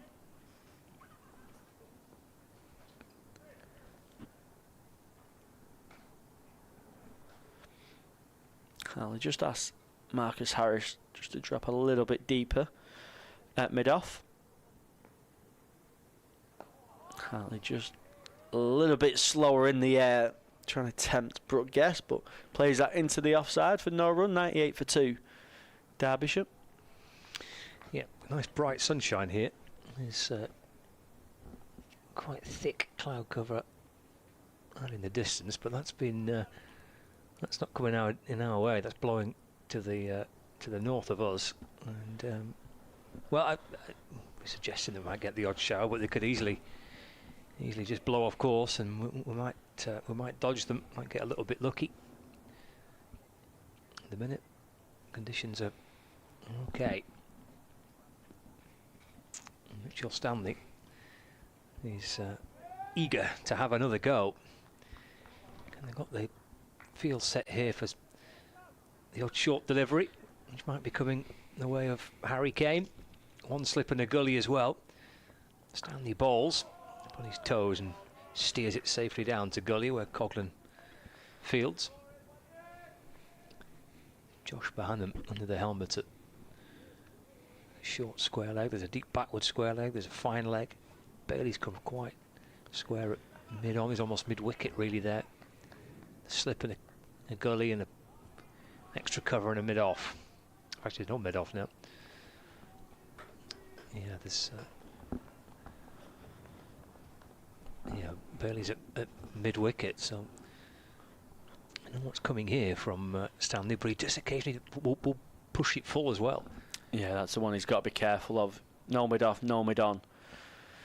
If I was Mitchell Stanley, I'm probably trying to go for a Yorker. If you concede a couple of runs, it doesn't matter. Just try and catch Harry came thinking about the short ball, maybe go a little bit fuller. 98 for 2. There's Mitchell Stanley bowling, and it's gloved over Bohannon, I think, or maybe thigh pad. That's the umpire. Oh, yeah, leg by. Nothing on that. Just looped off his thigh guard, perhaps, and balloons over Bohannon. Lands safely. But that's that short ball that he was certainly have probably more than half a mind on. He knew it was coming. Kane remains on 48. The score moves on to 99 for 2. Brings Brooke Guest on strike. The leg slipping now as well. Harry Singh's come up from third man. Here is Stanley to Guest. It is full. He does punch it through that vacant mid-off region. It's George Bell scampering after it from cover. They've run 3 by the time that Bell catches up with the ball. And that brings up the 100 as well for Derbyshire. 102 for 2. Guest moves on to 6. Yeah, good from Brooke Guest. The field, like we said, indicates short bowling. Gets way forward, drives it nicely through mid-off. Stanley into Kame, who calmly just taps that away up towards the offside for no run. He's on 48. It's been such a patient innings this from Harry Kame. 114 deliveries. Battle through the morning. A bit of an onslaught from Mitchell Stanley, and now another one here.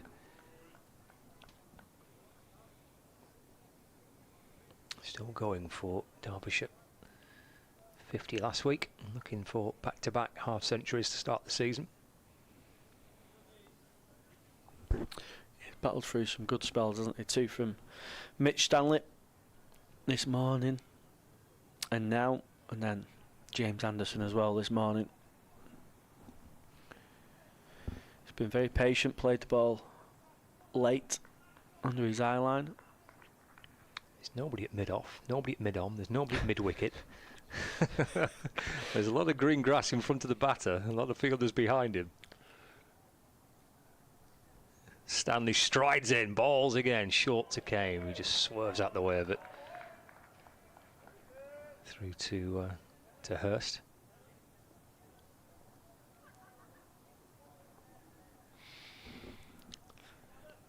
No, Marcus Harris was thinking about moving position, but he's been sent back. So he's at deep square leg. He's just in front of square because they have a leg slip and they have a fine leg.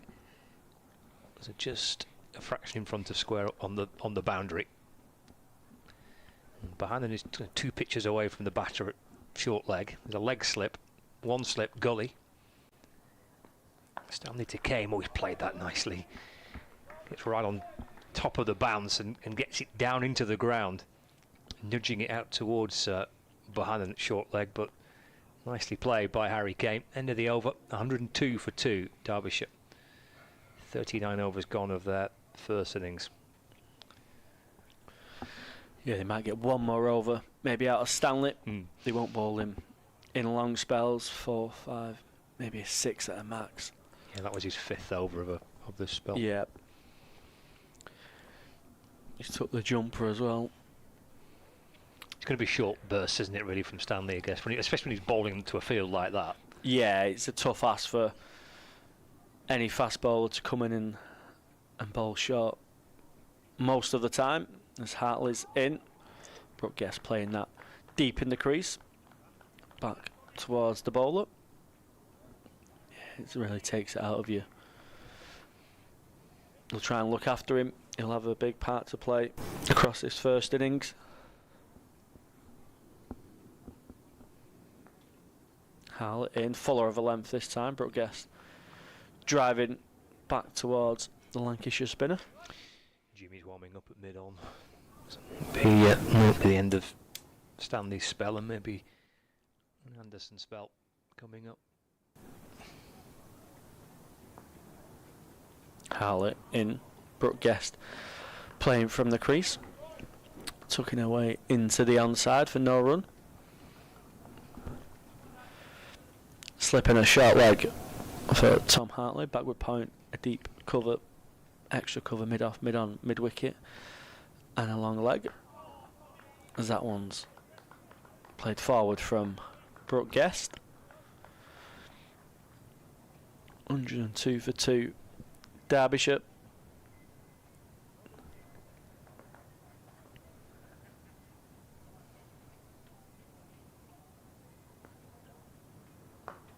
Hartley in. Brooke Guest getting deep into his crease, allowing himself plenty of time to watch the ball.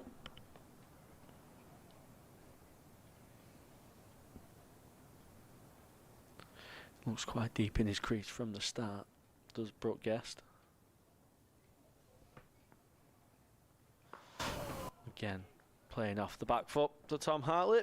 It's a maiden. 9 overs bowled now from the Lancashire spinner. None for 19. Just looking elsewhere in the County Championship in Division 2, so they're reigning in Bristol with Gloucestershire 10 for 1 in their first innings, replying to the Durham's declaration of 605 for 5. Playing in the other 2 Division 2 games, and Northamptonshire are still going. They're 520 for 2 against Kent and Canterbury, with Luke Proctor 182 not out. Calvin Harrison making 153 in that match, and Ricardo Vasconcelos making 127. Northamptonshire piling on the misery for Kent. And Worcestershire in their second innings at Middlesex are 46 without loss, and they lead Middlesex now by 54 runs. Stanley's going to have another one. He's in and bowling to Kane down the leg side. Taken by Hurst.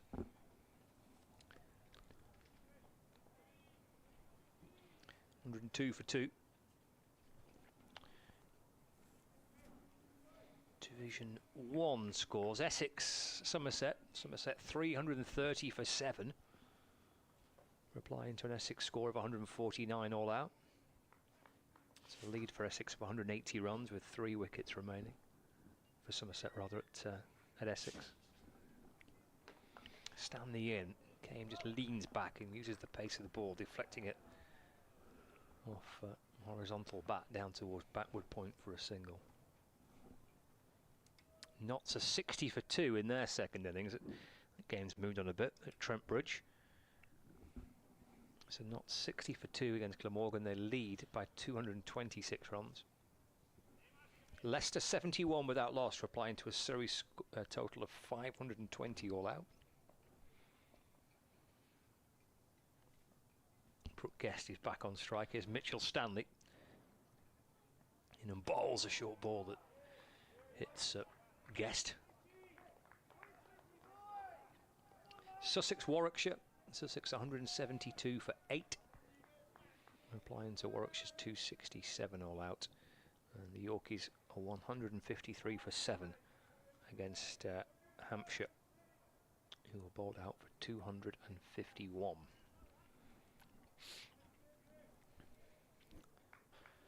There's one more score that might make a few listeners happy, especially Manchester City fans. Arsenal have been beaten. Deary me. Stanley to Guest. Fuller ball, which he tickles away through the onside. Comes back for 2. Pushed it full again. It was quick. It's coming into Guest, and he whips it out towards mid-wicket for a couple. Yeah, good from Guest. Especially after being hit from a short ball. It's crazy what a bit of quick bowling can do to your thinking at times. Just makes you question yourself, premeditate a little bit, but coming onto his front foot there, still playing forward, so shows he's got still a clear mind while he's batting. 2 balls remaining of the over. Stanley to Guest. Just drops his hands and allows that one to go through. And in the Metrobank One Day Cup fixture, Lancashire women, they've got 3 overs left. They're 299 for 7. after 47 overs. So Gabby Lewis making 131, Eve Johns 82. She hit quite a big century, was it, back in the last season, Gabby Lewis? Yeah, in the final. Yeah. Yeah, against Hampshire to win the one-day cup. Yeah, Lancashire defending the one-day competition.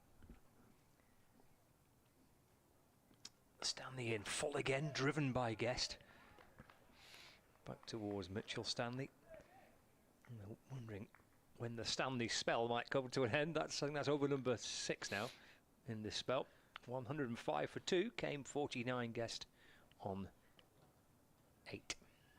Yeah, he'll certainly want to continue himself. He's in really good rhythm. He's still asking plenty of questions of Harry Kane and Brooke Guest, but might just be well them medical sort of provisions of be careful of how many overs we're giving him in a long spell. Are the days gone now where you just say to your captain, "Oh, fine, I'll keep going"? Yeah. It's all about the data now, I guess. It is. Workloads and all that sort of stuff, but when he's in a rhythm like that, it's hard to take the ball off him, isn't it?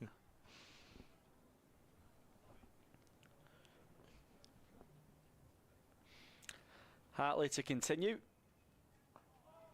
As Harry Kane on 49, plays forward, plays patient, as this innings has been.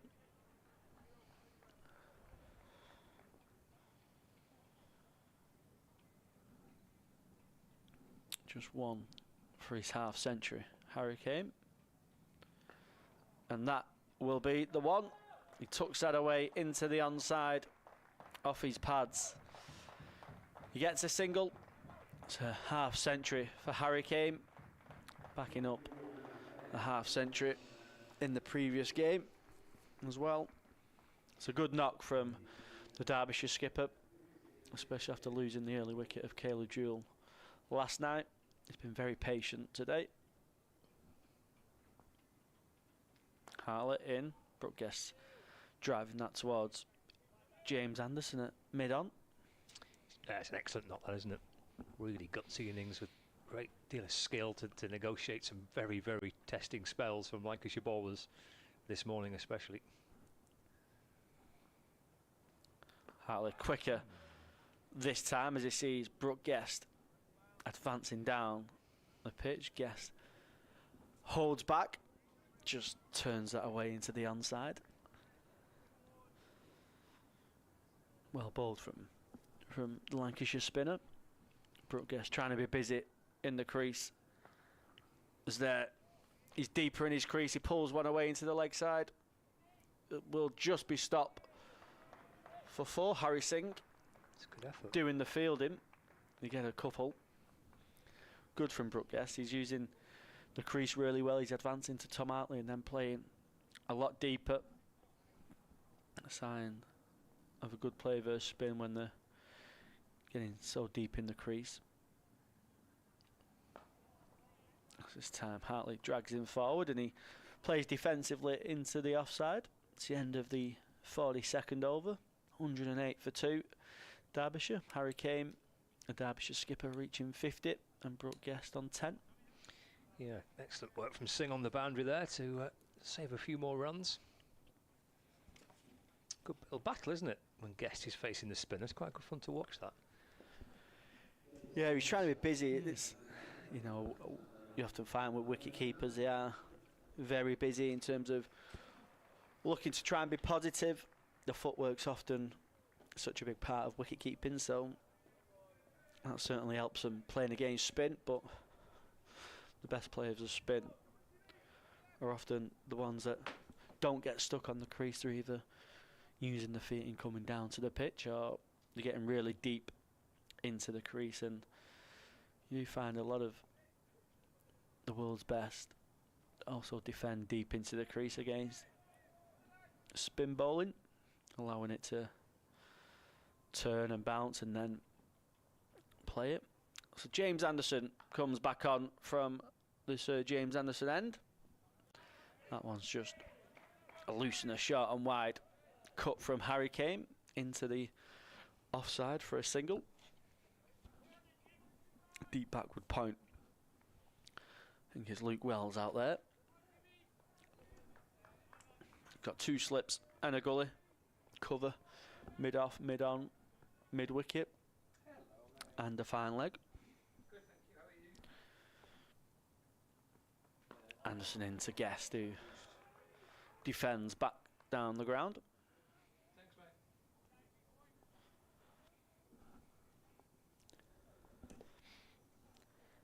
Ex-Lancashire is Brooke Guest. He's done ever so well for himself at Derbyshire.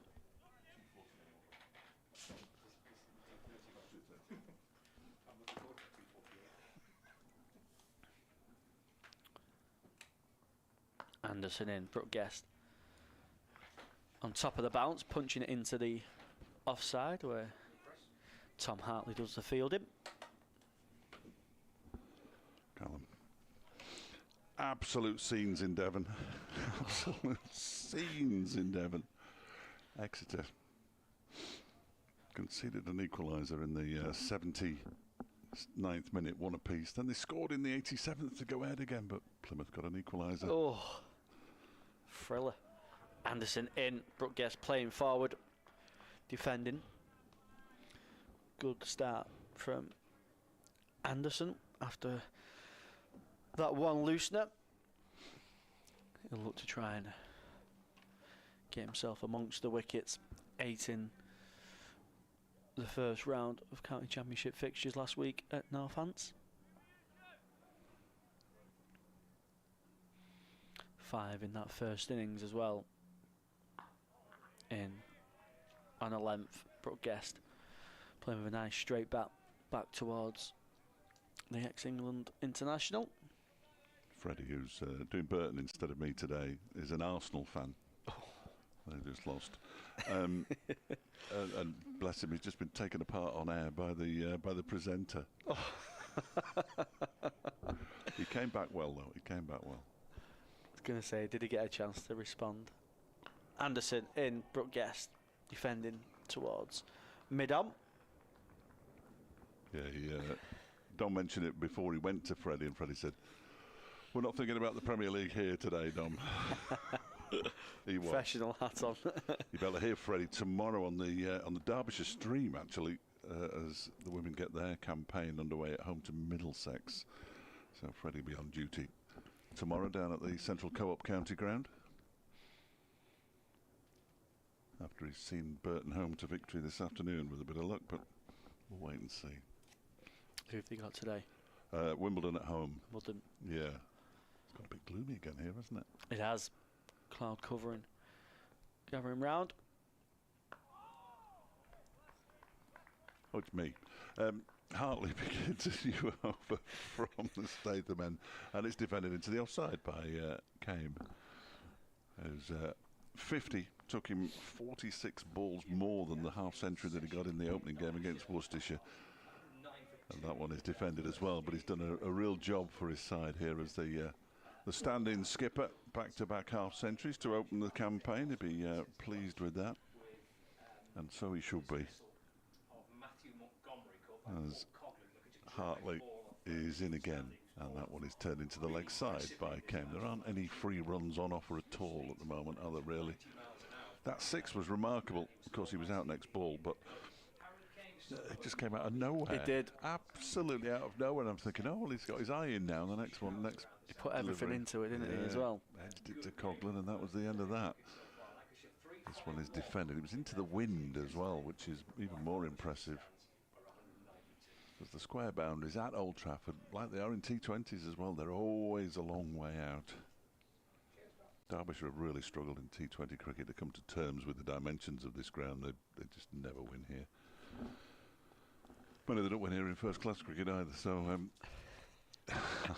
Hartley bowls. That one is guided out into the offside by Kame, and they go through for a single. 96 or 97, 1996 or 97 the last time Derbyshire won here. And they haven't played them every year because, of course, Lancashire have been in the top flight on more than one occasion, but don't know how Scott can still be hungry. As Hartley's in, and that's chopped away by Brooke Guest, but fielded an extra cover by Harris. And there's no run. Remarkable. It was nice, that lunch, wasn't it? Very pleasant. Yeah, very pleasant. You couldn't even tell it was chicken, if indeed it was chicken, which is the good thing. I'm not a big fan of chicken, really. I just think it's a bit bland. Might just be the way I've cooked it in the past, and that's put me off, but I'm not a big chicken fan, but that was very pleasant. A couple of bits of garlic bread. Yep. One or two silly questions. Three. When you eat 3 garlic breads, and my word, and there's nothing on him, you know, listener. There's nothing on him. I don't know. He keeps it. Do you jog? I bet you go to the gym, don't you? He doesn't do anything, and he's. That's not fair. Anderson to continue. 2 slips and a gullet. That one just coming back in to Harry Kane. Neither do I, incidentally. But thank you for asking. I went in a gym once,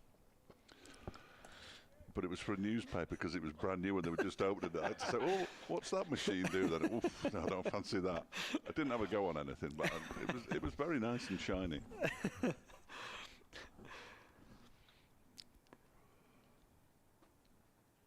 Anderson just finding a little bit of extra bounce. Harry Kane takes the bottom hand off the bat. Finds himself a single into the leg side. Yeah, just a little bit of extra bounce there off a length. Yeah, there was. I can't recall exactly what Jimmy Anderson said to Harry Kane. I think it was at Chesterfield. I know the gist of it, but I'm not willing to say. But he had a little bit of a go at him, did Anderson, back last season. Anderson in, Brooke Guest leaving that one through to Matty Hurst. See, just as that ball was delivered, Josh Bohannon's cap flew off. But there's not much to keep it on, is there? I have the same trouble. If I shave my head and put a hat on, it just sort of moves slowly upwards and then falls off. Josh Bohannon's clearly got the same issue there. As it fell off. Marvellous.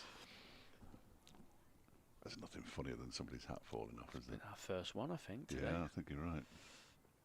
Anderson in. I think that's an inside edge. It's an appeal. Not sure. I think there might have been an inside edge. I think it was an enormous inside edge. I think the inside edge was so far outside the line that it couldn't. Well, it couldn't have been out anyway because it was an inside edge. But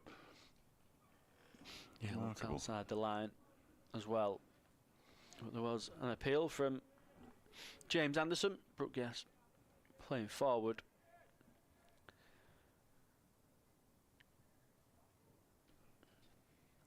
Anderson in, Brooke Guest driving nicely through the offside, but finds Tom Hartley in the covers. Thank you to Stephen for reminding me what Jimmy Anderson. I knew what he'd said, Stephen. I just can't say it on the radio. He's had a good couple of seasons, Harry Kane. Looks like someone who's got plenty of time when he bats. Yeah, I mean, he struggled a bit when he first came into the first team. He capped in the second team. That's a job nobody wants. Anderson finds the outside edge of Brooke Guest, who just throws his hands a little bit out in front of him. Finds the outside edge. It beats Harry Singh at second slip.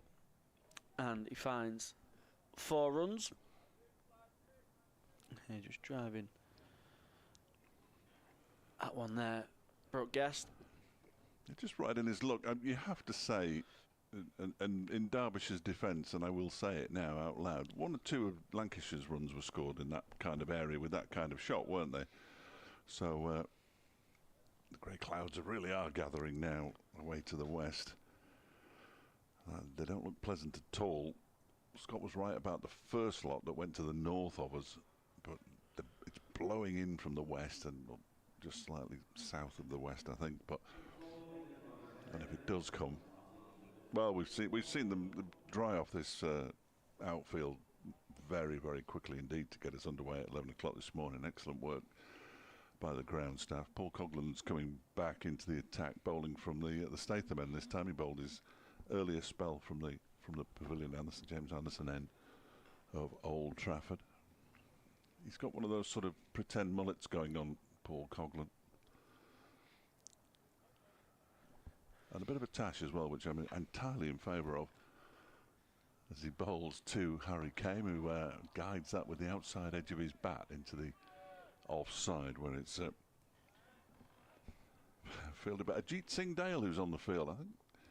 Yeah, good to see him. He's a very fine player. So I think he was he bowling at lunchtime? Yeah. I thought he was. Yeah, yesterday and today. I think he's had a bat as well today. Yeah, good, a very good cricketer. Saki Mahmood as well, having a bowl today.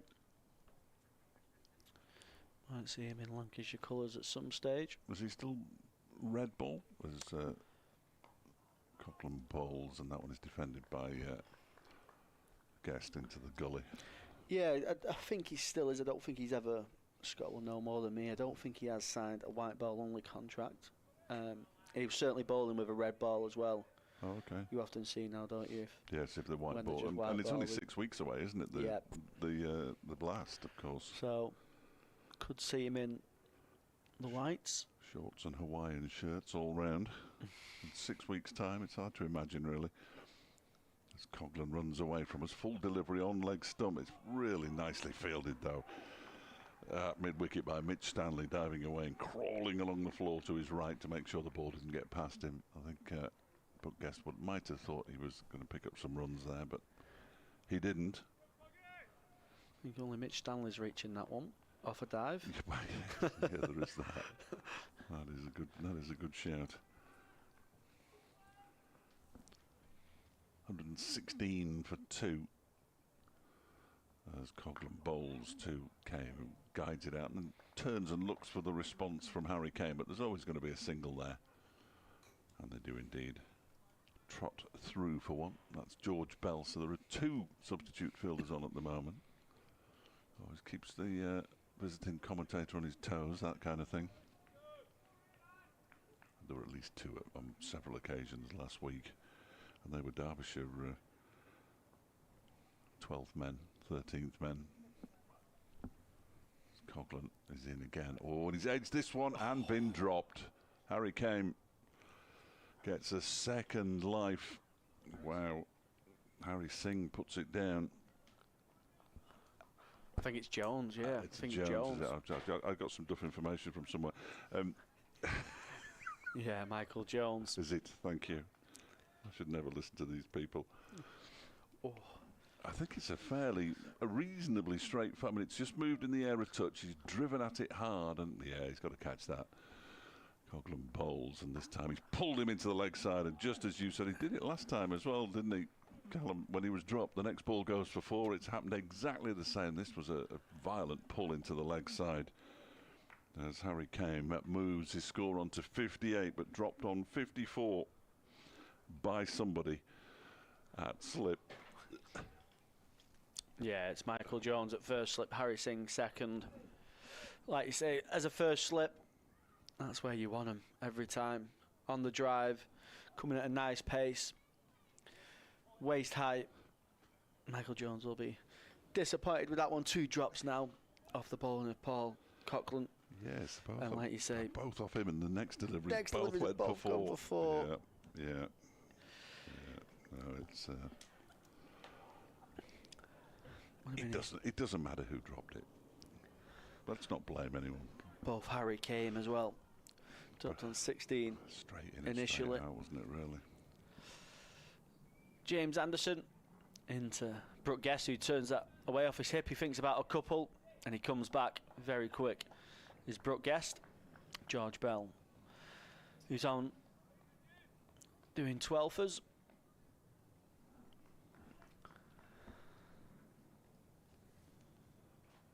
When football clubs tweet things out like building momentum ahead of kick-off and show a player doing his warm-up. They can't help themselves, can they? 2 slips and a gullet for Anderson. He finds again a little bit of extra bounce to Brooke Guest, who tries to ride that into the offside. Ends up just going away to gully region. No run. Deep backward point and a long leg. medics over there having a walk around. That big bag on the back of one of them. Heavy. Yeah, you'd think so, wouldn't it? I mean, that's all the kit to keep people alive. Anderson in, Brooke Guest on the back foot, playing it into the offside. As another board falls over on the far side. It hasn't come onto the pitch this time, but we've now lost 2 full advertising boards and a third of another to the wind over there in front of the point.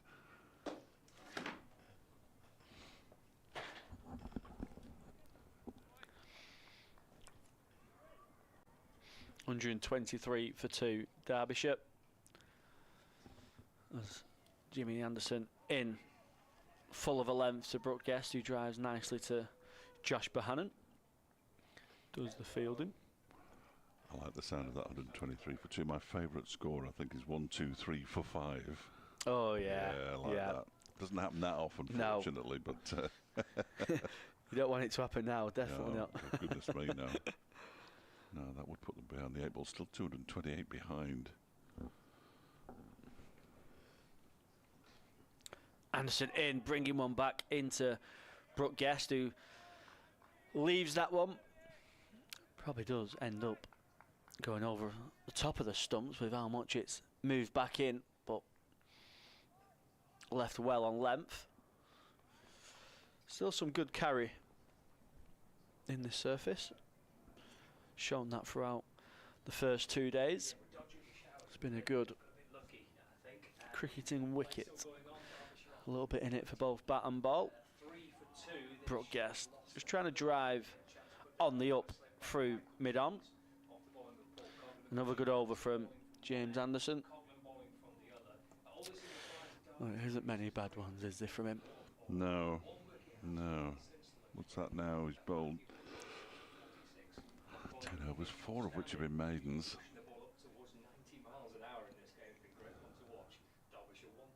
Coughlin's going to continue. He could also, like Mitch Stanley, have a couple of wickets, but he's still wicketless after a couple of drops.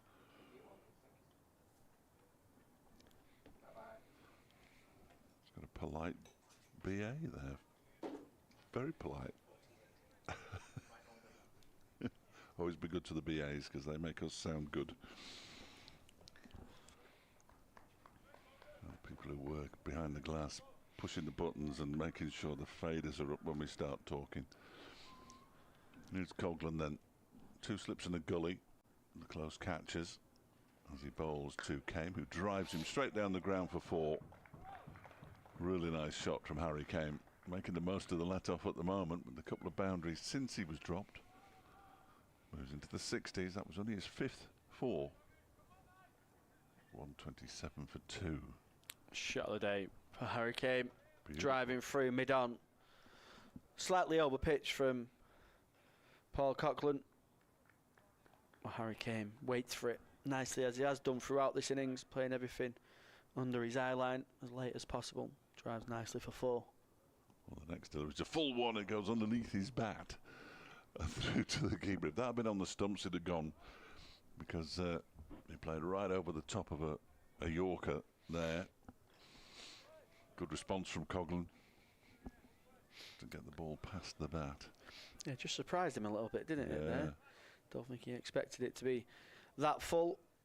First movement is slightly back and then, right underneath his bat. And he has a look round, sees the stumps are still intact, and he's a happy man.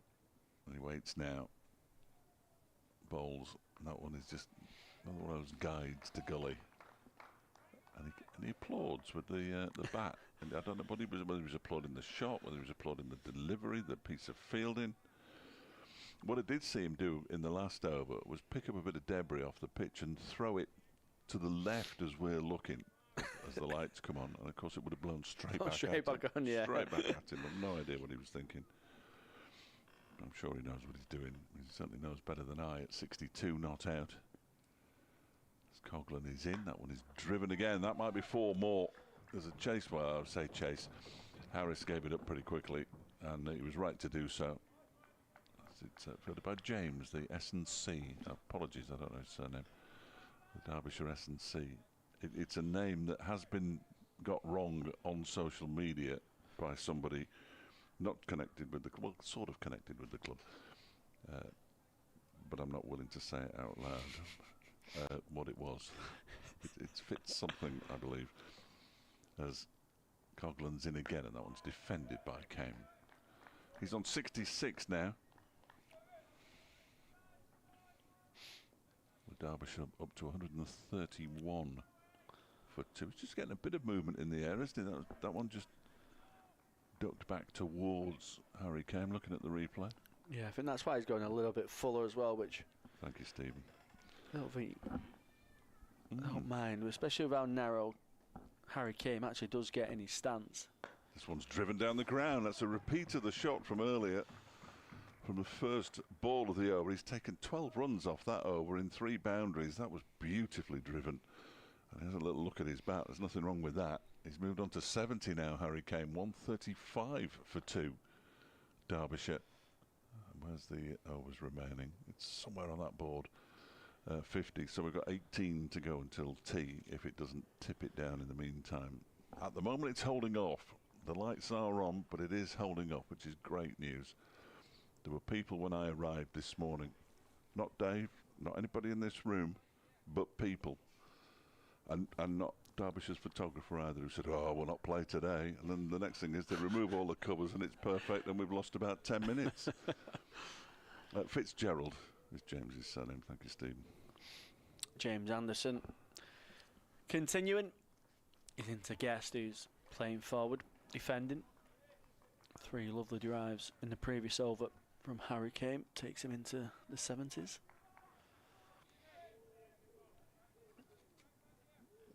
Paul Coughlan just going a little bit fuller in that last over, just over pitching a couple of times, but like I say, there's a little bit of movement there.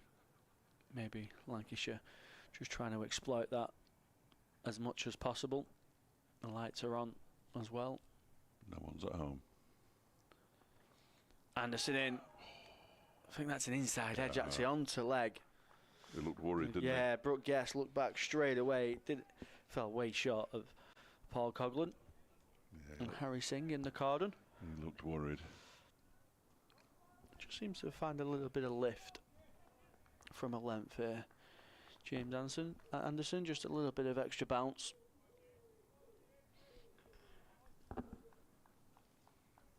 Two slips. And a gullet. Deep backward point cover mid-off, mid-wicket. He finds the outside edge of Guest, who plays it in control. Bounces to Paul Coughlan, who has a shy at the stumps. Maybe more out of frustration than anything. More reason to be frustrated than anybody, really, hasn't he? Yeah, 2 drops. And the main man, Harry Kane, as well, both of them. The first one on 16. So, it's been a costly drop for Lancashire. Anderson in, Brooke Guest defending into the offside for no run. 135 for 2.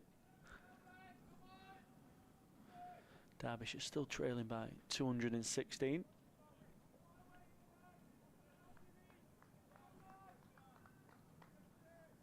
Brooke Guest, an interesting case study in where you bat in an order for me. Anderson in, Guest leaving that one, leaving it well as well. It darts back in off the pitch.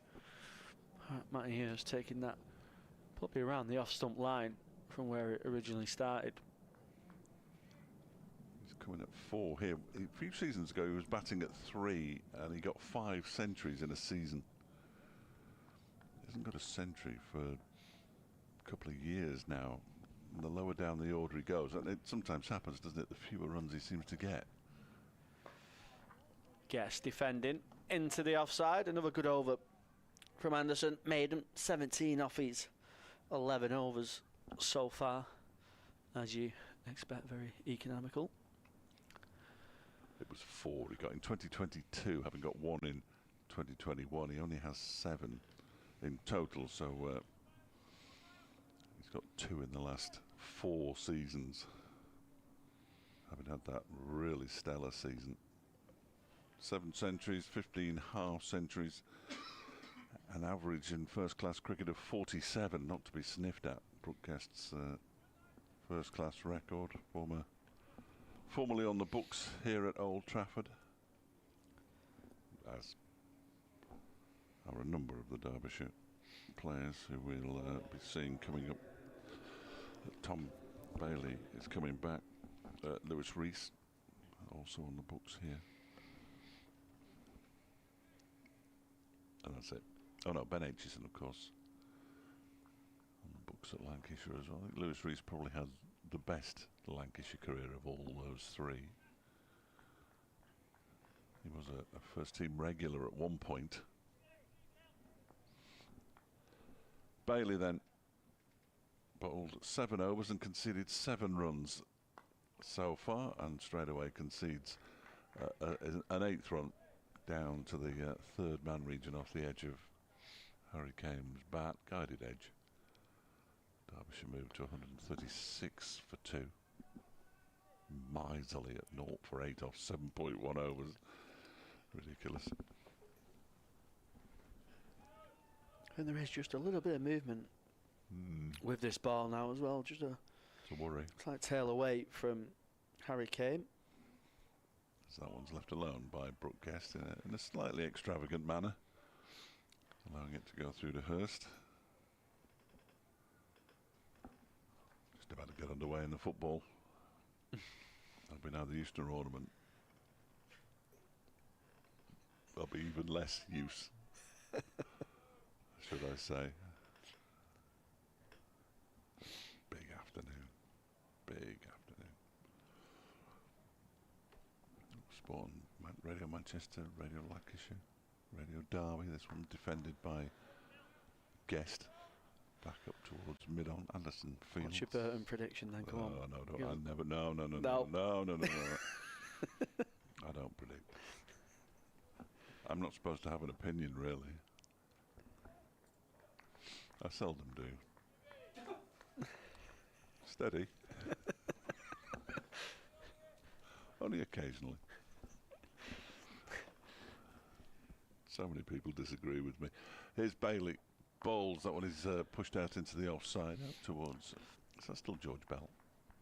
Yes, it is. Out there on the point, backward point boundary, really.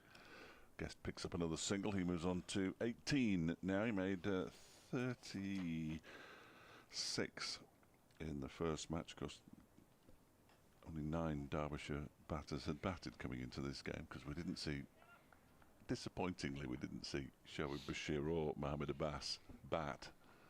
I have a feeling we might see them bat in this game at some point, but hopefully not for a good while yet. As came bat a little bit away from the body there as he played that defensive shot into the offside. 137 for 2. 214 behind, so another 64 runs and we can all breathe easier.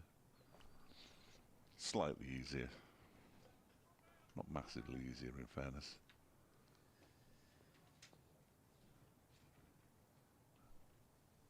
Bailey turns at the top of his mark. Kane waits and fiddles at this outside the off stump, pushes it into the offside. There's a shy at the stumps there from Bohannon. From about, I don't know, 7 yards. Missed him by miles. Was well backed up. So they went through for a single. Kane has 72, Guest has 18. 138 for 2. A bit gloomy, isn't it? It's very gloomy. I'm being told it is raining a little. Whether it's raining enough for us to. Well, they're having a chat, aren't they, the umpires? And guess what? As soon as Scott Reed comes on for the second time today. Oh no! I'll come on for. Oh, we're going off. We're off. Unbelievable. Timed that badly, haven't they? Well, it suggested if staggering. It did suggest that at around 3 o'clock, I think you even said it on air, in that brief spell that you had on air before, that it might rain about 3 o'clock, and lo and behold, it's 3 o'clock. But looking away to the west, it's not uniformly grey anymore, which it was before we had this drop of rain. So you never know.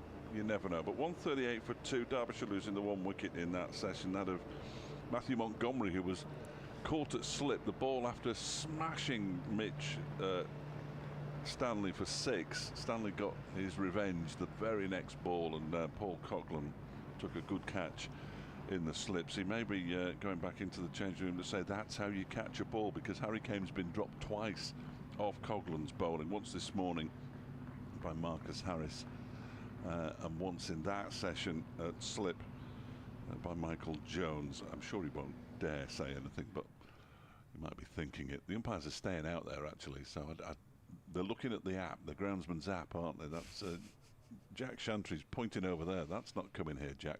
That's going to... There we go. That's there. That's where it's coming from. That's the one. Away to the left. But if you are watching on Lancs TV, you'll see the raindrops on the camera now as they put the hover cover in place. I think we've done well to miss quite a bit. It's gone up Yes. towards the west and the north of where we are. We could see it kind of blowing through in the distance, but quite a few miles away from where we are. But I think that is what we were due to have. But obviously, the wind has obviously pushed it away from us. So I think we have been quite lucky to miss quite a big chunk of rain that was due to be here and has been pushed a little bit northwest of us. Yeah, I think you're right. Well, the umpires, as the sun comes out, are you can just see the one shadow now. That's the only reason I can tell it. It's sort of watery sunshine, isn't it? And they're just they're going to come back and have a little sit down, perhaps have a cup of tea. Who knows? There might be some sandwiches in there for them. And the ground staff, as they did this morning, they're not putting all the sheets across the square. So it rather suggests that they know this rain is going to pass. There might be another shower just on its way out of our site. So look at them all.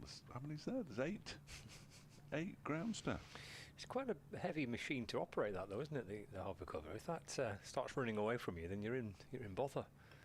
Needs a few to control it, to tame it a bit. Well, of course, Derbyshire's the only. I bore people to death with this. The only non-test ground with a hover cover. Good effort. Yeah, they got the old one from Lords.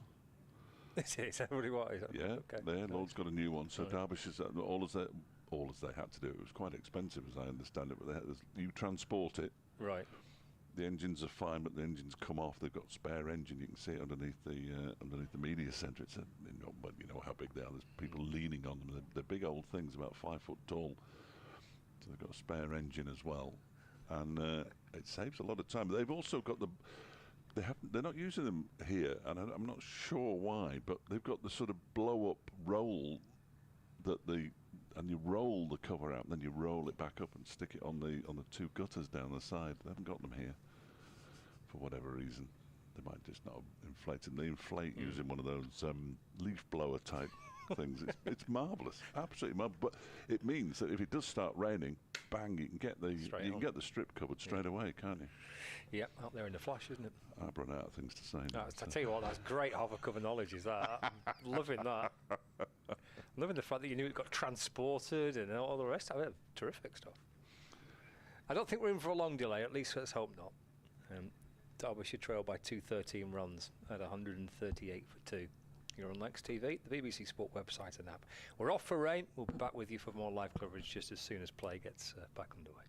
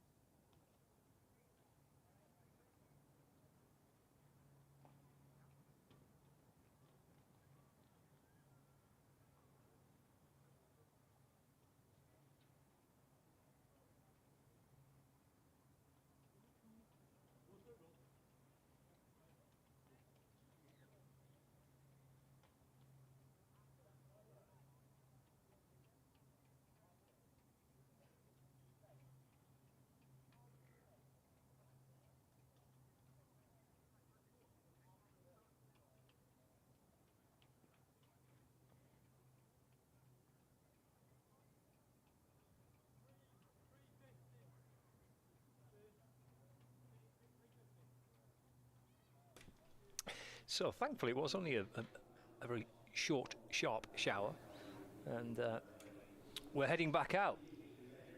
So it's just a brief shower. We have been pretty fortunate, and it does look a little brighter out towards the southwest, which is obviously where the weather is coming from. So not too much of an interruption. 2 10-minute interruptions we've had. We went off at 12:02 just as you came on, and we're back at 12:12 when you'd gone by then, and we came off at 15:01 just after you came on, and we're back at 15:11. I fully expected you to be downstairs by now. It's outrageous. I did in a cupboard. Well, we had hailstorm in the morning, didn't we? But that was we didn't have any hailstorm in the There was a little bit, wasn't there, at lunchtime, which obviously didn't affect anything. James Anderson then in from the pavilion end, bowls to Harry Kame, who's on 72 now, and he pushes this out into the offside. And there's no run. Brooke Guest is with him, he's on 18. And these two between them have already added 43 for the third wicket. After that, at 95 runs, second wicket stand, which ended when Matthew Montgomery was caught in the slips by Paul Coghlan off the bowling of Mitch Stanley, who has been very impressive. Talking of impressive, Anderson's in hole. Kame sort of fishes at that one. It was a nothing kind of shot from Harry Kame. The first really nothing kind of shot he's played. I mean, he has been dropped twice, but at least he was playing proper shots. That one, his feet didn't move as he goes for a walk to make sure that they do still move, and he just sort of waves the bat at it. Well, Lancashire should be hoping that kind of little break might work in their favour and just disrupt the concentration, especially of Harry Kame, who's been excellent today. He waits now, Kame, and that one is guided, chopped away down to backward point. Luke Wells does the fielding. That's not mine. I must have left it in there. I keep leaving my scorecard. There is one here, yeah, but the other one's got calculations on it and all sorts. Oh, that's it? Mm-hmm. Yeah, they're from yesterday, but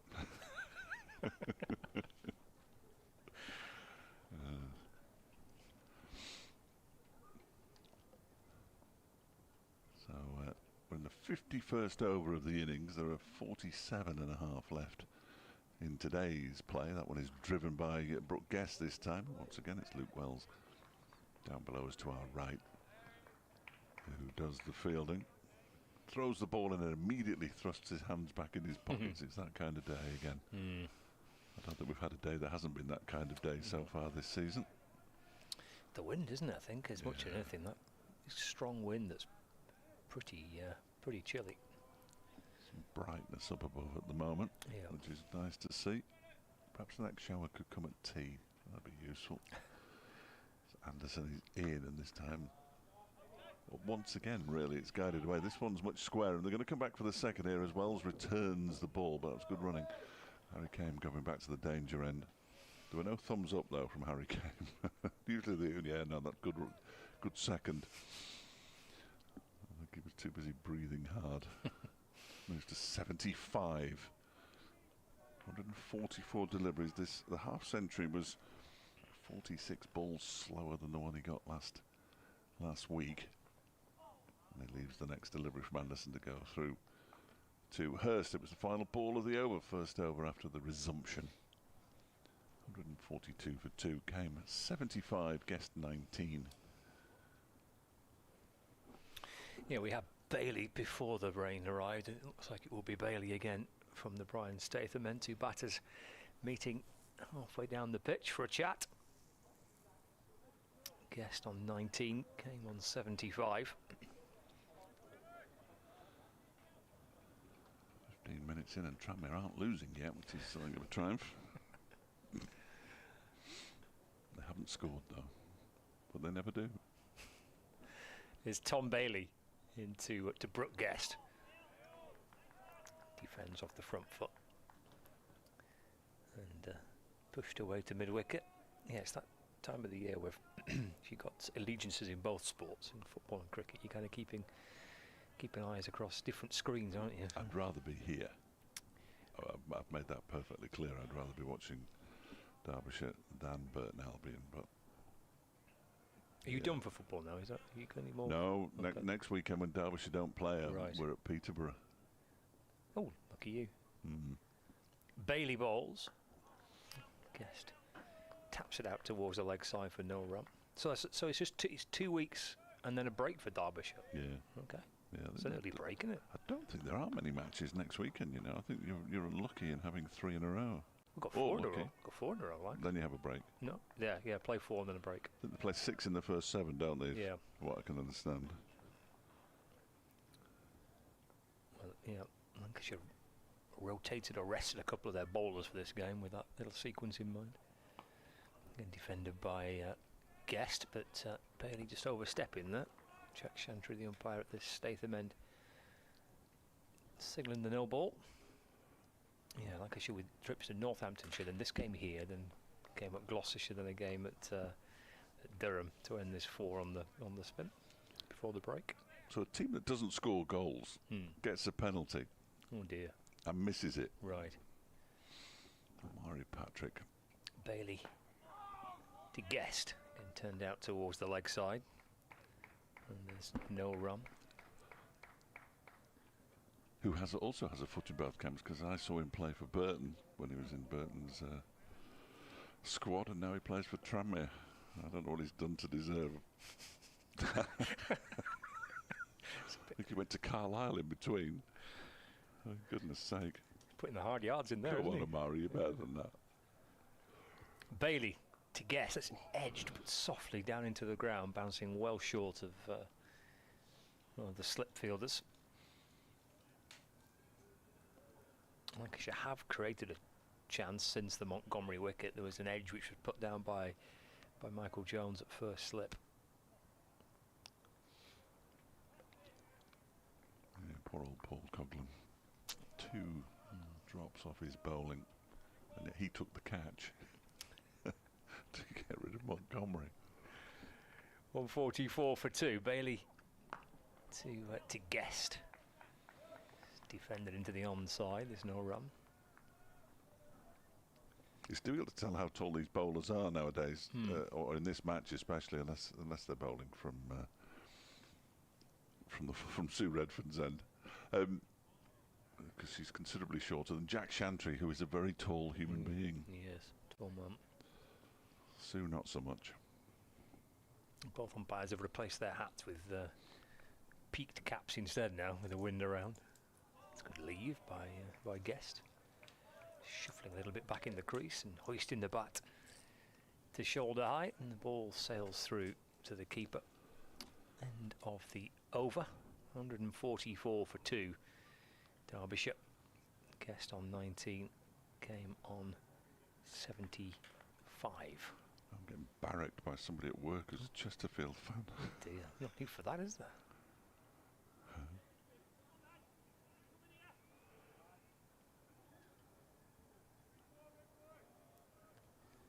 Anyway, James Anderson to bowl to Harry Kame, who's on 75. And and he fishes for that one outside the off stump. Goes through to Hurst. That won't have improved the Anderson-Kame relationship any.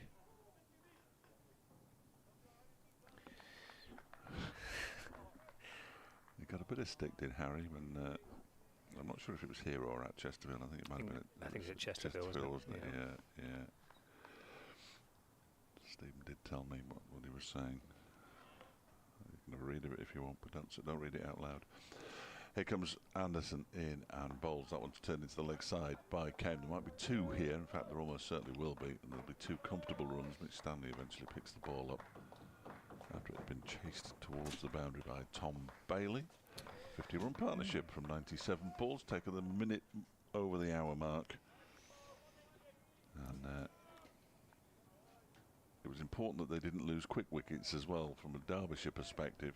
Lancashire would have loved to have picked 2 or 3 up in quick succession, really put them in charge, but Derbyshire now trailing by 205 as Anderson is in and came a little bit hurried by that one, pushes it out into the offside by Luke Wells. does the fielding.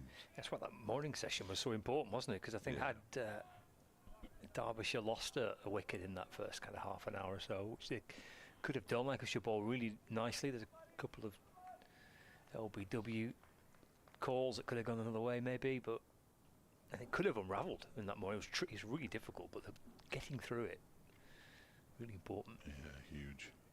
Next one keeps a bit low possibly, and Harry Kane gropes for it outside the off stump, expecting a bit more bounce, and it just wasn't there. I haven't seen any keep low from the bowling from the pavilion end. We've seen a couple from the Statham end, but again, as we approach the I was going to say midway point, round about the midway point of day 2. You don't mind that too much as Anderson's in again. This one's a straight delivery from Anderson, turned down to fine leg, and Kames decided to come back for a second. Stanley sends the return in over the head. Oh dear, it was going to be 4 overthrows. It went over the head of Matty Hurst. Luke Wells was trying to back it up but couldn't. Mitch Stanley doesn't know his own strength. And 6, an all-run. No, it's not quite an all-run 6. It's an all-run 2 with 4 added onto it. That's great news for Harry Kane, who now moves to 83. You don't see that as often as you used to, really. There's a lot more backing up in this. Really, always chopped on. Jimmy Anderson gets a breakthrough and celebrates as you might expect. Again, possibly keeping a bit low, but he chopped it on from outside the off stump, and the ball, after getting a couple which turned into 6, Harry Kane departs, and Derbyshire are 152 for 3 now. Yeah, just got off the toe end of his bat, really, wasn't it? The bottom end of his bat. Yeah, we just kept a little bit low, didn't it? He could have left it though, because it was sufficiently wide of the off stump, I think, for him to have left the. Yes, it was. It was a good distance wide of the off stump. Anderson celebrates. Doesn't say anything to Harry Kane, by the way, but celebrates in good style. He gets his first wicket of the season at Old Trafford. 152 for 3. Yeah, well, then, after that piece of kind of untidy fielding, really, the previous delivery, Lancashire have come back and got a much-needed wicket. There was not, I don't think, any kind of noticeable signs of shoulders slumping that much, but there was an air that it may have been developing a little bit for Lancashire, a sense of frustration. So that's a much-needed wicket for Lancashire. But we've said that a few times. We said that yesterday, actually, when Lancashire were batting. That couple of wickets where Derbyshire were, that was a timely wicket. That was starting to get a little bit, tricky to watch from the batting, from the fielding side, and it was starting to feel a little bit like that for Lancashire. So, welcome breakthrough. I've spotted a pattern as well, if you want one. I love a pattern. Montgomery hit a 6 and was out next ball. Harry Kane got 6 runs from 2 and 4 overthrows and was out next ball. Don't hit any 6s, boys. There's Bailey in, and bowling goes full and straight onto the pads of Brooke Guest. It's tucked away to mid-wicket, and there's no run. Martin Anderson, the new batter at the non-strikers end, already got 228 runs for the season. Nice. Which is useful, isn't it? Decent average. Until he gets out. And then it'll start, well, it might not start to plummet, who knows? But the first ball he faced against Worcestershire, I can't remember who was bowling, and he does it a lot. He advanced 2 steps down the track and just smashed it for 4. Bailey in to Guest, again turned to the leg side, no run. I'm not sure whether there were, there's been 159 for 3 when he came out to the middle. So it's not too different to this situation. And Brooke Guest got out not too long after that. Then there was the remarkable stand between Anderson and Lewis Rees of 273 for the 5th wicket, which put Derbyshire in control, but they couldn't quite get the win over the line. Bailey to Guest, clipped away to the leg side for no run. Yes, there were a few examples of that last weekend, of teams that were going into the final day needing wickets to win. It just couldn't quite force a result. Yeah. It was a bit of a pattern. or two of the games, Lancashire's match at Northamptonshire included. You don't mind it though, do you? I mean, you give credit. George Bartlett clearly batted pretty well for Northampton. He's a good player, isn't he? Joined them from Somerset, I think. Yeah. Yeah. It was clearly a very good player. And Matthew Waite, who joined Worcestershire from Yorkshire, clearly a very good player. And credit where it's due, though. You battle hard, you get your rewards. 1-5-2 for 3. Bailey balls to Guest. It's defended to mid-off. And there's no run. Burton Albion midfielder Jack Newell has been sent off. That doesn't sound ideal. Fortunately, he's on loan at Alfreton Town. Thanks. Who are also in our catchment area, but that's not good news for Alfreton, who are trailing and in the bottom 4 of the National North. They're heading back to the whatever the Northern Premier League's called these days. I think it's the one below the National North. Yes. Whatever that's called. Yes. Bailey to Guest. Oh, he's just pushing half forward there, and the ball just nibbles past the edge of the bat. Lovely delivery by Bailey. Beautiful length to bring kind of Guest half forward. Nips past the edge through to Hurst. 1-5-2 for 3. Final ball of the over coming up. Wicket in the previous over. That chop on from Harry Kame, and Tom Bailey trying to back it up with a maiden here and asking some questions himself. Guest is 19 not out. 2 slips in the gully. Bailey sets off from the Brian Statham end. He's passed on by Chantry. And defended by Guest, tapping it back down the pitch. End of Bailey's over. It is a maiden for him. And Derbyshire 152 for 3. Anderson has yet to face a delivery. Guest is unbeaten on 19. Oh, we're going to get Anderson to Anderson? We are. Excellent. You better tell the difference between the two, because one of them's got 2 S's in his surname and the other one hasn't. So see if you can spot that.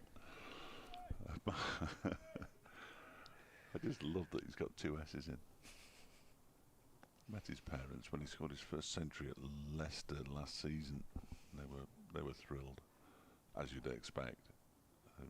His father, Scandinavian. I'm fairly sure he admitted he doesn't really understand cricket, but then again, neither do I.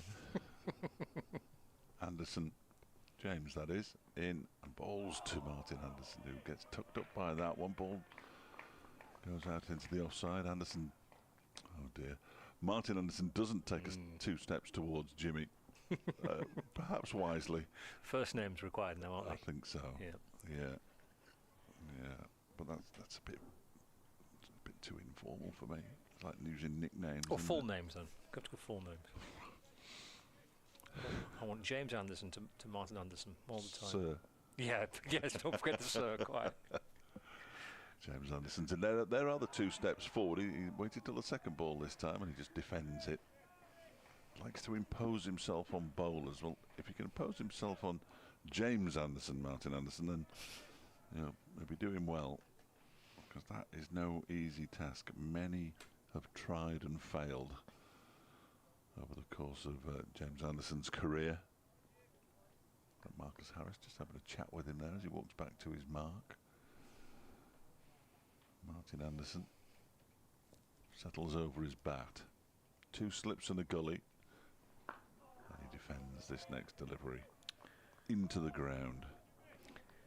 Last season we had the Anderson to Anderson from the James Anderson end. Yeah. We also had Anderson Phillip playing in that match, didn't we? We did, you're right. Very exciting.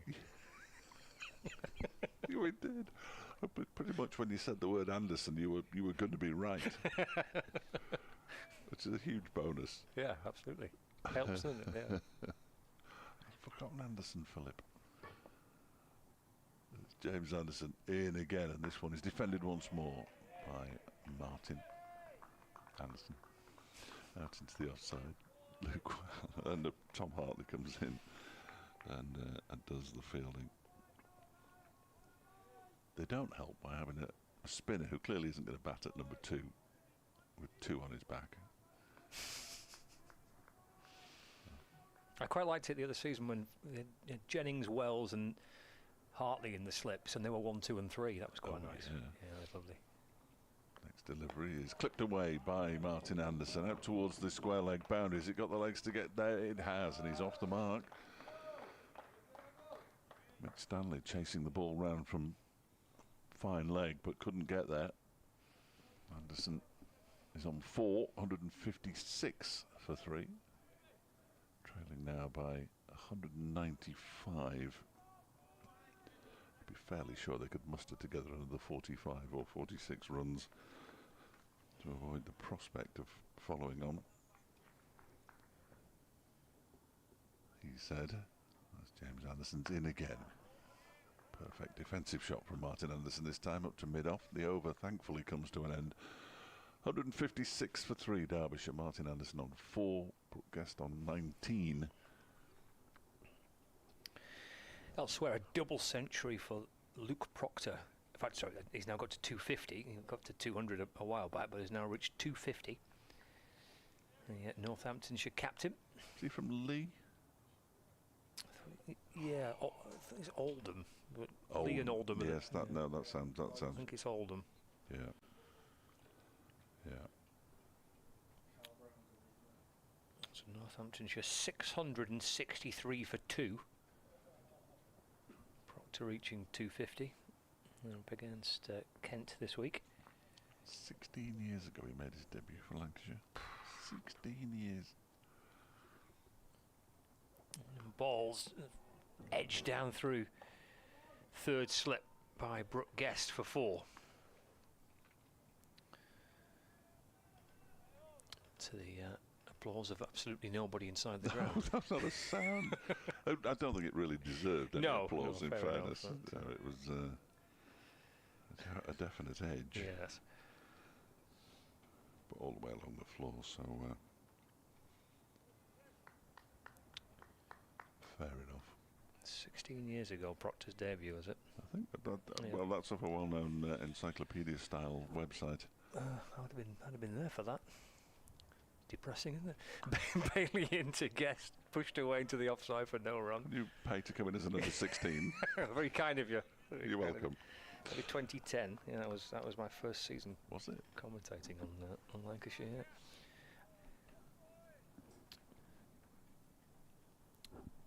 Oh, 60 for 3.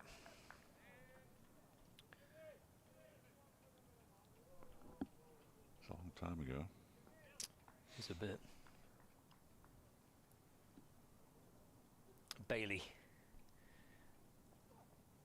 And then balls to Guest. Off the back foot, drops it into the offside. And there's no run.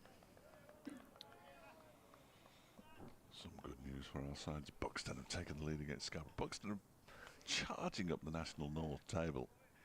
Late surge towards the ludicrously convoluted playoff system, which the Championship will have next year, of course. Exactly the same system where everybody bar the 4 teams who are relegated get in the playoffs, something like that, isn't it? Is it down to the top 8 or something like that? Yes. Bailey balls left by Guest and through to the keeper. 3 to 8. Right. 3rd and 4th get a bye. The next 4 play each other, but it's one-legged. Okay, right. And then it goes on from there somehow. But I'm not entirely sure how. I'm not sure if it's based on rankings or it's predetermined. Yeah. But yeah, well, they were never going to vote against it, were they? No. An extra 2 places in the playoffs. But it's still only 3 coming down, isn't it, from the Premier League? Yeah, and 3 up. 3 down, 3 up, but an extra playoff spot. But only in the Championship, not in League 1 and League 2, which I find vaguely disturbing. I think more importantly, 3 up, 3 down from the Football League to the National League is probably more important.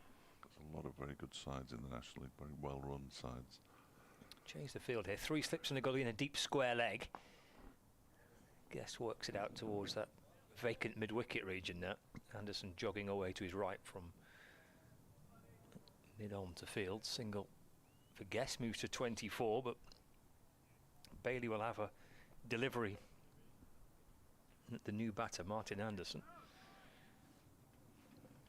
So 3 slip catches, gully, backward point, mid-off, mid-on, mid-wicket. and fine leg. Poor Coghlan just limbering up at third slip, so maybe not too far away from a little burst from him. Final ball of the over. Bailey to Anderson again, a little step down the pitch, advancing towards the ball, and then just calmly taps it out towards the leg side. And there's no run. End of the over.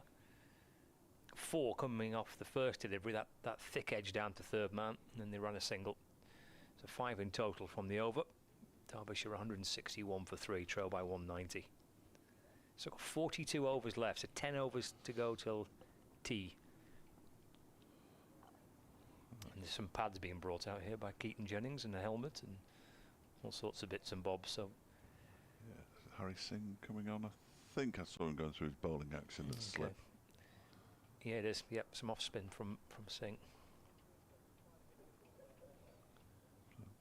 No, his trousers in a right old state there.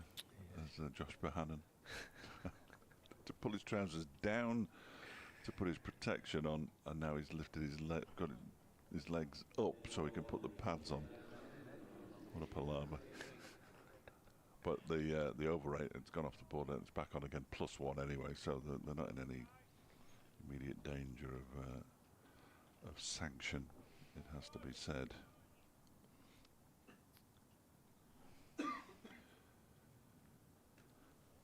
So Singh's he's already had a bowl, hasn't he? Yeah, just before lunch, wasn't it? It was just 1 over, wasn't it? Today? Yeah. Good grief. Well, of course it was today, because they only bowled 2 overs last night. It had to be today. Blimey. Feels like forever ago. So he's going to be bowling to Brooke Guest, who's on 24, on 61 for 3, trailing by 190, and that one comes off the wicket-keeper and is caught at slip by Luke Wells. He did have a swing at it, Brooke Guest, but he missed completely. It was very strange. Can sing again, and this one is leading edges again. Another one of those. There's been so many. It must just be stopping in the pitch a little bit. I don't mind that, but nobody seems to have twigged, or if they have, they can't do anything about it. This one is driven back to Sing by Guest. Fields off his own bowling. Chris Wright I can see out there on the mid-wicket boundary. Derbyshire's bowling coach, as that one's turned into the leg side by Guest. Fielded by Coghlan, who was fielding a catching mid-wicket. The next delivery is turned fine, down towards fine leg. There's a bit of a run round here for Mitch Stanley, who picks up now, but they're back for the second, and they get back comfortably. 163 for 3, with Guest moving on to 28. Coghlan just swinging his shoulders, just keeping himself loose. It must be difficult when you've had a spell. Then you start to stiffen up a little bit, and the wind is howling. As Singh bowls, just seemed to keep a bit low, and Guest was on the back foot. That's a dangerous place to be, but he manages to push it out into the onside. The over comes to an end. Derbyshire on 163 for 3, 2 runs off the over. Anderson has 4, and Guest has 26. I was watching poor Coghlan before, doing a few stretching exercises alongside Harry Singh when they were both fielding next to each other in the slips, and it will be a double bowling change. It is going to be Coghlan coming back, is he? Yeah. For Bailey. Derby County have scored at Southampton. That is a huge shot. No, he's not. He's put his sweater back on. There's much hilarity out there. I think he was. Oh, he hasn't got a top on underneath. No, I think that's the problem. He's just got a sweater on. Yes. I think he's gone to pull off his jumper. Marvellous. I don't think I've ever seen that. And he's got some kind of a vest underneath. Yeah, he thinks it's hilarious, which I mean, it's quite funny. Jimmy Anderson, you could hear laughing as well along with him. Jack Chantry's seen the funny side of it too. I mean, it's just amusing. Here we go. He doesn't have his. There we go. There we go. He's taking his top off now, and he's just got the bra on, which has the GPS in the back of on the collarbone, on the shoulder blades there. Great effort, that. That is fantastic. He didn't realise that he didn't have his shirt on. Somebody's cold. Remarkable. I don't think I have never seen that. Brilliant. Brilliant. There were plenty of photographers homing in on that. Well, he's wicketless still, Paul Coughlin. He probably should have a wicket already next to his name, but he's going to have a go here. See if he can get his first. That's cracked away by Martin Anderson.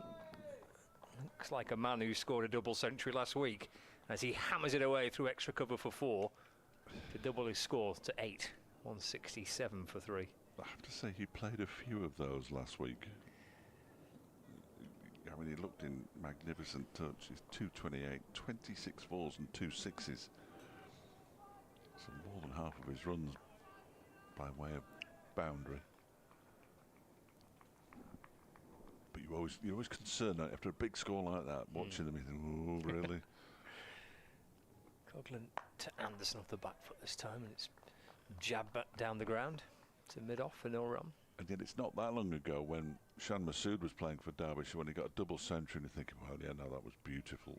He'll not get another one, will he? And lo and behold, he got another one. I mean, he was astonishing. Absolutely. He'd be far too good for the second division. Of course, then he went to Yorkshire and they ruined him.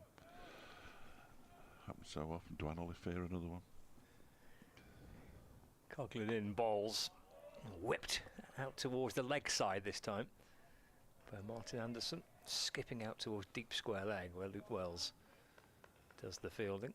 Through for a single, moves to 9, 168 for 3. Decent shot for 1. He hits the ball very, very hard, Martin Anderson. Well, as you've already seen, but remarkable that he arrived at Derbyshire as a bowling all-rounder.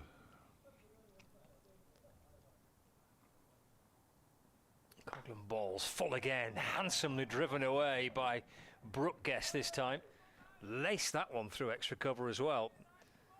2 glorious shots through the offside by Derbyshire batters. The first for Anderson, the second for Brooke Guest. Drilled away for 4. I'm wary of saying this, but I'm going to say it anyway, because, you know, I bet Paul Coughlin probably thinks it'd have been better off saying, I'll have to nip off to put the shirt on, and he wouldn't be bowling this over. He's gone for 9. There have been 2 glorious drives. He's just put them in the right place for them to be driven, which is completely out of character in the rest of his bowling so far in this match. And both batters haven't missed out. Coughlin to Guest. Tucked away to square leg for a single this time. Moves on to 31, and the score to 173 for 3. Oh, Chesterfield have scored. It's not a surprise, but it's hugely disappointing. But not for those of you who are from Chesterfield who support Derbyshire, of course. Congratulations. I'm really pleased for you. Chesterfield have scored. Well done. It's Coughlin. Is it me? It's not. No, I don't think it was. Down the leg side to Anderson, and it's deflected off Anderson's pad down towards the fine leg boundary for 4 leg by. So, well, in the end, it's an expensive over that. I think he was disturbed by flexing his muscles, and as he whipped off his top before it all started to put his proper shirt on, and he's gone for 4 from the first delivery, and a dot and a single, 4 from the 4th delivery, and he ends it with 4 leg buys. A couple of handsome looking drives in there though. Anderson and Guest, wow, they were lovely. 177 for 3, Derbyshire. Concentrate, Pletcher, concentrate. Sing from the pavilion end. I'll be able to commentate through these tears as Guest plays the first delivery out into the leg side. So you miss a penalty, then you go behind. When you haven't won since, I don't know, since I was a lad. This next delivery is a full one, and it's driven down the ground by Brooke Guest for a single. He moves on to 33. Half time at Burton, 0-0. Thank you, Freddie.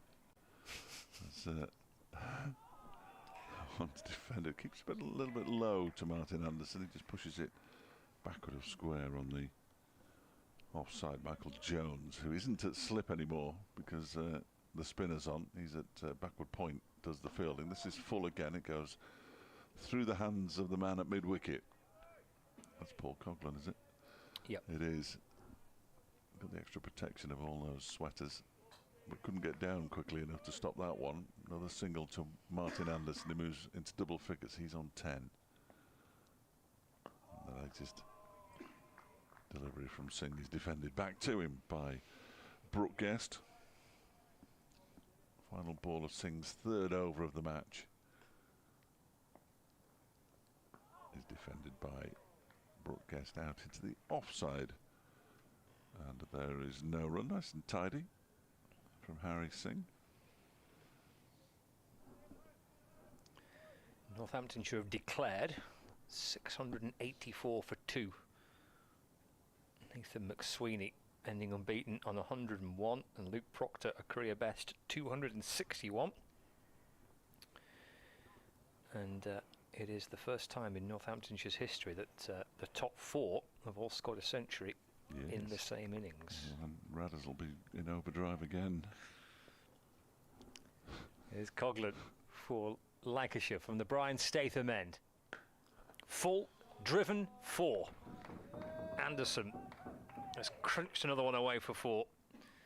And looks like he's picked up from where he left off at the county ground in Derby just a few days ago. He's on to 14, 183 for 3.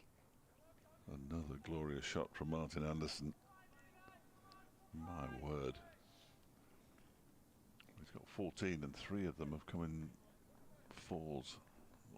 Oh no, that's nonsense. 3 4s in his 14. Coghlan to Anderson. Again, just half advancing half a step forward. And then driving the ball square to Bailey at point for a single. Moves to 15, 184 for 3. Brings Guest on strike. You were absolutely right. There was no way in the world they were coming to you at 3:48.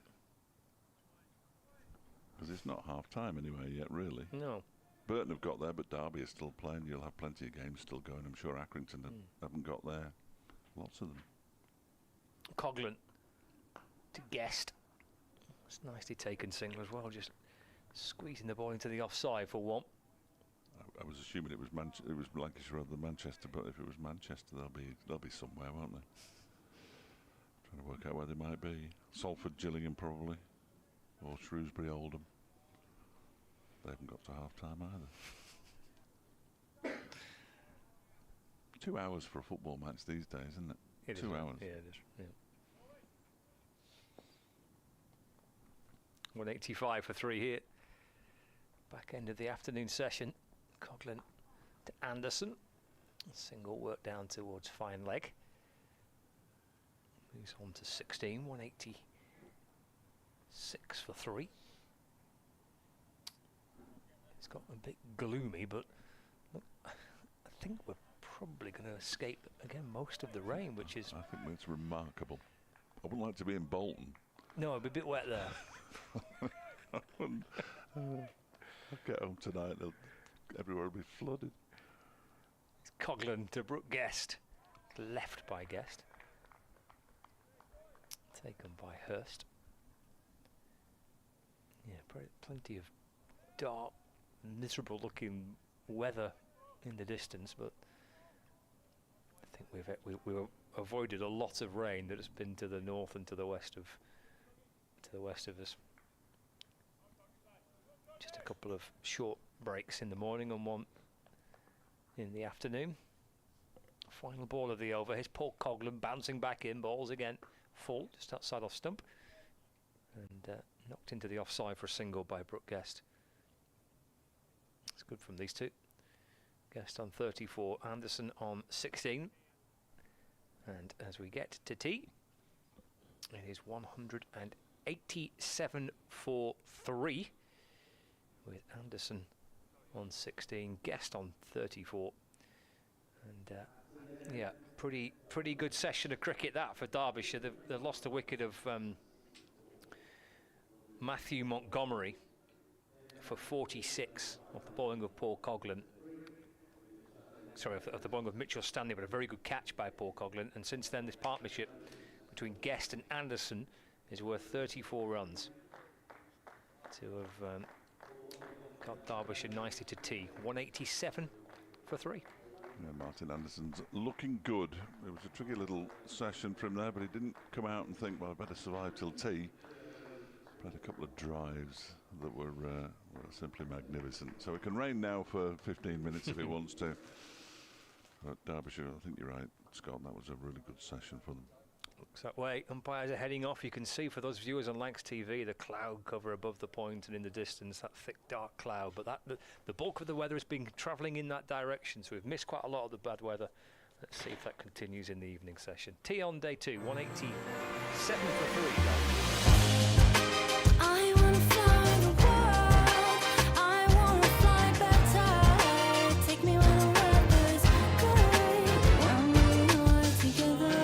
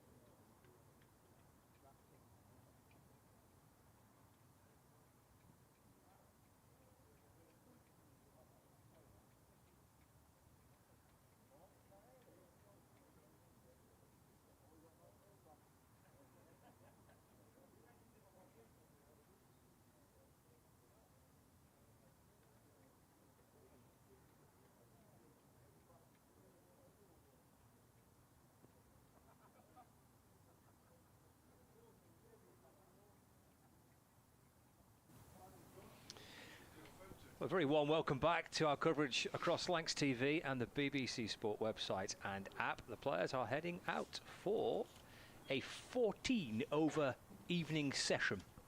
We've been off for a while because of, well, rather gloomy bad light and rain, quite a lot of rain actually at one stage. But it appears to have brightened up again. As we can see, the shadows from the players are from the sunlight, not the floodlights, which are still on. And we have 14 overs remaining in the day's allocation, with Derbyshire 187 for 3. But nice to get a bit more cricket down. Oh, absolutely, absolutely. We've only lost 18 overs in the day, which is remarkable, because you were describing the rain as we went off. I can't remember which time it was. To have only lost 18 overs from the last session is a remarkable effort, and well done to the ground staff, and well done to the drainage company who put the drainage in, because I don't think we'd have come back from that at Derby, not this year, but when they have the new drainage system or the new outfield put in, it may well get slightly better. It's a bit spongy at the moment up at Derby, or it was last week. So yeah, we're going to see Mitchell Stanley from the Sir James Anderson end, and he'll be bowling to Brooke Guest. He's got 34. Martin Anderson has got 16. There's a lot of pent-up frustration out there amongst the fielders by the sound of it. Stanley bowls and Guest pushes it into the leg side, and there's no run. They're all getting a bit overexcited. It's Saturday night. They're getting very excited, the Lancashire boys, by the sound of it. And why not? Yeah, it's a fine effort by the ground staff again, isn't it, to get the ground ready, and fair play to both umpires, keen just to not mess around too long. Yes, absolutely. Crack on with it. I mean, they did try and get started at about 5:05, but it rained again, which was unfortunate. There are plenty of puddles in the car park away to the left as Stanley bowls to Guest. That one's turned into the leg side once more. Once more, no run. It did allow me to get all my footballing frustrations out of the way nice and neatly over the course of the afternoon. Worked out well for you, hasn't it? Tranmere scored a goal, for goodness sake. That hasn't happened very often in recent times. Well done, Burton won. Burton won as well? Right. Disappointment for Derby County at Southampton. Oh dear. As Stanley is on his way in once again. Ball strikes the pad, keeps a bit low as well. Got a few of those, haven't we? But Guest almost knocks him off his feet, but he's okay, and he's still there, and that's pretty much all that matters at the moment. There they go again. No, absolute lunatics out there. What's happening? They just got a bit bored in the dressing rooms, haven't they? Yeah.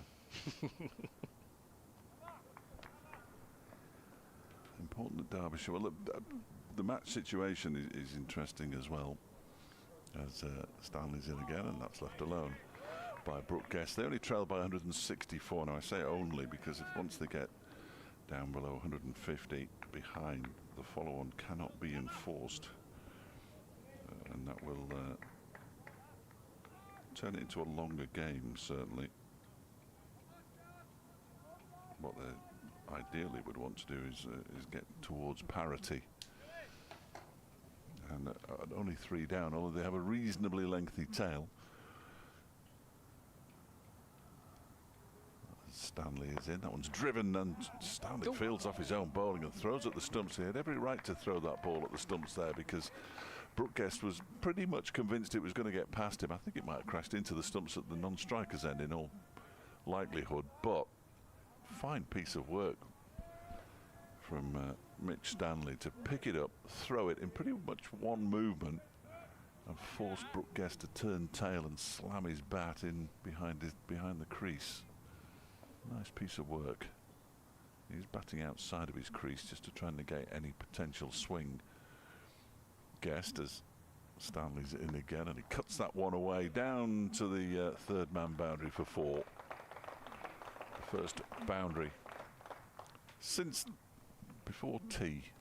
191 for 3 after 61 overs, 13 to go in the day. And Brooke Guest has moved on to 38, which is, we all know, is his highest score of the season. Yep, bit of width there for him to work with. And cuts that one down towards the third man boundary. To complete the over will be Tom Bailey from the Brian Statham end. We'll chat with his captain. He's polishing the ball. Bailey 11 overs for 17. He's got Martin Anderson on strike. Before we went off for rain, Martin Anderson hit a couple of absolute beauties through cover for 4. Looking like a man that's fresh from a double century last week. Bailey 2. Anderson, who's beaten, is on the walk again, isn't he? He's kind of half step forward. The ball just nibbles away from the edge of Anderson's bat. I love it when he does that. Because it puts the willies up everybody. But when you see it on a regular basis, you just sort of think, oh yeah, that's Martin Anderson. I asked him about his celebration last week, and he said, well, you've told me to smile a bit more. I don't ever remember telling him that. Bailey balls to Anderson. Hammered away again through the offside. Will be cut off this time. It's Tom Hartley coming round from the boundary at point. Does have a lovely smile, though. So, well, at some point you must have said something.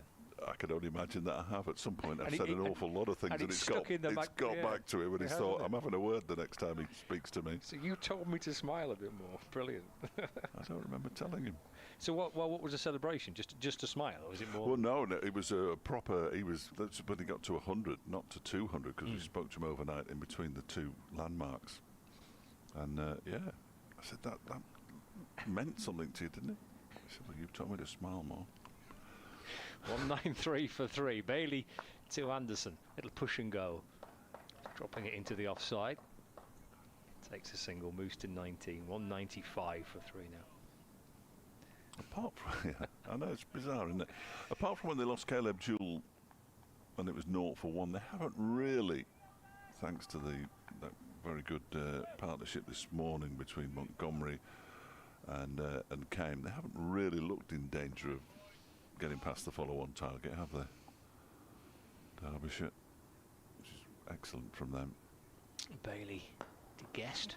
Runs here. Nasty bobble there, Mitch Stanley. Through mid-wicket, it did bounce. He's feeling on the one of the strips. It's gone for 4 just about, but it was that bounce, wasn't it? In front of the full-length dive in, and all 12 foot of him. And just as he's on the floor, the ball just bobbled straight over his arms. It was really unfortunate. Yep. There we go. It just, yeah, he couldn't do anything about it.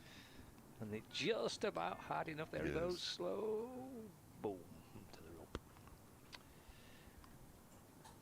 Timed to perfection, I'm sure Brooke Guest would say.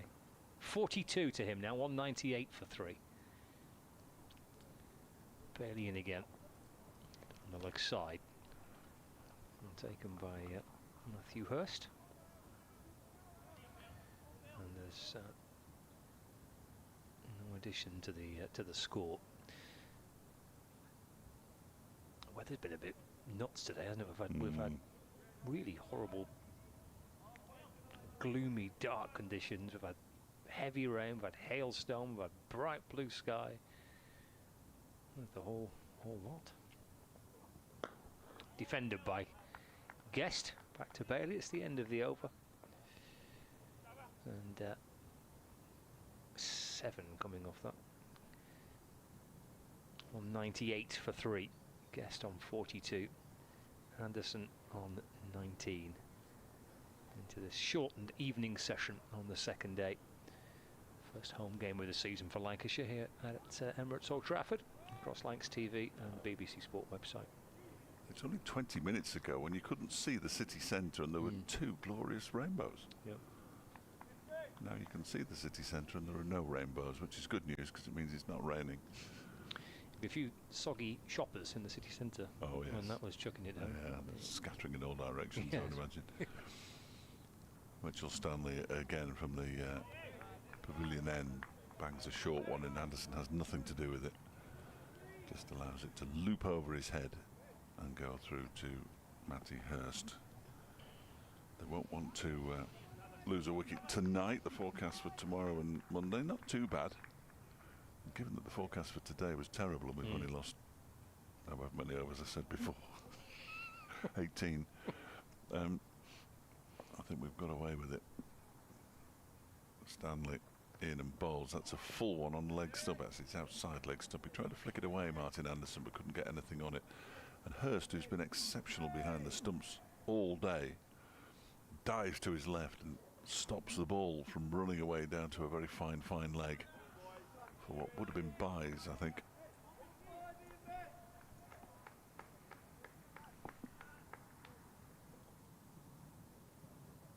Just 2 slips and a gully. Jones and Singh in a slip with Coghlan at gully. He's already taken a catch there today. Stanley's in. That one is on the pads again and flicked away down to deep backward square leg where Marcus Harris is patrolling. He throws the ball in. It's a bit short for Hurst, who can't take it cleanly, and they get through for a single. Anderson up to 20 of just 22 deliveries. Brooke Guest a slightly longer vigil out there. 96 balls he's faced for his 42. Last man out, Harry Kane for 83, bowled by James Anderson. Played on, didn't have to play at the ball really. He'll be disappointed as Stanley bowls, and that one is defended by Guest. Derbyshire just 152 runs behind now. Do we reckon that one from Harry Kane just kept a little bit low? Yeah. Yeah, that's a good shout, actually. Kept low. I'll write that on my hand. I think it did, didn't it? Just no, it did. It came off the toe end of his bat.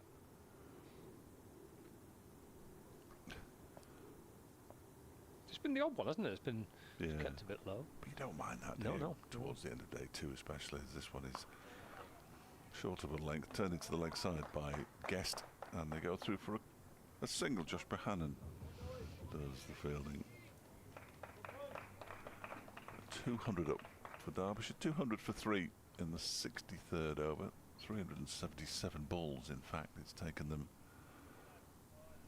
4 hours and some minutes because it's already disappeared. I think it's 4 hours and 9 minutes. 249, that kind of area anyway.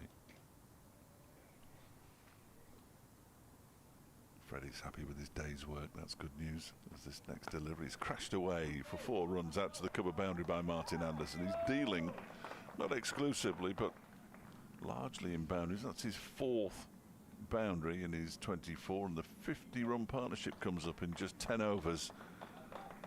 And I can do that one 46 minutes because that's what it says on the board. Excellent work from these two.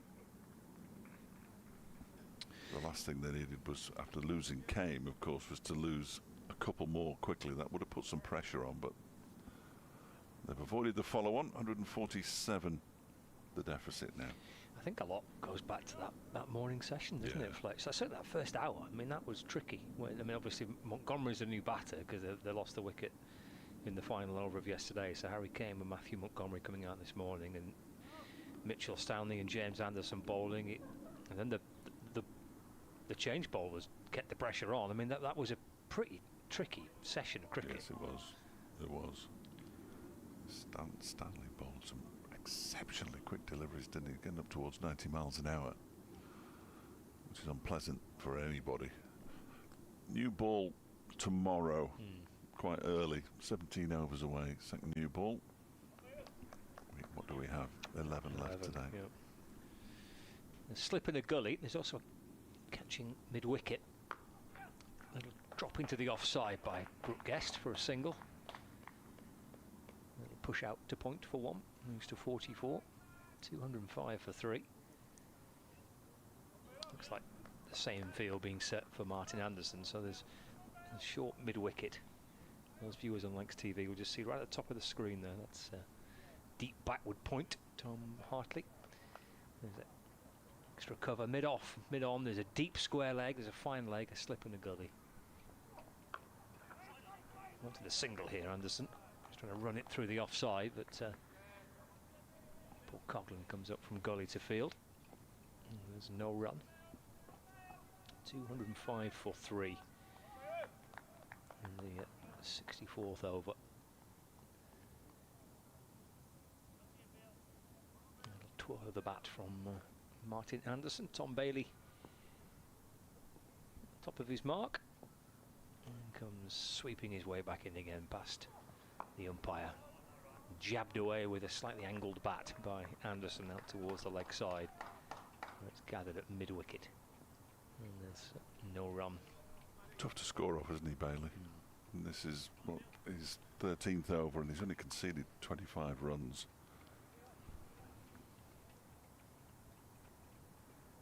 Far fewer than the overall run rate of the innings, which is 3 1/4. Good effort. Bailey in again. Anderson defends again. The ball just comes back in towards him, so just clips it off his pads out towards the leg side. So you've got Bailey going at just over 2, Hartley going at just over 2, and Anderson going at just over 2. There aren't many opportunities to score quickly, are there? Which is what Derbyshire did against Worcestershire, scoring at over 4 and over throughout the innings. And we've seen some quick scoring around the 1 or 2 of the games this week, haven't we?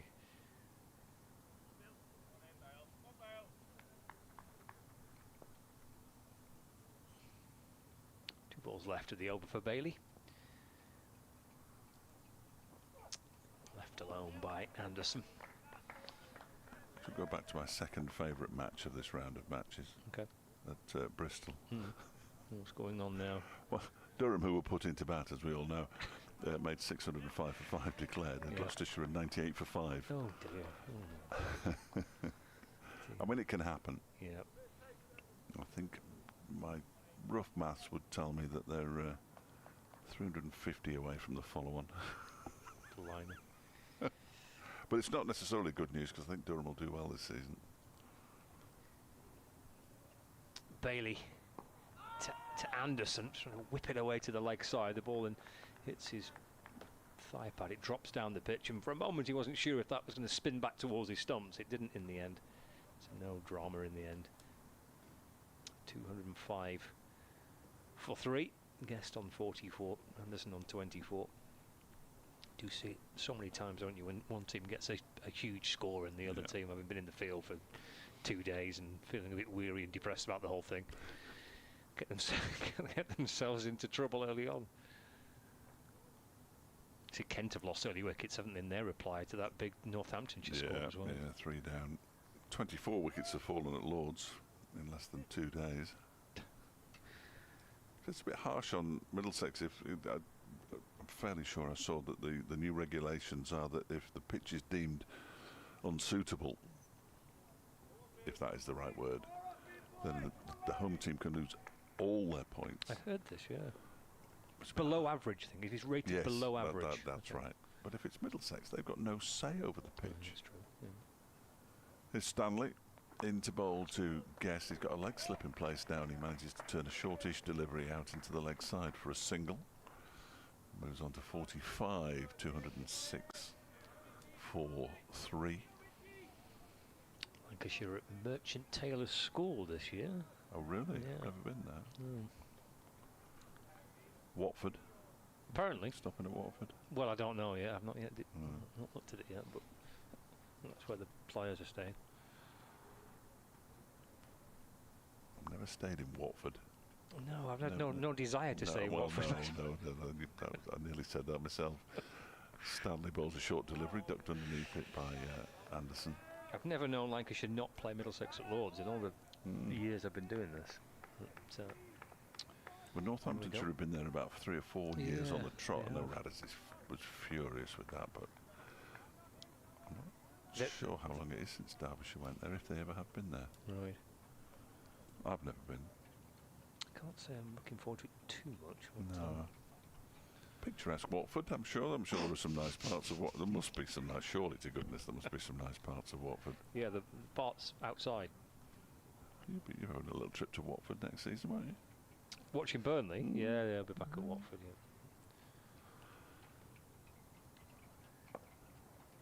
Unless they go up, I don't know where they are. I don't think they can. This next one from Stanley is played off the back foot, punched into the offside, out towards the extra cover boundary. Anderson is giving chase to the shot from Anderson, and he'll get there about 5 yards inside the rope and keep it down to 2. Good work from James Anderson. Gets the throw in quickly, and Martin Anderson moves on to 26. They've been quick today. It's Matthew. Hey, and it's 208 for 3. Oh, you see, I've been caught out a couple of times. Matthew and Colin are operating the scoreboard today, and they've been pretty sharp. They put the runs on there before they've completed them. Just had the feeling I'd already said 206 for 3. I don't know why. I'm easily fooled by a scoreboard, though. Stanley with 2 for 61 to his name. That one is down the leg side, and Anderson lifts his bat out of the way of it. 2 to go in the over. Signalled by Sue Redfern to her fellow umpire Jack Shantry. So what, they've peaked caps on, haven't they, the two Well, umpires? they have, and interestingly, I know it's because I'm fairly sure because there's a leg slip, there's a long leg, and there is a man out on the. It's on the mid-wicket boundary rather than the square leg boundary. But Jack Shantry's at point. He's looking directly into the sun. As this next delivery from Stanley's turned down towards the long leg, just down below us, Tom Bailey. Single taken. 209 for 3. Anderson up to 27 now. And the partnership worth 57.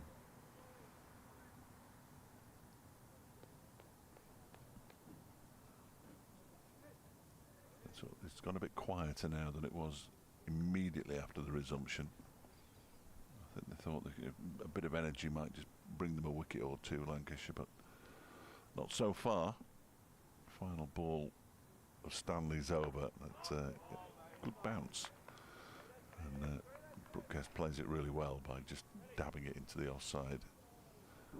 And there's no run. 209 for 3 then with... it's on the screen. 9 overs to go. I keep looking at the scoreboard that goes around the bottom of the top tier of the stand. I can see how many overs are left on that, and I've been looking at that, but it's on the screen. Yeah, there's 2 clues. The screen to our right, and then the enormous scoreboard in the corner of the ground. With the greatest respect to the enormous scoreboard in the corner of the ground, I find it quite complicated to read. Right. Okay. There's overs left, and bottom left, and of the there's screen. overs gone at the top, and then sometimes you get a big thing at the. It just confuses me. Maybe I'm just used to it. Well, obviously I am used to it. Bailey into Anderson. He tries to swat it away, and almost kind of swats it to the other Anderson with 1S at mid-on. Anderson caught Anderson would have been special. Yeah. He needs to be caught and bowled, Anderson, though, really, doesn't he? That'd be ideal, wouldn't it? Not for a while, but.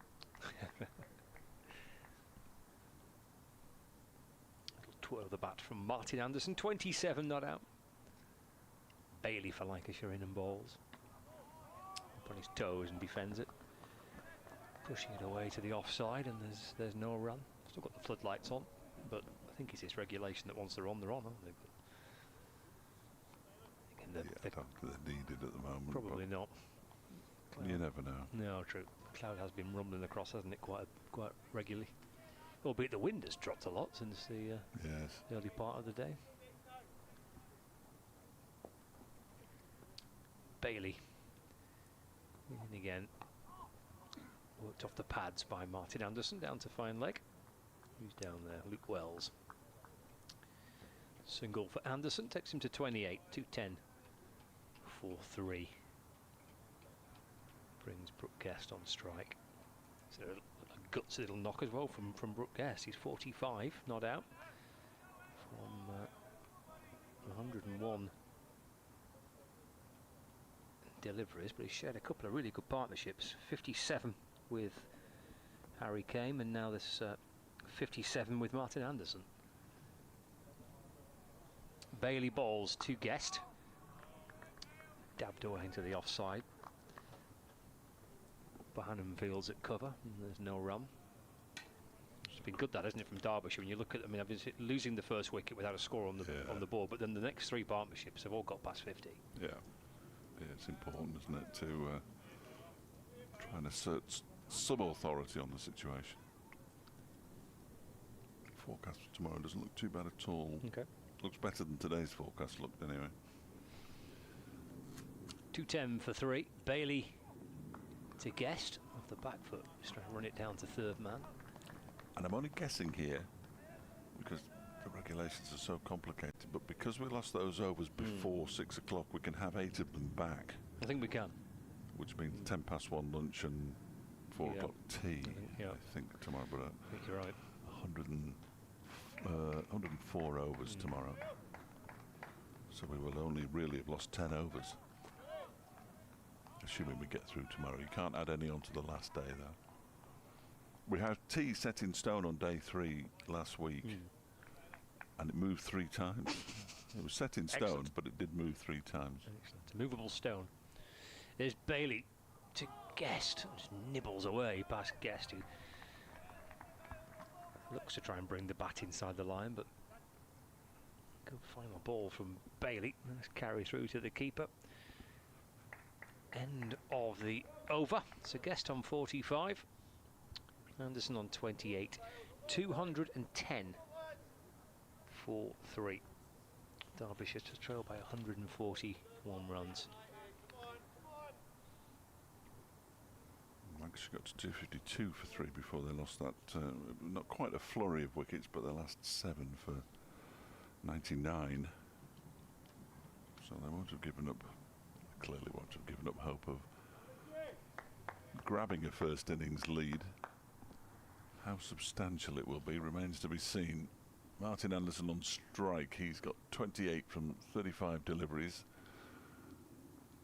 And the first ball that he faces from the new over from Mitch Stanley. He swivels and pulls it out to the backward square leg boundary for 4. 5th boundary for Martin Anderson. He's 32 now, 214 for 3. And even when he was in good form last season, when he got the first 3 centuries of his first-class career, he never looked in the kind of form that he looked like last week, or indeed so far today.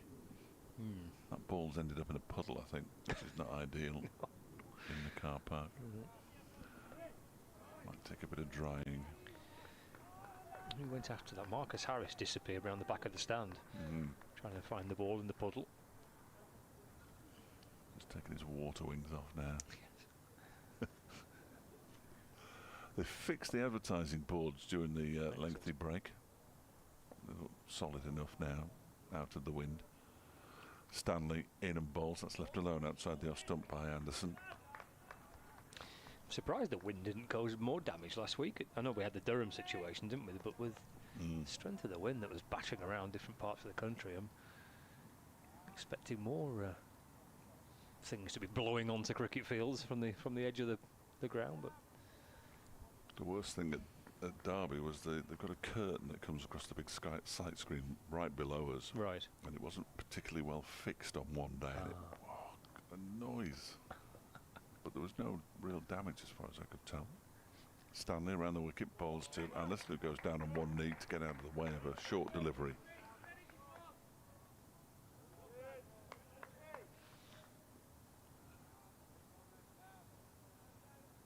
We had a problem here with that a couple of seasons ago. There was a sight screen on the far side in front of the pavilion, and that was a material sight screen that was billowing so much, and in the end the wind got underneath it and ripped it off. Yeah. It wasn't too long ago. I think it was at Newport, wasn't it, that Glamorgan lost a sight screen. It just fell over. There comes Stanley over the wicket to Anderson. That one tucks him up a touch. Might have hit him in the midriff. And he goes walking out to square leg. It's wonderful when things like that happen, because that keeps the connection from the professional game to the club game, and things like that. Yeah, absolutely. You're seeing cricketers disappearing out of grounds, crawling under covers, trying to get the ball. There'll be things that are seen week in, week out around club cricket. So everybody had already sorted their grounds out. Yeah, hopefully. And battened down the hatches last weekend. Club season will start soon. Anderson tucks this next short delivery from Stanley into the leg side for a single. It's a couple of years ago. It was delayed, wasn't it? Well, it certainly was up in the Lancashire leagues. For at least 2 weeks, if not 3 weeks, I think the season was pushed back. Added some more double headers, didn't they, later on in the season? I think, yeah. Because as in the professional game, in the amateur game, if you lose a Saturday, you've lost a Saturday generally. But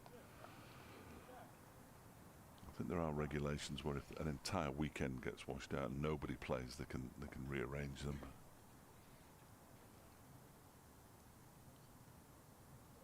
I'd like to be looking after a square at this time of year. Stanley bowls, left alone by Brooke Guest to go through to Matty Hurst behind the stumps for Lancashire.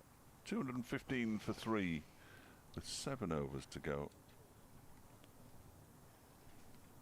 Anderson Martin has 33. Brooke Guest has 45. And the partnership is now worth 63. As Derbyshire now trail by 136 runs. I don't think they'll do the aggressive thing and declare 100 behind. That would be might be something they'd think about in the last couple of games of the season if they needed to force a victory. But I think coming to Old Trafford and getting out of it with a very good draw would do them nicely at this stage. Derbyshire stops Lancashire from getting too far. Well, they weren't ahead of them, were they, coming into this game? Oof, new over begins from Tom Bailey.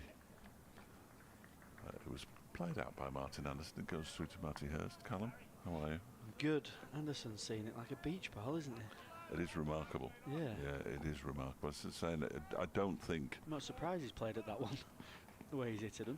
I just don't think he was playing this well when he got 3 centuries last season, which were the first 3 that he'd got in his professional career in first-class cricket.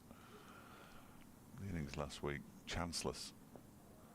And same so far as Bailey bowls to him, and he drives it away, backward of square, but there is a man down there, rather disappointingly. On the point boundary, Tom Hartley. He's down there in the shadow of the scoreboard. Anderson moves to 34 now, 216 for 3. I'm sure Mickey Arthur, if he's managed to stay up this late to carry on watching Derbyshire, indeed, if he's not at a wedding reception, he'll be pleased with what he's seen from his side. That fight back yesterday afternoon and the batting so far, in between the occasional shower. Bailey bowls, and that one's pushed out into the offside by Guest. Happy to rotate the strike, which is equally important. Moves to 46, 217 for 3. Yeah, Derbyshire have been excellent today, especially after the start last night, losing Caleb Jewell at the end of day 1. That did put a bit of a dampener on it from a Derbyshire perspective, I've got to say. Although Bash was really good post-match, or post-day's play. Bailey bowls wide of the off-stump, left alone by Anderson. Bit of a day that seesawed yesterday, wasn't it? You know, Derbyshire started really well, 11 for 2, and Lancashire with that brilliant partnership of Harris and Bohannon, and then they ended up losing 99 for 7 in the last 7 wickets. So it was a real good day's cricket. It was everything you want in a day of Yeah. first-class cricket, really, wasn't it? Both sides having their moments. Lancashire would still regard themselves with this 134-run lead as marginally in front, probably, but Bailey bowls to Anderson, who just pushes this one out into the offside. Bohannon fields. I don't think there's much between them, really. Yeah, I think Lancashire would have liked to have taken, 5 wickets maybe today. Derbyshire, should we say, 5 down. I think certainly Derbyshire's day, unless a real disaster happens in these last 6 overs. The way they've committed themselves to the plan and how patient they've been has been excellent, because they've battled through some good spells from Anderson and Stanley especially. Final ball of Bailey's over then. It's the 15th of his innings so far, and he bowls to Anderson, who drives but doesn't time that one, which is unusual. Straight to Harris at mid-off, and the over comes to an end. 217 for 3, 34 to Anderson, 46 to Brooke Guest, the wicketkeeper batsman. And the deficit now 134. 4 bonus points now for Lancashire with the 3rd wicket. 3 to Derbyshire from their bowling efforts. None in the batting column yet. They don't start till 2:50, and we've already had 68 overs, so maximum batting points is a long way away. Going to see a change from the Sir James Anderson end. Harry Singh, bit of spin is going to come into the attack. Gary Bowyer not getting carried away with Burton's win. The 3 points are the same as the first game of the season. They're 3 points. We knew it was going to be difficult, and it proved. I'm not sure about that last bit. He will not get carried away, that man. I'm potentially going to see him tomorrow at Old Trafford. Might nip in. Might nip in. Singh to Guest. Guest just playing forward into the offside. Loves his cricket, but supports Lancashire and Nottinghamshire. I'm not sure you can support two teams like that. But Singh, flatter, quicker. Guest on the back foot, punching that back towards the Lancashire bowler. Covers a lot of bases, that, doesn't it? Yeah. Too many, really. Singh, a bit slower this time, more flight. Guess just playing defensively into the offside.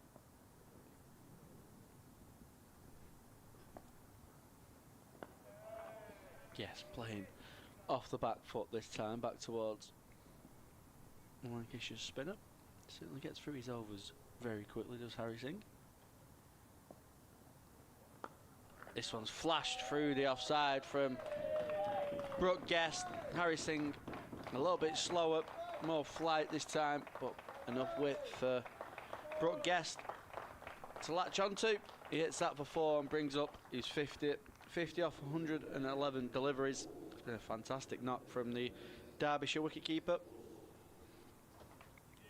Yeah, he'd be pleased. He missed out a bit because he scored 36, I think, on the opening day of the season. Around a couple of other players around him, yeah, 36. Singh in a little bit flatter this time.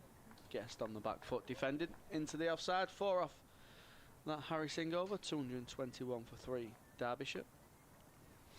So Griff was in here during the rain break showing everybody his award-winning photograph. Can't be many people who haven't seen it now.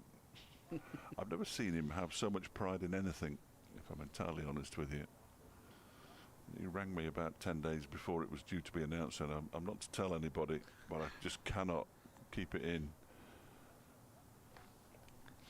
I was very happy to keep the embargo, and it was an excellent photograph. If you haven't seen it, just search his feed on X, and it'll be there. As are a couple of aerial shots, one of this Old Trafford and one of that Old Trafford. And he took those on one of the windiest days in recent times, so he did well to get the drone up and down again in one piece. Yeah, it sounded like he nearly lost it at some stage. Yes. Yes, I think there was some twitching. So Tom Hartley's going to come on now. We've got 5 overs remaining in the day, and if we get spin at both ends, that will hasten the end of the day's play. It's Hartley around the wicket to Martin Anderson, a full delivery. He just turns it around the corner down towards backward square leg for a single. Anderson moves on to 35, and Derbyshire did 222 for 3.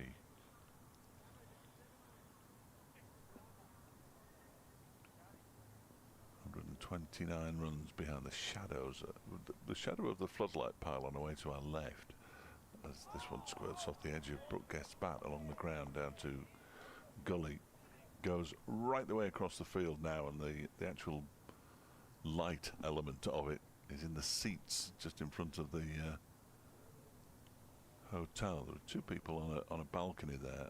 One of them is shielding his eyes from the sun as it starts to set. That one's pushed out into the offside again by Brooke Guest, this time with more of the bat, fielded by Paul Coughlin.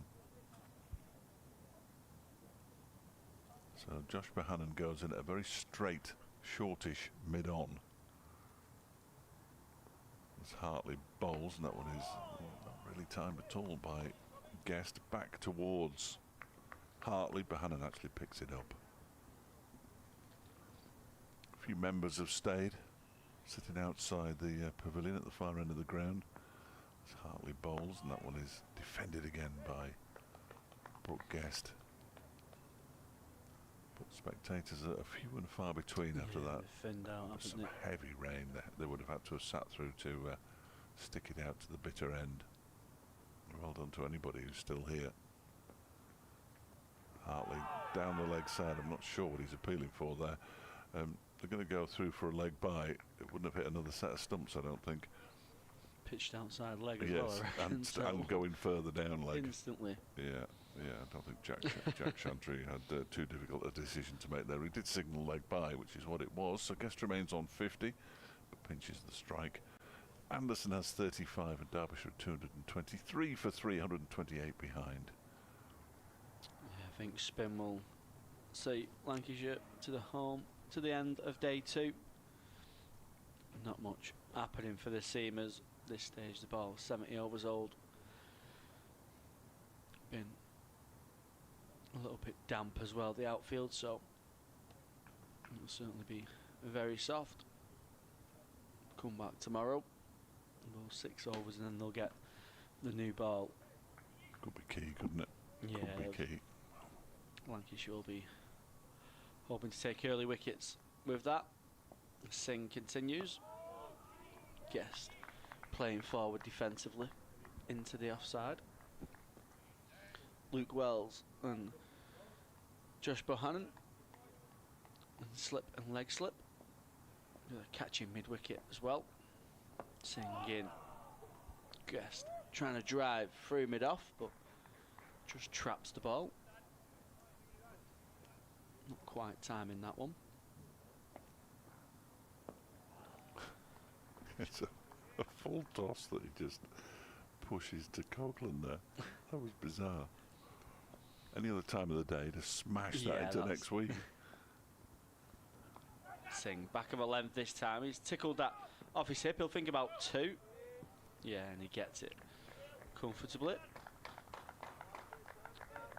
Takes Guest onto 52. Derbyshire 225 for 3. 3 overs left after these 2 deliveries. Harry Singh's going to come round the wicket.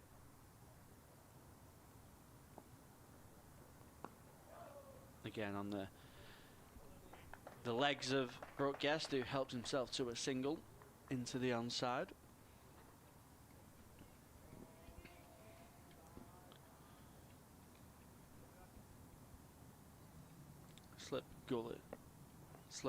Leg slip and a catch in mid-wicket still in for Anderson, who similar area to Brooke Guest, plays that away into the onside, but this time he's denied the single from Tom Hartley.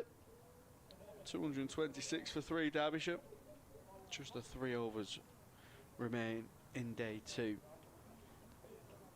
Clever declining of the run there from Martin Anderson from the last ball of the over. Could have been a quick single on. It was good fielding by Hartley, but there could have been a quick single on, but they decided not to. Not worth the risk at this stage, is it? No, he's at the hard work's done. When he's at the non-strikers. That's how you play it. Here's Hartley into Guest, who goes back and cuts the ball out to the cover boundary, and they'll pick up a single. Guest moves on to 54 now, 227 for 3. Over 8 plus 3. As Hartley bowls, and That one is, again, forced out towards that man on the cover boundary. Fairly sure it's Bailey. And they go through for another single as Anderson moves to 36 to 28 for 3. It's almost like we're fulfilling an obligation here. Yeah. To bowl these overs, and then battle will recommence in the morning at 11 o'clock, hopefully. That one's defended by Guest. Bohannon Fields. It's got that flat field out there from Lancashire, hasn't it? Yes, get off the field, regroup. Get through these overs and get closer to that new ball. This one's dropped short by Hartley, and off the back foot it's pulled away quite straight by Brooke Guest for 4 runs. And that won't have done the ball any good, running across the boundary rope and onto the damp grass beyond. It's a brilliant shot in the end from Brooke Guest.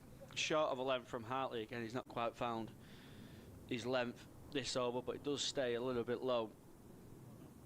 Guest plays it late enough, plays it all along the ground and picks up another boundary. Moves him on to 58, 232 for 3. And the next one is pushed into the offside, up towards mid-off. Harris into the long barrier to do the fielding. Gives the ball a cursory polish. I think largely something to do as much as anything. And then Hartley's next delivery is turned into the leg side by Guest. They pick up another single as Harry Singh does the fielding. Guest once again pinches the strike, whether he wanted to or not. He moves on to 59 now. 36 to Anderson, 233 for 3 with 2 overs to go. Derbyshire 118 behind with 7 first innings wickets still in hand. Yeah, Singh is going to bowl the last over from the Sir James Anderson end for day 2. Still going to continue round the wicket to Guest. Played spin very well as the Derbyshire wicketkeeper. That one's played back to the bowler for no run. Well, they don't want to lose a wicket in this over, because that would mean they could still lose a couple of wickets. Brooke Guest solid in behind his defence.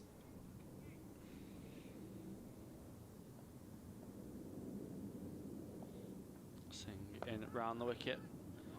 This one's driven through the offside, but doesn't beat Mitchell Stanley in the covers.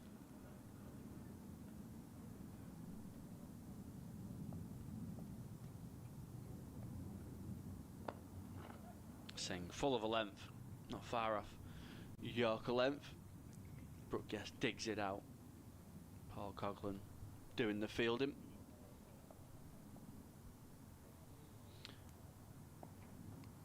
Singh onto the legs of Brooke Guest.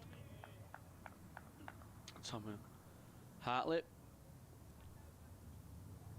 getting round, cutting the single off. Final delivery for Harry Singh today. It's back over the wicket. Brooke Guest is in behind forward defence, and that might be job done for Brooke Guest for the day. He's at the non-striker's end for this final over. Brooke Guest 59, Anderson 36, and the score is 233 for 3. 81 run partnership between these two. Good effort. And there can only be 4 down now, Derbyshire, should the worst happen. I'll try and give you the scores in the other First Division games, which are still going on, all of them, throughout this over. As Hartley comes in around the wicket and bowls to Anderson, who just drives it out into the offside. 26 wickets have fallen at Lords in the first 2 days. Worcestershire 198 for 6, leading Middlesex by 206. As Hartley comes in again, and Anderson goes back and chops the ball out towards Bailey on the cover boundary for a single. He moves to 37 to 34 for 3. That doesn't feel right. but it is. Worcestershire 141 for 7 against Durham, trailing by 464 at Bristol. It's Hartley bowls. That's defended by Guest. And down at Canterbury, Kenton 110 for 4. They still trail Northamptonshire by 574 runs. All still going on. 3 deliveries left. First of those bowled by Hartley is cut away by Brooke Guest out towards Bailey for another single. 235 for 3. Guest up to 60. Hampshire 144 in front of Yorkshire, 70 for 1 in their second innings. Notts 284 for 9 in their second innings, leading Glamorgan by 450 at Trent Bridge. As Hartley comes in, the penultimate ball of the day is defended by Anderson. Leicestershire making a good fist of it. 347 for 3 against Surrey. They trail by 173 at the Oval. Warwickshire 147 for 5 in their second innings, leading by 210 at Hove. Final ball of the day here. Hartley bowls it. It's defended by Martin Anderson. Essex 118 for 3, trailing Somerset by 81. And here, Derbyshire at the close of day 2 are 235 for 3. The not-out batsmen are Brooke Guest, who's on 60, and Martin Anderson, who's batted really nicely. Slowed down a touch, but that's perfectly fine in that final session. He's got 37 off 52. As I say, these two have put on, oh dear, they've put on 83 so far for the 4th wicket. And Derbyshire, well, they trail now by just 116 runs with 7 wickets in hand, and they will regard that, they'll regard that as a pretty good final session to get through without losing anybody. Yeah, definitely Derbyshire's day. You know, they lost the late wicket of Caleb Jewell last night, but to only lose 2 wickets across the just over 72 overs in day 2, I think has been an excellent day for Derbyshire. Started off with the standing skipper Harry Kane. I thought he played excellent for his 83. Montgomery 46 as well, but that's continued with Brooke Guest and Anderson with the form that he's in. It looks like he's seen it very well still. So excellent day for Derbyshire. Lancashire will certainly be disappointed to only take 2 wickets across the day, but they'll have the opportunity to come back in the morning session tomorrow. They'll have the new ball after 6 overs of play, so they'll look to try and take some early wickets and try and get back into this game. We lost 18 overs today due to the rain. I think we've got away with it, and we'll get 8 of those back tomorrow, weather permitting, and we will be back with you just before 11 o'clock at the start of play tomorrow. Derbyshire finishing day 2, 235 for 3, trailing by 116.